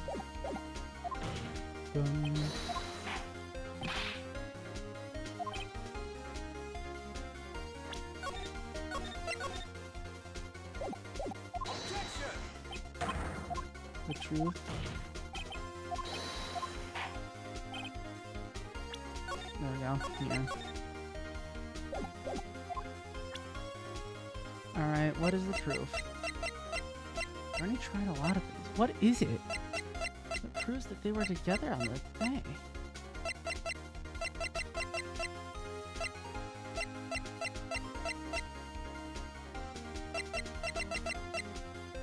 It's not the glove. It's not the fork. Maybe the screwdriver. That doesn't make any sense.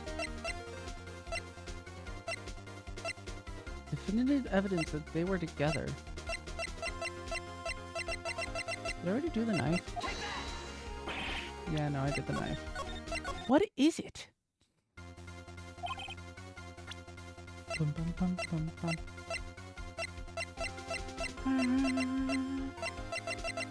Oh, he lost his ID card, right? When did he fill this out? On the 21st. Detective Goodman lost his card on the day of the crime. Or to be more accurate, Jake Marshall stole it. So Detective Goodman filed out a lost item report. He would have had to give the report to the chief of police. Yet you are in possession of the report, which means you can't be sure he filled it. He filed it.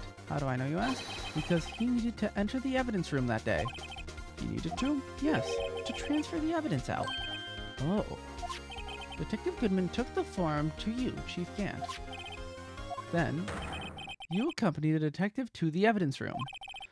I accompanied him. There's no other way the murderer and Detective Goodman could have entered the room. Hold on, let me guess what you're going to say next. I, the chief of police, murdered poor Goodman. Exactly. But wait, the chief didn't necessarily need to accompany him to the evidence room. He could have just lent him his ID card. Yes. Now that you mention it, I believe I may have been... Sorry, but that's not possible. According to the record, your card was only used once. Yet you showed us your ID card earlier. If you had really lent it to Detective Goodman, it would have been found on his body. No! Jesus, what the fuck? Chief Gant, you didn't. The murder was most likely a spur-of-the-moment crime, for no one in their right mind would choose the police department as a place to commit murder. After the murder, you contacted Lana at the prosecutor's office. Why? To dispose of Detective Goodman's body, of course.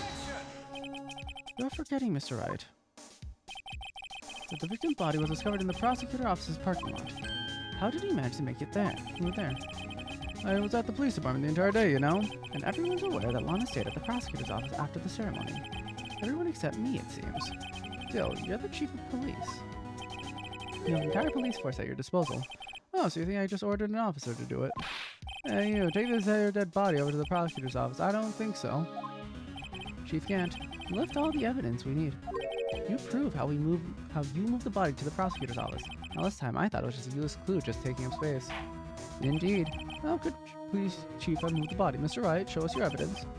To move the victim's body, Chief Gant used this innocuous screwdriver. This is how you move Detective Goodman's body. What is that? A screwdriver? But what does that have to do with this case? Mr. Edgeworth, think back to the day of the crime. What is this screwdriver doing here?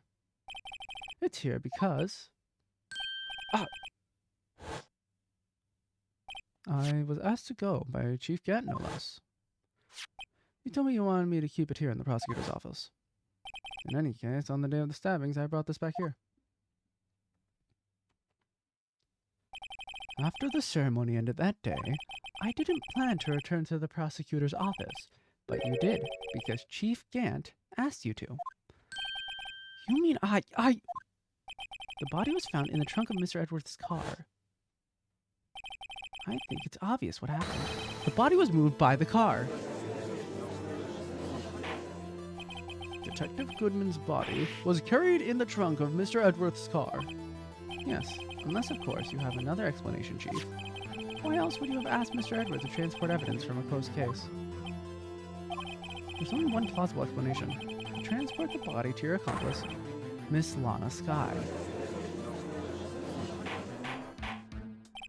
Order, order, order. What is going on here? Is there no room for rebuttal to the defense's outrageous accusations? Think back to the photograph Miss Starr took at the prosecutor's office. This was not a photo of the body being stuffed in the trunk or to be taken away. It was exactly the opposite. It is a photo of the body being taken from the trunk. Chief Gant, please say something. I believe. Your time's up. My time's up? Sorry, Righto, but I'm having lunch with the District Attorney General after this. We have to get going in order to make it in time for the early bird special. But the cross-examination isn't finished yet. Remember what I told you earlier? A police chief has all kinds of weapons at his disposal. Weapons? Like the right to refuse to testify. I'm invoking that right now. What? That is not a right to be casually revoked. There are certain risks to be considered. So you're going to just run away after all this like a bitch? Run away? Don't make me laugh, Worthy.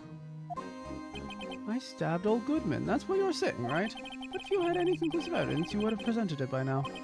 Well, You think I had Lana dispose of the body? If so, then show your proof and get it over with. I'll say it again, Mr. Wright. He's the chief of police. This court will not tolerate any accusation against him without proof. Well, Mr. Wright? Your Honor, do you have any concrete proof?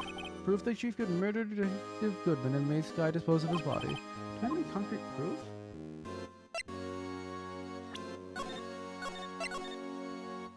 If I say I don't, but what evidence do I even have?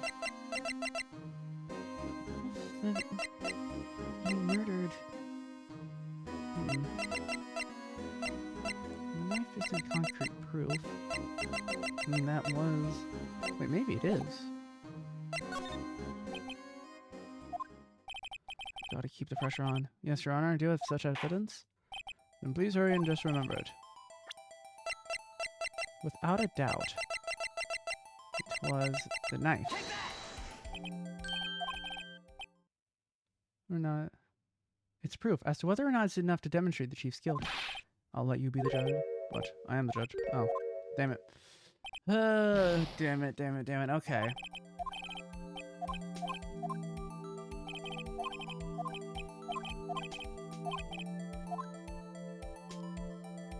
Okay, if it's going back here, then that must mean... No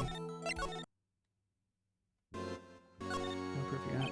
So you're showing items, I'm not sure. COG? In that case, this court is forced to penalize you for your... What? Here's the tip. Never gamble what you can't afford to lose right now. Seems that Lady Luck was on my side here. I'll leave the rest to you. And he left. Damn it! That's right, this is the French of the Nations.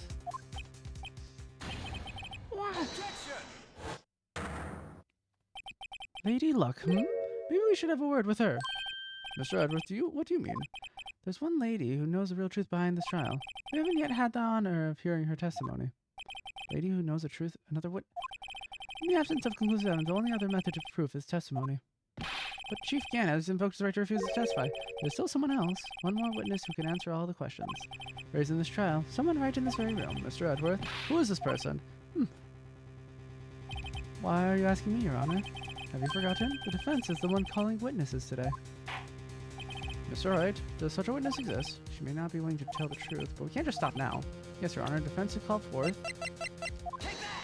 The defendant is Lana Sky. She was in the underground parking lot at 5:15 on February 21st. Her task to dispose of the victim's body in accordance with a certain someone's order. Mr. Edworth, the prosecution has no objections, Your Honor. Very well, the court will now take its final recess for the day. In 15 minutes, we will reconvene here to hear the defendant's testimony. This court is now in... Hold on. Huh? Chief Gant, I thought you were going to eat. Listen good, Lana. He's talking to Lana? I don't think you need me to tell you this, but if you accept Mr. Wright's claims, there will be terrible consequences. That's right. Your sister will be found guilty for Neil Marshall's murder.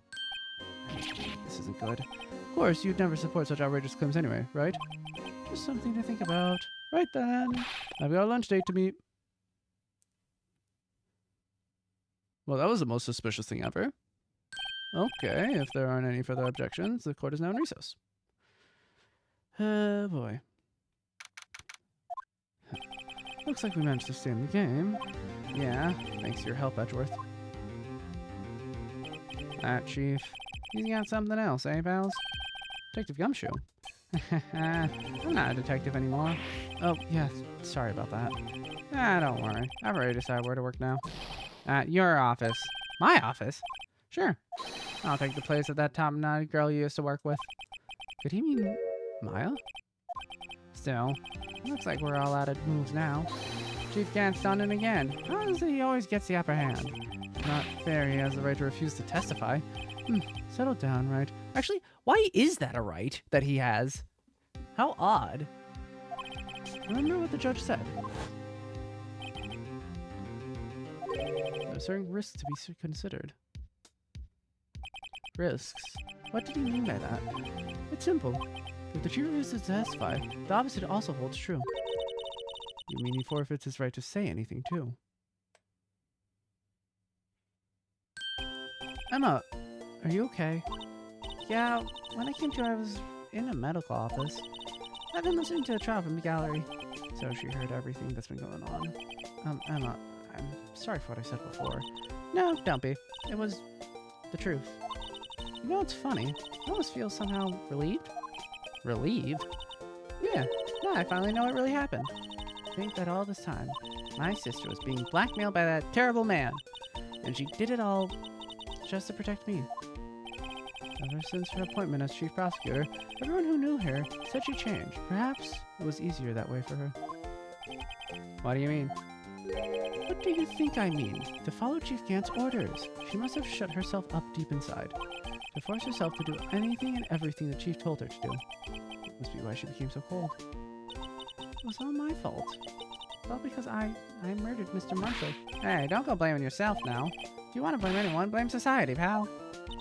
Chief Gant may be able to fool everyone else with his forgery, but he can't fool my memory. I remember now. I knocked Mr. Marshall into that armor. I see. Oh, we'd better get back. It's time for the final arc, pal. Emma, why don't you wait here? Nope. I'm going with you. I want to be there. When Lana tells the truth. Let's go, right? It's time to end this.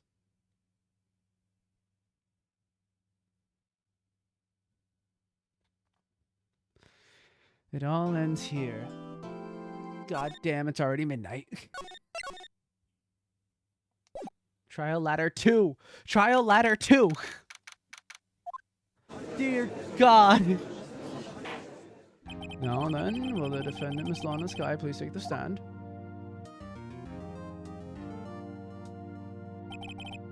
Yeah, I know this is the last one. I know. Miss Lana Sky, you are the chief prosecutor. I'm sure you're aware of what is required of you. But, Mr. Edgeworth, you already know everything. You know all that I've done these past 2 years. Please provide the court with your testimony, Miss Sky. And remember, you are under oath. We want to hear the truth. Of course. The truth. Lana, no matter what happens, I'll always be your sister. Now then, your testimony, if you will. First, tell us about your relation with Chief Gant. It hinges on your testimony. You're the only chance we have to get Gant. Yo, Geek, what's up? This trial is like 10 hours long. I worked alongside Gant for years. There's no truth to this blackmail theory. I fabricated the evidence 2 years ago all by myself. Let's play Star Citizen for the first time. Ooh, interesting. I've never played it. How's it? When I found Prosecutor Marshall's body, I rearranged the crime scene. Nice. My only motivation was to get Dark convicted. It had nothing to do with Emma. Okay, come on. Even that. You killed a giant radioactive worm. Awesome. Are you sure about this testimony? Your Honor, I'm confessing to a capital offense. Of course I'm sure. But Lana!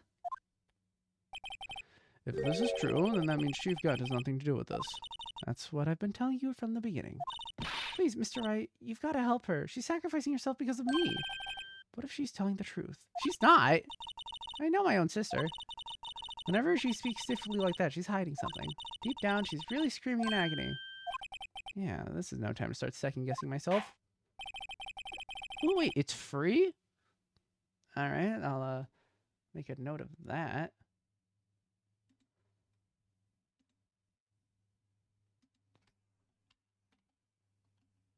Star Citizen. Alright, note made for later. Defense may now begin its cross-examination. Gant and the fabrication. Hold it! How many years exactly? Ever since I made senior detective. Let's see, I was 24 then, so that would be 5 years. Detective Gaunt and Detective Sky were legendary partners. I personally saw them testify in numerous cases. She must have been good coming from the same school as Mia. Diamond Gaunt was a respectable detective. That's why. There's no truth to this blackmail theory. But think about it, Miss Sky. You didn't murder Detective Goodman. You told me as much yesterday in jail. You still don't get it, do you, Mr. Wright? Any testimony you cannot present in court is as useless as idle gossip. I stabbed Detective Goodman with a knife. Apparently it was made as a fine, that's it. Now I'm on death row. That is every Ace Attorney trial. And I fabricated the evidence 2 years ago all by myself. Did you do it so to help your sister? Joe Dark was a serial killer. My sister almost became his last victim that day. I didn't want that incident to ruin her life. But what she did was justifiable self-defense. She wouldn't have been charged with anything. That's not the point. She was traumatized that day all because of that creep. That's why I couldn't forgive him. Lana, so that's why you fabricated the evidence 2 years ago?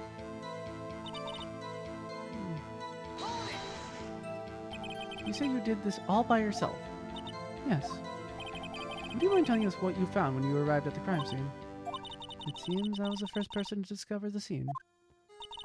The broken prosecutor award knife was stuck in the victim's body. What? The prosecutor marshal died from an unfortunate accident. That's only a situation you dreamed as possible. The reality is, it wasn't my sister who took the prosecutor's life. Fantasize all you want, Mr. Wright, but I'll never change this statement. You mean Prosecutor Marshall wound up being killed by Dark? Something like that. That is so. What happened to the other murder weapon? Dark was carrying a switchblade knife. Oh, that was lying on the floor a little distance away. It was probably knocked away in the struggle. That's not how it went down. She's trying to cover up her lies with more lies. All just to protect me. So when you found the scene like this, what did you do? After all, this is what everything boils down to. Yes. Clean sanity. Yo, she's trying to... This is our defendant. She's trying to go to jail. We're trying to make it so she doesn't do that. You planted the tip of Dark's knife in the victim's wound, and then you moved the body. But why? Why would you do that? You are all of all people who should know, Edgeworth. You've always had a good head on your shoulders. My head isn't that bad, but maybe I ought to ask for more sake. Not for murder, at least. Buddy, you have no idea. But why did you do that? Come now, Mr. Wright. Even you should be able to figure it out. Very well, let's add this to the witness's testimony. The reason this guy fabricated the knife. I knew the tip of the weapon was buried in the body would be all the proof we needed. According to your testimony, Prosecutor Marshall's broken knife was a murder weapon, right? Yes, and leaving it at that might point the blame away from Drake. I felt the most effective way to get him convicted would be by having the tip of his knife found inside the victim's body. So you buried it inside the victim's stab wound? Yes, because I hated Dark for what he did. My only motivation was to get Dark convicted. It had nothing to do with Emma. Bullshit! So you rearranged the crime scene? Are you sure you didn't do it to keep Emma from looking like the murderer? How many times do I have to tell you, right? Emma didn't do it. Period. Are you so desperate to cover up the fact? You're willing to risk the death sentence? She's lying. She did it so I wouldn't be blamed for what happened. In any case, as a prosecutor, what I've done is unpardonable. There's nothing I can do to make up for my actions. You're right, my sister's lying. Looks like she's determined to protect you to the end. She insists she's fabricated the evidence herself. There's no way she could have done it alone. Gotta get Lana to talk more. If she's lying, then she's bound to slip and make a contradiction. So where's the contradiction? She fabricated it herself. Then moved the body. Wait, how'd you plant it inside?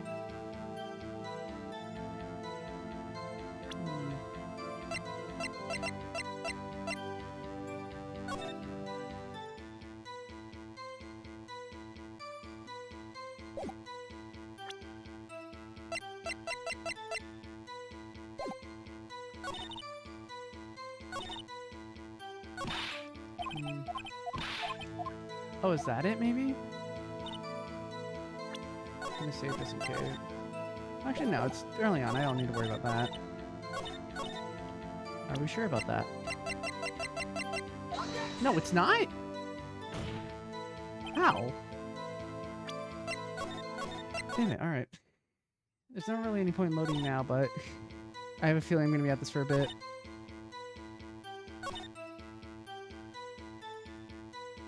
Okay, well actually, wait, no, I forgot. I should probably press the other.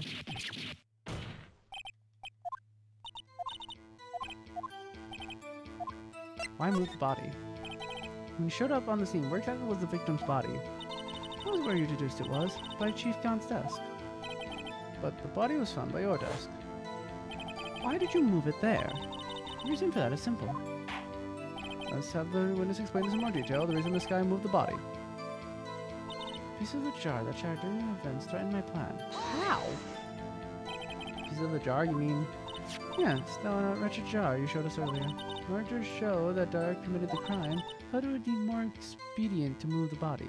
So, when you first found the body, the jar was already... Of course, it had been shattered to pieces. If you look at the crime scene, it would be more clear right away what happened.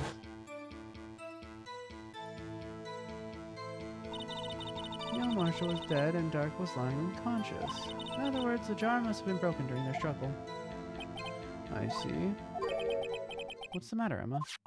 Apparently the jar shattered at the time the crime was committed, but I have a feeling there's more to it than that. Yeah, actually, it was shattered. How do you write Emma on it?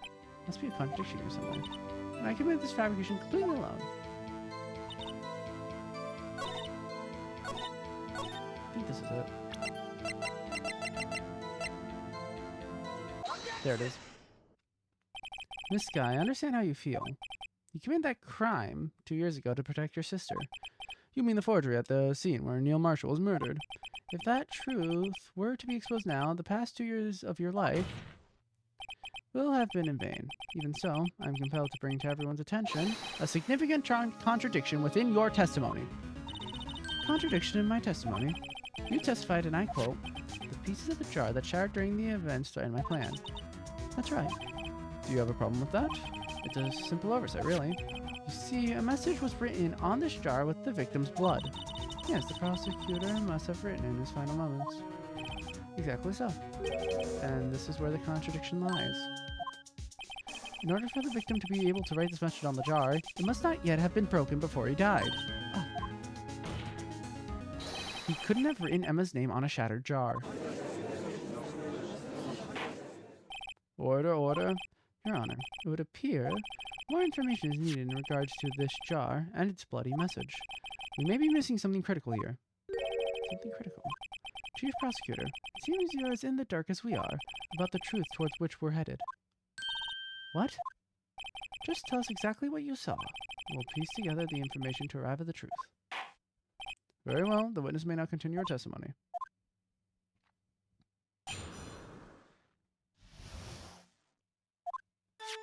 I immediately noticed the blood traces on the jar, but it was dark in the room and I didn't have time to check it out. Just to be safe, I wiped away the blood. Fragments were large, so I'm sure I got them all. All I could think about was wiping them clean before they were discovered. You mean you were the one who wiped away the message in blood? I wasn't chief prosecutor at the time. She didn't think Dark was that's why she tried to erase the real evidence. Very well, the defense may begin its cross-examination.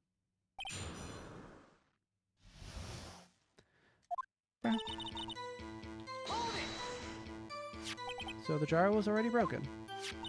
It's a miracle that thing hasn't broken earlier. It certainly looks as feeble as the defense's case, but not as feeble as the judge's judgment. You were an ace detective who never missed a detail. Do you really expect us to believe you didn't investigate what was written on the jar pieces? Normally I would have. But it was dark in the room and I didn't have time to figure it out. So you didn't know your sister's name was written on the jar? No. If I had known, I would have gathered all the pieces and ground them to dust. Well, that helps my case. Anna, you do that for me? Seems you two might make up yet. Anyway, I just barely had enough time to move the body as it was. If someone happened upon your scene, you'd lose your chance to erase the evidence. You must have been in a hurry. I was. I believe I had to destroy the evidence before anyone came. This is rather shocking. Why, though? I'm afraid this action of yours reveals what really happened. What do you mean? If you really thought Dark killed Prosecutor Marshall, you wouldn't have wiped away the blood. What else could I have done in that situation? Lana, I only had a few moments. There wasn't enough time for me to do anything else but gather up the pieces. But how could you see with the power out? It should have been pitch black in that office. A detective is always prepared, right? Even now, I always carry a pocket light and a camera with me. And I carry a bottle of emergency luminol wherever I go. Never miss anything. I got every last piece. So you illegally arranged the crime scene? Yes, I don't have any excuse for my actions. I'm so sorry, Lana. I didn't know. I treated you so badly all this time. It's not too late. There's still plenty of time to make up. But we've gotten to the bottom of this incident. No doubt this day will leave a permanent stain on the history of the prosecutor's office. More contradictions have surfaced in her testimony. Your sister really is putting up a fight. She must really care about you. Still, she's not doing this the right way. I think I've finally figured out the contradiction in her testimony. There's one final possibility that might turn everything around. Let's see it. It's dark and didn't have time to check it out. Wiped away the blood. Wait, but did she? Why was that one piece of it in the safe? This is just an idea, but...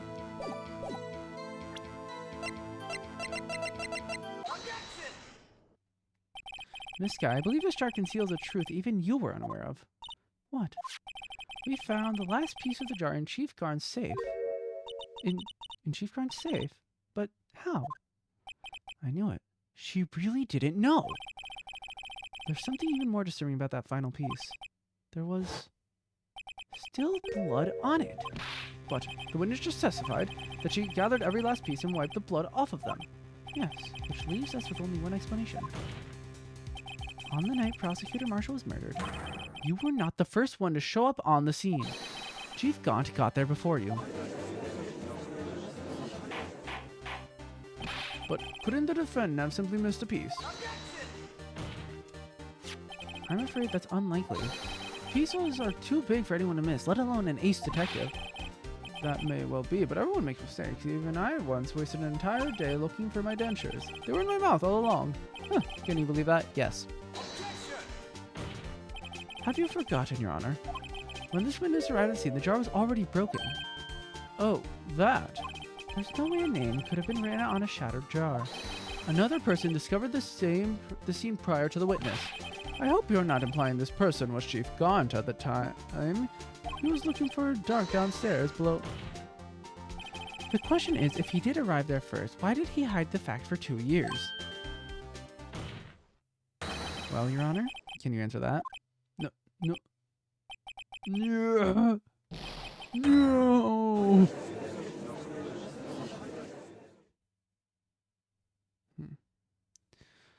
Wait. I'm not the one on the trial here. Damon Gant arrived at the crime scene prior to the witness. He proceeded to break the jar and purposely hid one of the broken pieces. Question. What is this action called? Fabrication of evidence. But why would Chief Gant do that? In light of what happened afterwards, isn't it clear? What happened afterwards? Discovering the scene, Lana believed her sister Emma killed the victim. Determined to help her sister, she sought Gaunt's aid. Are you saying that Gaunt fabricated evidence to make her think that Emma was the one that killed the... So is Emma not the actual one that killed her? Oh my... Wait, that actually makes a lot of sense. Lending her his aid, Gaunt helped her create evidence that incriminated Dark, sparing Emma. And therein lies the reason. The reason why Miss Guy became Chief's puppet. Did you just bite her thumb? No, I did it on my own. Please, sis, stop trying to protect the Chief. I can't watch you suffer anymore for my sake. No, you didn't. It wasn't you, Emma. You didn't kill anyone. Don't believe anything Mr. Wright says. Defense attorneys make up the most foul lies to defend their clients. Foul lies? Imagine that coming from my own client. I guess you do seem the type who likes to twist the truth. Huh? Wait a minute. What if We're still smack dab in the middle of Gant's trap. Something wrong, Mr. Wright.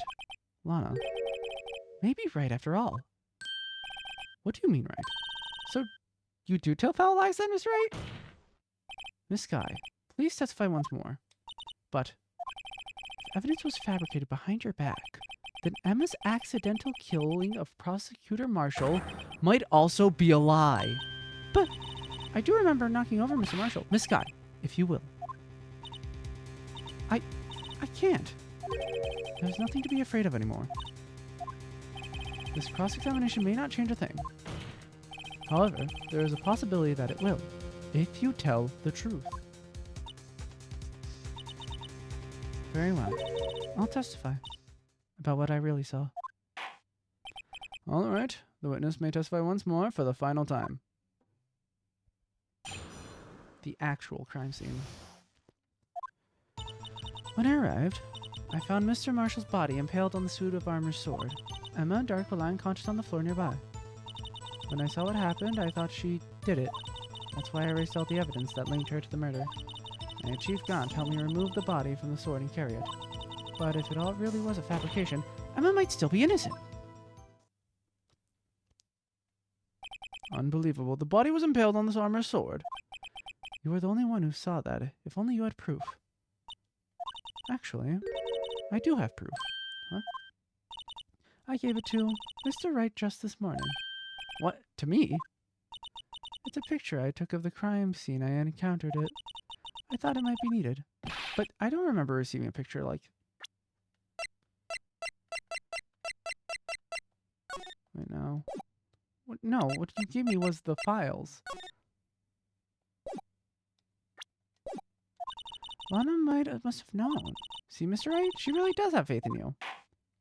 Very well, Mr. Wright. Please present this picture. I don't remember receiving any pictures from Lana. Well, I said she gave it to you this morning, right? I remember getting something from her then. Let's check the evidence again. I mean, the evidence, it was the incident file.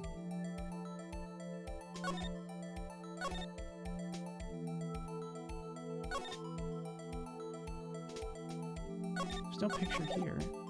What other evidence did she give me? This morning was the incident file. There's evidence law, but that's just, there's no picture there. No, it's not this, obviously. No, that's something that we found. Is there something she gave us?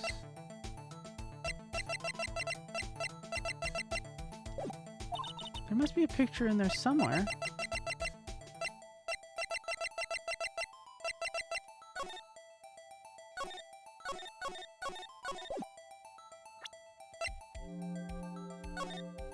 No, there's no picture here. Has to be something she physically gave us, but what? You know, it's a record, it doesn't...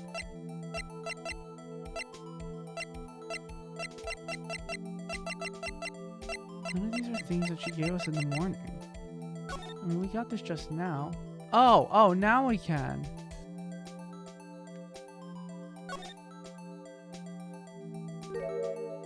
It's in the book, alright. Hey, there's a picture here.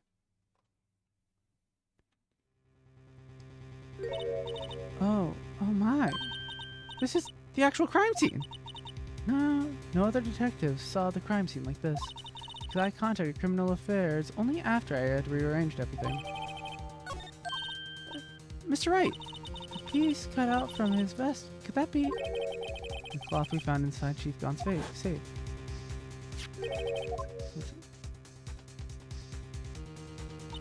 This is a handprint, isn't it? That cloth, it had fingerprints on it.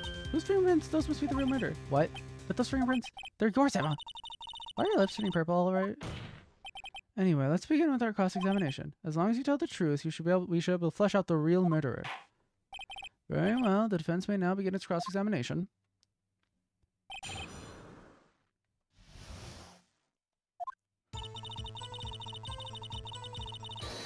Hold. What? Come now, Aji. This is the poorest excuse for a trial I've ever seen. Chief Gant? What now, you want to make me out as a bad guy too? So, if so, I'd like to put in a word or two in my defense.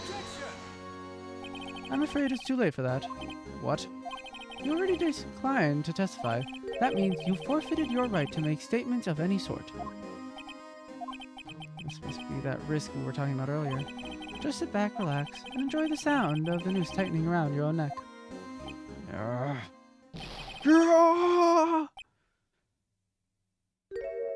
So what, you think I'm worried?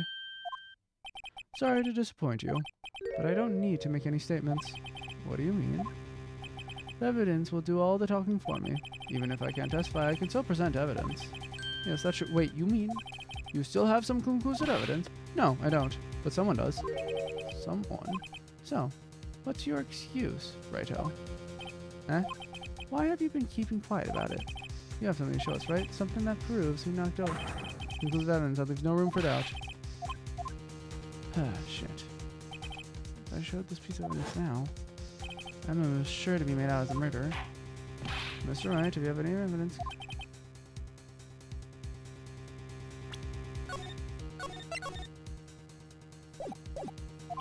What do I do now?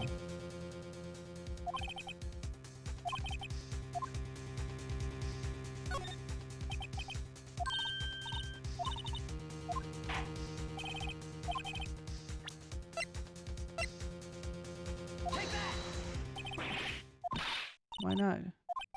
Mr. Wright, if you're not sure, then think through again. How can you use that evidence to your advantage?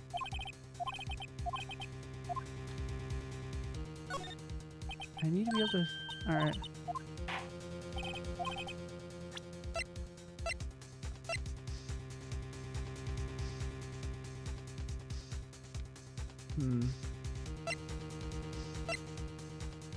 I mean... It's a piece of the leather cloth. Yes, it's most likely was cut from the victim's Schnesinger's. What's this? There's a big handprint on it. Surely it must have been whoever left on the cloth. Of whoever shoved the victim into the... What? Whose fingerprints are this? I'm sure Righto has checked, haven't you? Well, whose are they? They're Miss Sky's. Miss Emma Sky's. What? They're mine, so I really did do it. See, I told you it was conclusive. But this was found in your safe. That means it's possible you forged it. I don't know what you're talking about. I don't remember any cloth in my safe. Do you really expect me to believe that? But give it up, Mr. Wright. It's over. You shouldn't have presented that. By presenting that evidence, you tied Emma Sky to Neil Marshall's death. No. Now. No! Damn it. Damn it. No, okay. Somebody for victim painted permanently? Damn it. Okay, so that was the wrong option. It's a good thing I saved. Well, that's why I thought...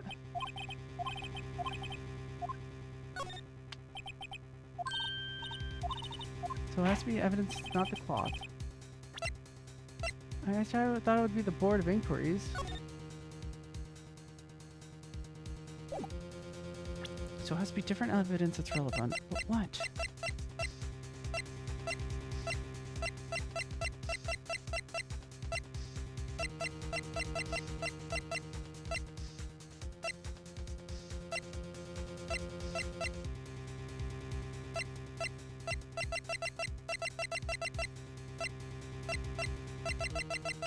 Wait a second.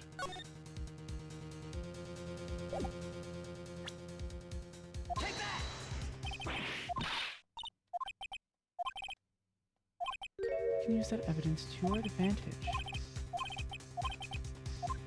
Okay, what else are just cannot? I don't have any. What? You lie! Chief Gant, you opened my safe. I know you took. Oh, there it is. Go inside. The conclusive evidence. I don't know what you're talking about. Of course, I have to just play his game. Mr. Wright, why don't you show them? You found it yet? Oh, I see. It's because you know the truth, don't you? You know whose fingerprints are on it. That's why you won't present it. What are you talking about, Chief Gant? Can't you figure it out? Take a good look at this picture. See the victim's vest? Notice anything odd about the chest area? Looks like part of it's been cut out for some reason. Oh, Gant, you fool. You mean you had this in your safe? What? What does it mean? That means you, the chief of police, have been concealing evidence. This is going to be the biggest scandal in history in the police department. Impressive. To be honest, I didn't think you had the gall, Righto. Well, I can just let you pin me up as the murderer. I'll tell you what really happened. What? You mean you admitted to it?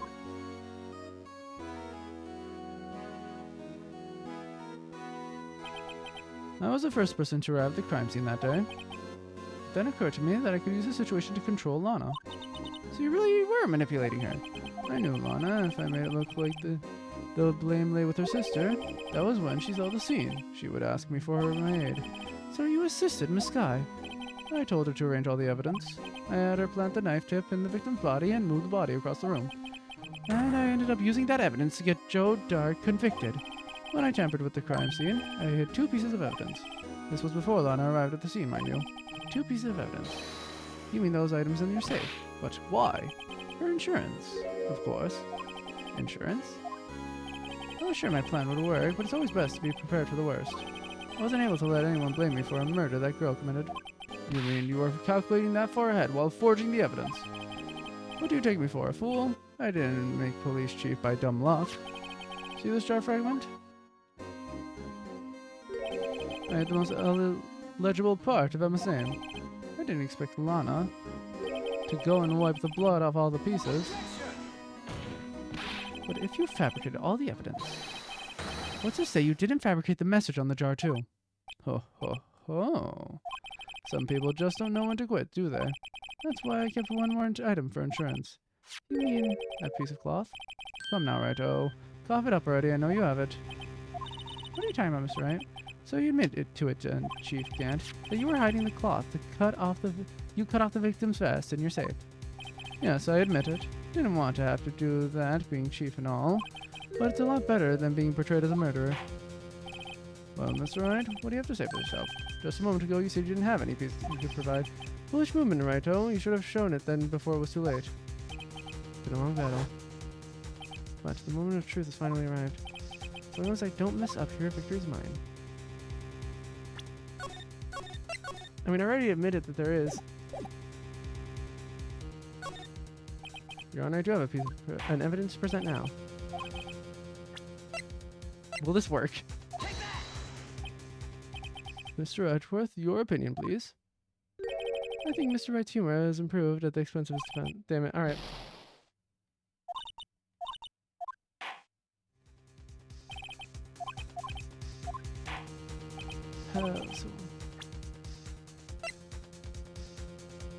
Oh, I can't undo. Okay, so that means I have to do this then. Let me verify this once more. On the day of the crime, you personally cut out this piece of the victim's vest. Oh, yes. At last, you finally brought it out in the open. There's a handprint on this piece of cloth. Your Honor, the prosecution requested that be immediately sent to lab for analysis. This handprint on the leather, there must have been a strong impact for it to be left so clearly. You mean, it could not have been forged, it must be authentic, conclusive evidence. Oh ho ho. You're as slow on the uptake as ever, Worthy. What? Think about it, Righto. Had all this time to present this evidence. Yet he was reluctant to do so. Why would that be? I mean, you already know. You know whose fingerprints are on that. Mr. Wright, do you really know? Whoever the fingerprints belong to must be the real murderer. Whose fingerprints are they? Very well, I'll tell you. That should be okay now. Everything is proceeding as predicted. The person whom these fingerprints belong to is... Yeah, they are Emma. Emma? Emma Scott. What? They're mine? I'm sorry, Emma. But why? Why didn't you tell me? Oh, ho, ho, ho. You're really something, Righto. You knew this girl did it all along, and you still tried to pin the murder on me. So if it's true, tragic but true, this girl really did shove Prosecutor Marshall to his death. caught you, you monster! This guy, you knew his fingerprints there the whole along, and you acted like she really didn't. This guy, it's not over yet. What? I said this trial isn't over yet. Huh. But I'm afraid it is over, my boy. Not only this trial, but your career, too. You purposely concealed this conclusive evidence. That's, my friend, is a serious offense. I'm looking forward to pressing charges after the offense is convicted. I'll have your badge, boy. What's the matter? Keg out your tongue? Aren't you going to tell us how it feels? How it feels to be the one who single-handedly turned a poor little girl into a murderer? Before I do that, there's just one little thing I have to clear up. Oh, and what's that? Who really killed Prosecutor Neil Marsh? What? Chief Gant, you are absolutely right. This piece of cloth proves who the real murderer is. Who killed Neil Marsh, you ask? It was Emma Skye, wasn't it? I'm afraid that's not possible. You see, this piece of cloth contains a critical contradiction.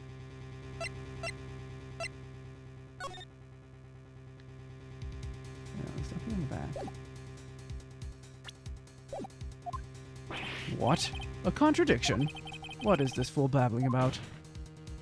I'm talking about a contradiction, one that proves who the real killer is. Mr. Wright, the piece of cloth. What could it possibly contradict? Chief Gant, your tyrannical reign ends here. Behold, the piece of evidence that contradicts this cloth.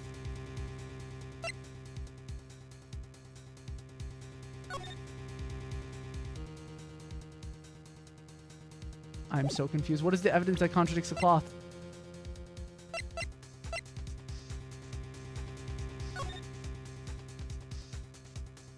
Wait a second.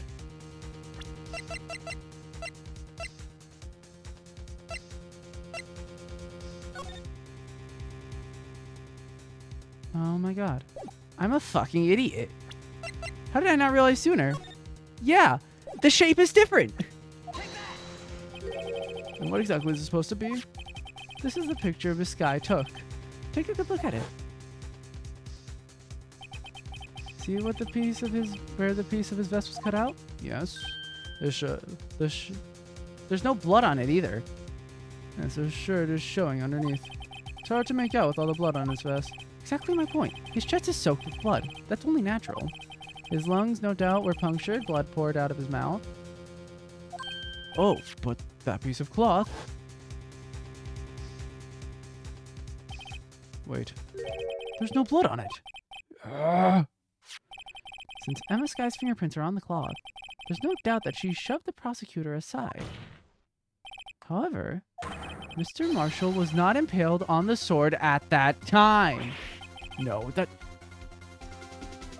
Oh, okay, so it's not that it was different... Oh, okay, so the reason I was thinking was wrong. It was just... Oh, so that means... Oh. Oh, so he... I see. This is nonsense. Now then, Chief Gant, let me ask you something. Prosecutor Marshall was not impaled when he was shoved aside. He most likely hit his head on the ground and was knocked out. If so, then tell me, who could it have been? Who could have arrived at the scene before Miss Lana Skye, picked up the unconscious prosecutor, and impaled him on the armor's sword?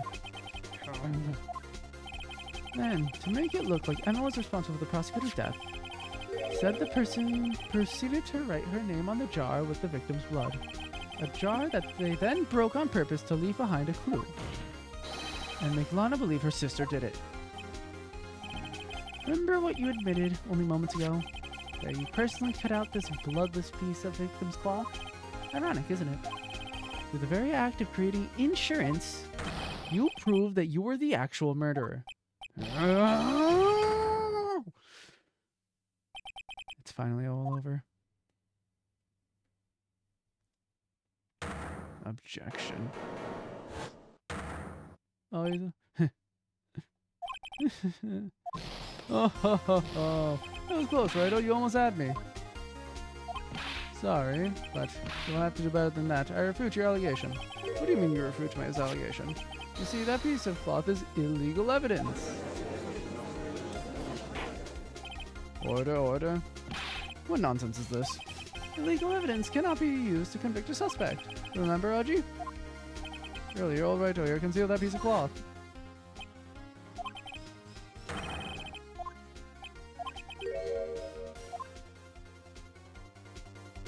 Well, that's true. The defense did refuse to present evidence. At that moment, that piece of cloth concealed to cease to be legal evidence. That's not fair.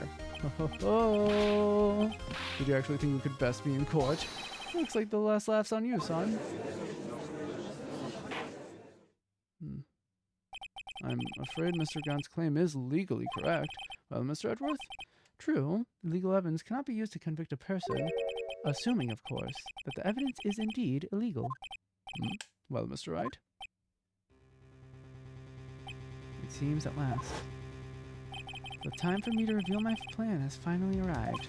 Mr. Wright, do you admit to it that you have purposely illegally concealed this?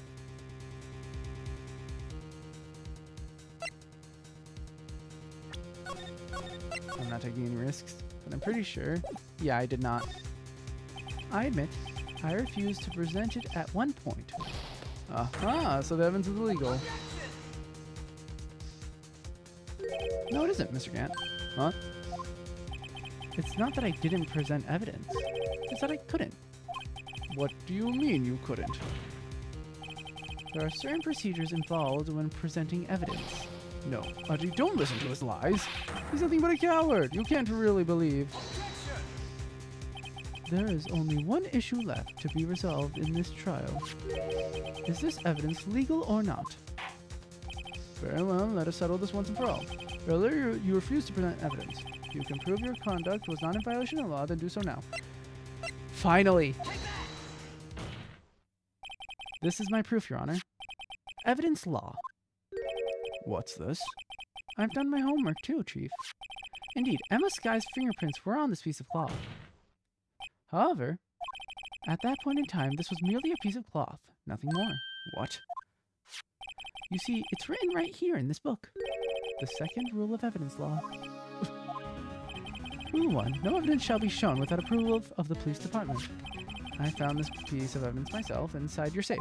Goes without saying, I did not have approval from the police department. Rule 2. Unregistered evidence presented must be relevant to the case on trial. And here's the crux of the matter. You see, at the time, it was impossible for me to prove the relevance between the cloth and the SL9 incident. What? What kind of nonsense is this? You want relevancy? Just take one look at this picture and... Sorry, but can you recall when was that picture presented? That was shown only a few moments ago. No. He's right. At the beginning of today's trial, that piece of cloth was still meaningless. The person who gave it value as evidence was you, Damon Gant. You yourself confessed to a certain truth. Let me verify this once more. On the day of the crime, you personally cut out this piece of the victim's vest. Oh, yes. No. It was then that you approved this cloth as conclusive evidence. Yes, you, the chief of police, personally approved this cloth. The only person who could have cut this from the victim's vest is the one who stood before Prosecutor Marshall in his final moments. In other words, the real murderer. And there's only one person who that could be. Damon Gant. The killer was you. No. I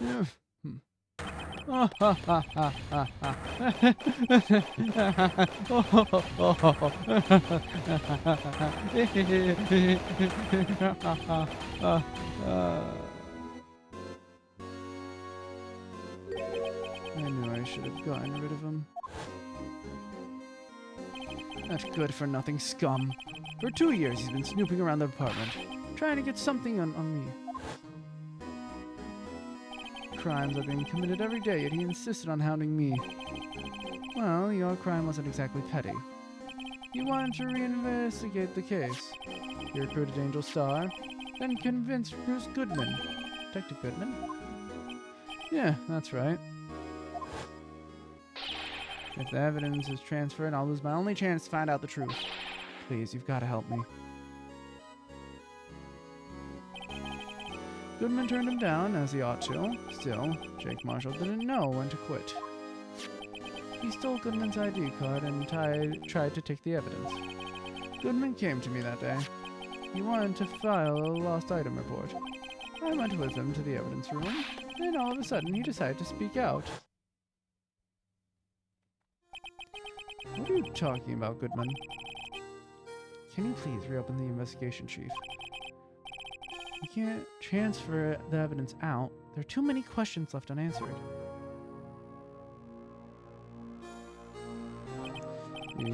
He opened his evidence locker, and as he was taking the evidence out, he said, "It's not too late. I'm going to hand all of this over to Marshall." Well, to be honest, I was a bit taken aback by his words. I had a bad feeling when he came to see me, but I never thought he'd bring a vessel 9. That's when I saw it. That accursed knife.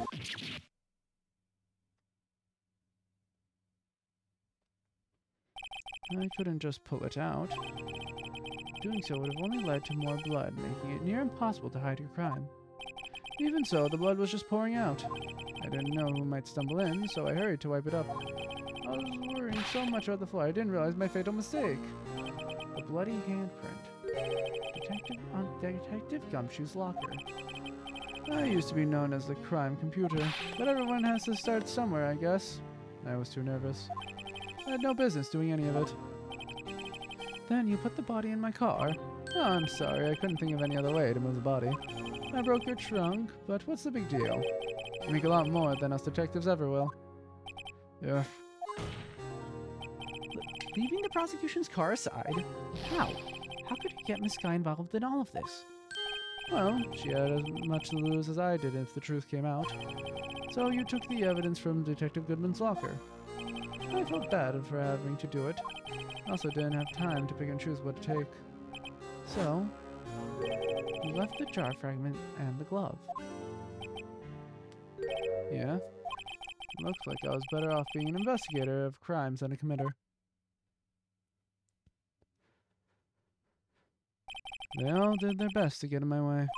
I've got to hand it to them. They do their jobs well, much to my dismay. Fake evidence doesn't hold up very well upon close examination. You must have known that. Tell me, Worthy, why do you stand in court? Me?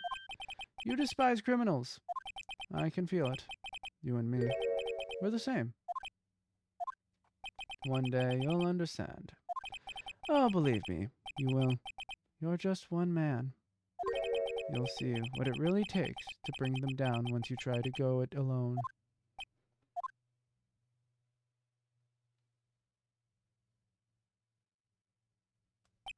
Well, looks like it's time to say goodbye. Oh, Aji. What? Looks like we'll have to cancel that lunch date. Sorry, old friend. I'm sorry too, Damigand. I knew you as you used to be, long ago. You were once a fine investigator, and an example of the others on the force. I'm sorry to learn that you are no longer that person. Those days are long gone now, Aji. Thanks for all the memories, though. Don't worry, you'll be fine. Now you have Righto here. And Worthy. With these two around, you can't go wrong. In fact, I can hear them already. The melodious sounds of a new beginning.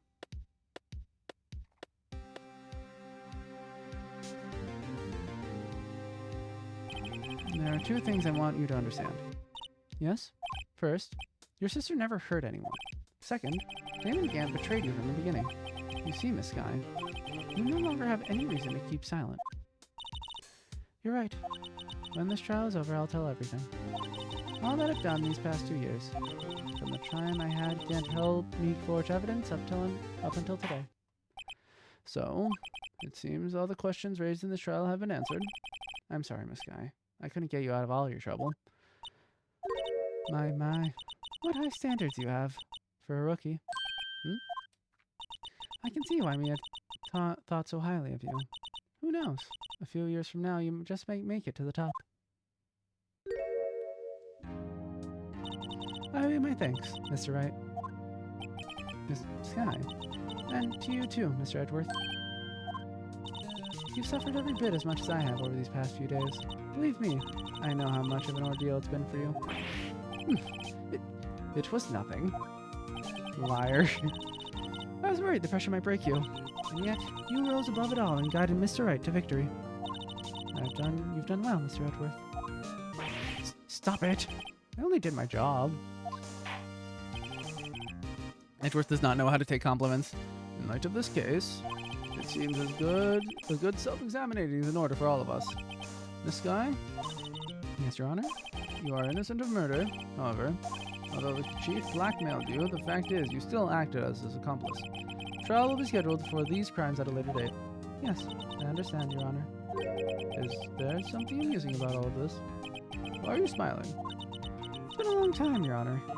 A long time since I felt free of these heavy chains.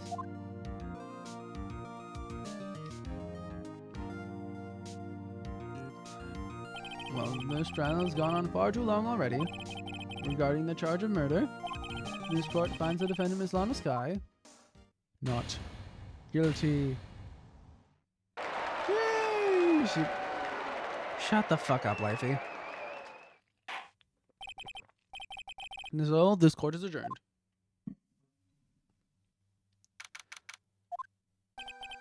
At long last, it's finally over. Emma? Why the long face? I'm sorry your sister didn't get completely off the hook, but at least she wasn't convicted for a murder she didn't commit. No, that's not it. Just now, after the trial ended. And you can see why my faith thought so highly of you. I owe you my thanks. And to you, Edward?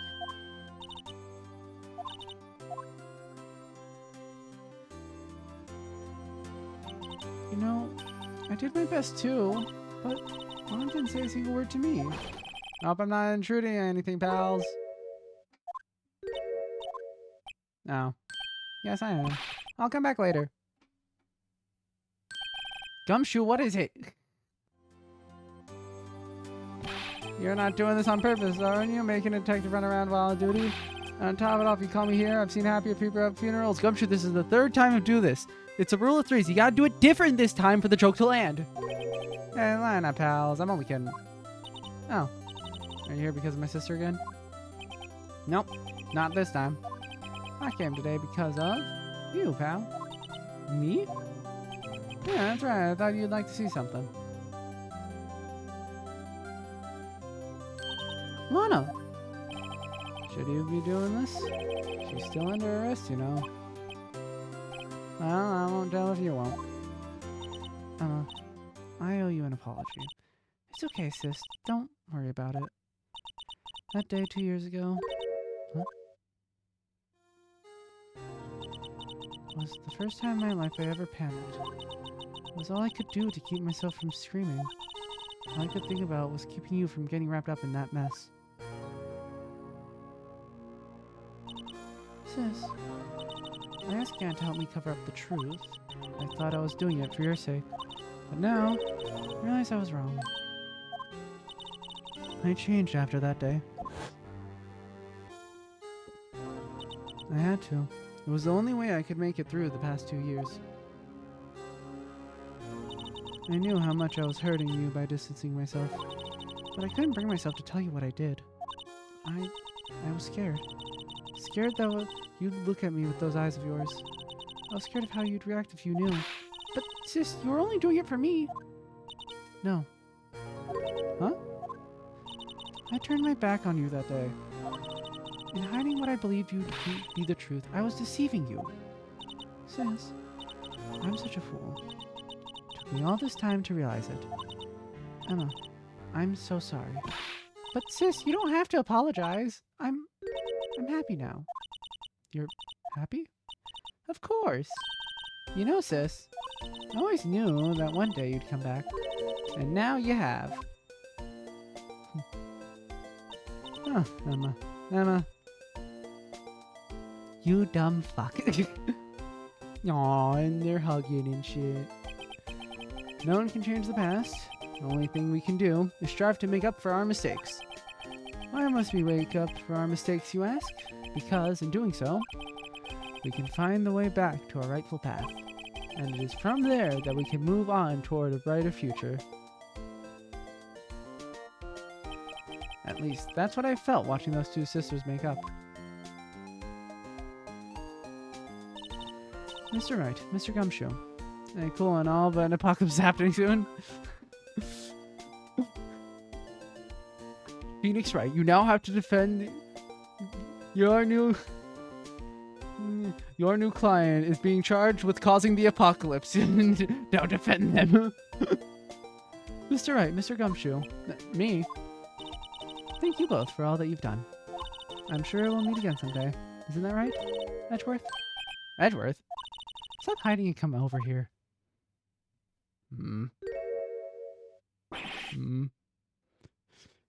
She found my hiding spot. I just came to say congratulations.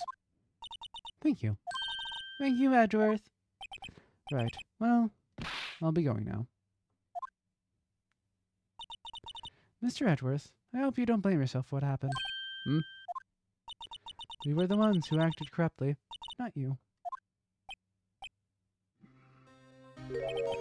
It's too late for me. Huh? No matter what anyone may say.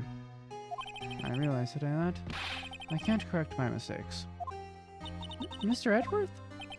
Not only that, but I don't even trust myself anymore. Chief Gant was right.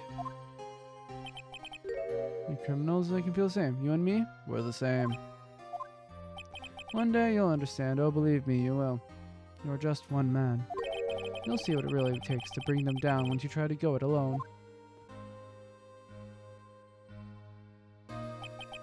I do despise criminals. I plan to dedicate my entire life to fighting them. But in order to fight crime on my own, I needed a weapon. I need a weapon. It's scary. But I've known that to be true for quite some time now. But Edgeworth, who knows? Given enough time, I might have tried to pull something like Chief Gant did. That thought terrifies me. That's why I can't continue on as a prosecutor. Edgeworth, don't you understand? Demon Gant and your mentor, Manfred von Karma, were both the best of the best when it came to fighting crime. But they both made the same mistake. You said in order to fight crime on my own, I'd need a weapon. That may be true, but think back to today's trial. You weren't alone. You were working together with Mr. Wright, and because of that partnership, you were able to present evidence that otherwise would have gone undiscovered. Isn't that right, Mr. Wright? Huh? What? Yeah, I guess. It's a pop quiz. Come on, Mr. Wright, show him what Lana's talking about. Evidence, huh? Something that neither Edgeworth nor I would have been able to find on our own.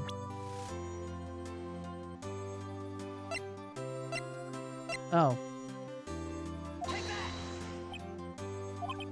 That might mean something to you, but I don't see how it had anything to do with our partnership. Huh? It's alright, it seems you still have a lot to... What? I guess this wasn't the right one.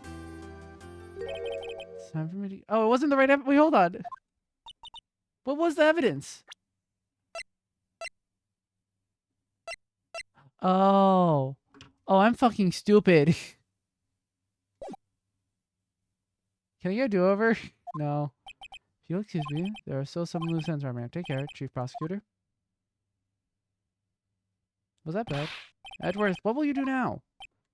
Well, whatever you do, just remember, you can let what happened kill the prosecutor in you, or you can let it help you grow. In the end, it's up to you. I know. Seems I owe my thanks to right. But what I face now is my problem. Edgeworth, I'll be waiting for you in court. Farewell.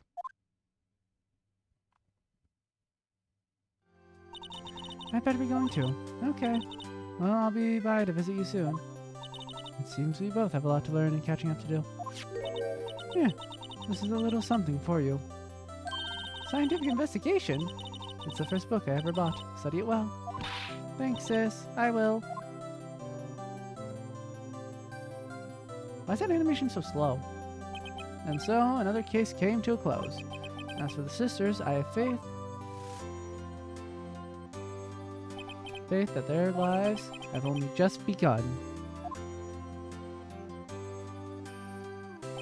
And as for me, I think it's time I started on a new journey of my own. A journey to rediscover myself. With my boyfriend. Wow. Don't go trekking off just yet, pal. Huh? What is it, detective? There's just a little matter to be resolved about the chief prosecutor. You see, she isn't supposed to be out of jail like this. But I thought you said it was okay. Yeah, well, it may be okay with me, but the folks at the prison are a bit different story. Huh? Basically, I had to bribe a guard in order to sneak her out for 30 minutes. Believe me, it wasn't cheap either. Huh? Way to go, detective. I didn't know you had a wild side. Yeah, well, you see, Mr. Wright here is the one who will be footing the bill. Huh? Huh? Oh, you think I could afford it with my salary? You gotta be kidding me, pal. Huh? Thank you, Mr. Wright. You're the best. Why is it I suddenly feel like I want to scream? Yeah, I got an idea. Why don't we all go pay it off together? Yeah, that's a great idea. Come on, guys. Let's go.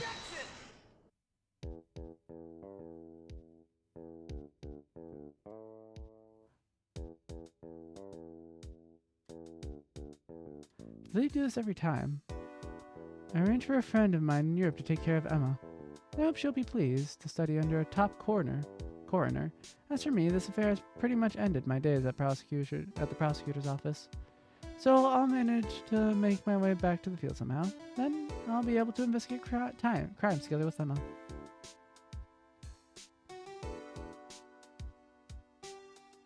Do they do one of these after every case? These fucking like fake credits? Why? I know the game's not over. Yikes, I thought I was a goner for a moment there. In the end, though, they overlooked my unauthorized investigation of the chief's office. If we penalize you anymore, it'd be worse than firing you. Yep, that's what they said. It just goes to show, you can't shake me off that easy.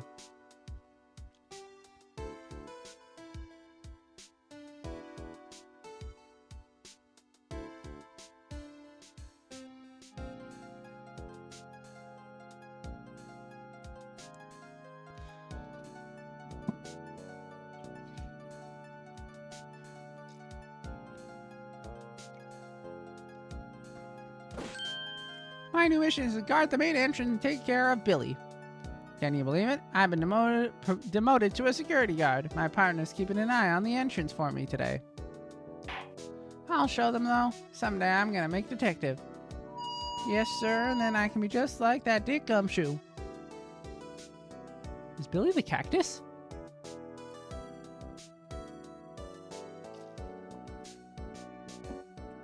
Damn, it's already 1. Why did they do this every time? It's still there. Run out of batteries already.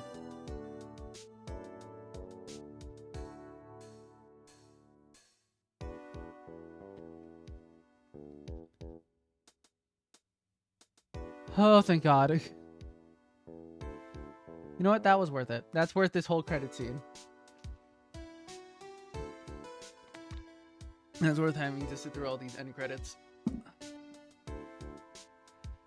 Wow, I can't believe I finished the game, guys.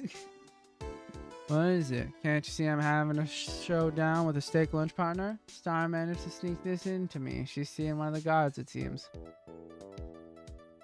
I go, because it was the last one, the original version on Game Boy Advance in Japan. This was an extra. Oh. So that's why. Thanks for the knowledge, Astro Dude. I didn't know. Wait, but this is episode 5. Looks like we won't be seeing each other for a while. Wait, is this actually the last episode? As farewell gift, I put a new meal on the menu. The right white lunch. The top layer here tastes a bit bitter as defeat, but the bottom layer is as sweet as victory. Kids seem to dig the turnabout theme. It's a hot seller around exam time. Just make sure not to eat it backwards. Yes, and it was actually made after the 3rd game. Why? Why? That's interesting.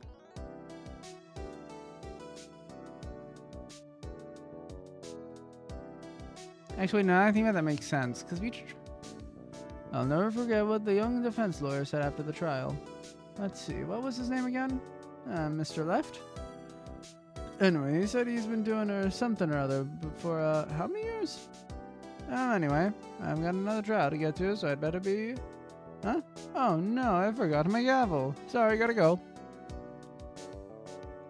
Okay, so I guess yeah, this trial was about like this was over 10 hours actually, just this one. I think I don't actually know how long each game is supposed to be. So okay, so the 4th episode actually was the original one. Actually, that is a good conclusion point. So that makes sense. Oh hey Maya. Ah, nothing soothes the soul like fresh country air. Still, sometimes I do miss hearing you and your objection. Still, I can't go back until I'm a full-fledged spirit medium. Mystic Maya, afternoon training's about to begin. Coming. Well, see you around, Nick. Did he go to the mountains? Because that does make sense. Because the way the credits were in the last episode, that doesn't. Because it was weird. Because it was like, yep, and it didn't, you know. And then I did my own thing for a while. Gone were my days of a novice and shit like that. And then it's just like, oh yeah, 2 months later. It's just like, oh, okay. He was like, 2 months later. I haven't taken a case since then. And I was like, oh, okay. So that's inconsistent, but that's why. Mr. Edgeworth. Mr. Edgeworth, I brought you your tea. What's going on?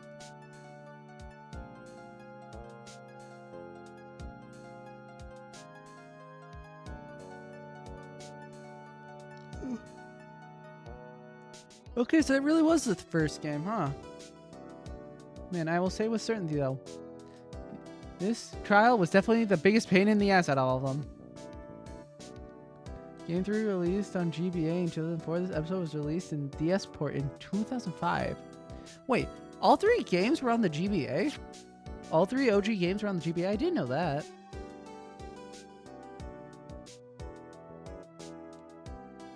Interesting. Huh? Oh, let me guess. What's this? Aw. What a cute picture. Isn't that adorable? Why is there a rope around her shoulder?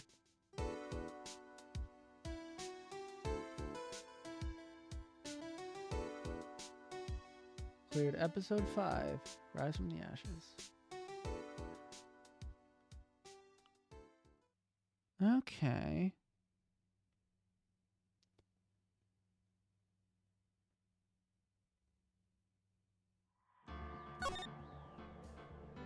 Oh, okay. I see. Oh! Well, that's... Alright, so if I finish this one today... okay, when did I start with the Ace Attorney Trilogy? This is what, day 4 or 5 of me playing it? This is day 4. Astro Dude, question. If I'm talking... how many trials are in the other 2 games? For the 2nd and 3rd game? Is it the same amount of 5? Or... Because if it's more than that, I don't think I'll be able to finish all of them. What a journey. Yes. The first one we went through. I mean, I could definitely complete at least the second one before my vacation begins. But yeah. Well, vacation. Dread. Yes, you'll have to deal with me. You'll have to deal without me for like a month. Then again, actually, I could... Honestly, I'll still be on the Discord and stuff. I just won't be able to stream. We could honestly do some, like, community stuff on the Discord. Yeah, I could. The roles will be reversed. Yeah. I mean, honestly... What I was thinking, Lifey, is do you remember when you suggested doing a watch-along on, like, the Discord? Game 2 has 4 episodes, 1 trial only. Game 3 has 5, 2 trial only. Okay. Ready for the last Bible playthrough? That's...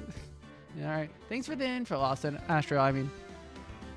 That means I might actually be able to complete this whole trilogy before I have to go. Because on the 18th, I'm... gonna be gone till like mid-August. But yeah.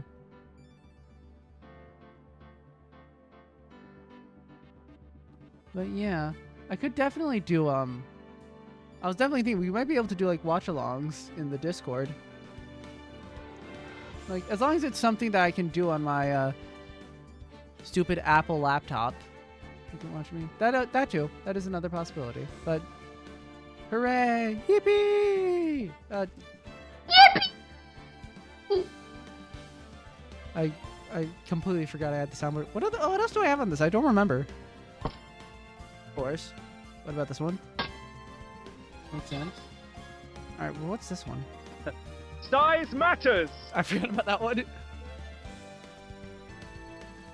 Stop attacking you with what? I see no problem here. What is the issue? What is attacking me right now?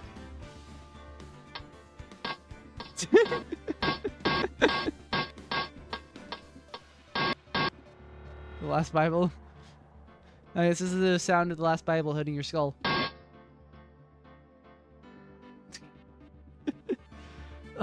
I gotta stop forgetting I have this. I should use these. I keep forgetting that it has these like sound clips on it. This audio mixer. I gotta use those. I never do. It just gives me this nice crisp audio. Yeah. Well, that's all for today. Astro Dude, if you liked what you saw here today, I'm definitely going to be trying to finish the rest of this before I am have to take my vacation. So if you like that, drop a follow. And if you'd like to be on the Discord, just type !Discord in the chat and you could get access to, you could just click the link and you'll have access to the Discord. You'll have, yeah, like he did it for you, but your choice, Astro Dude.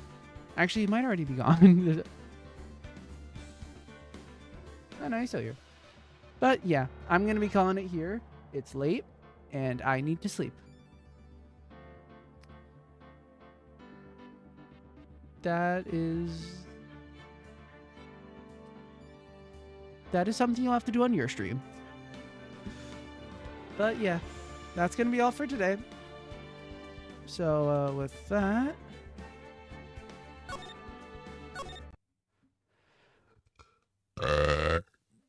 No, but yes, bye. There will be high in like 18 hours.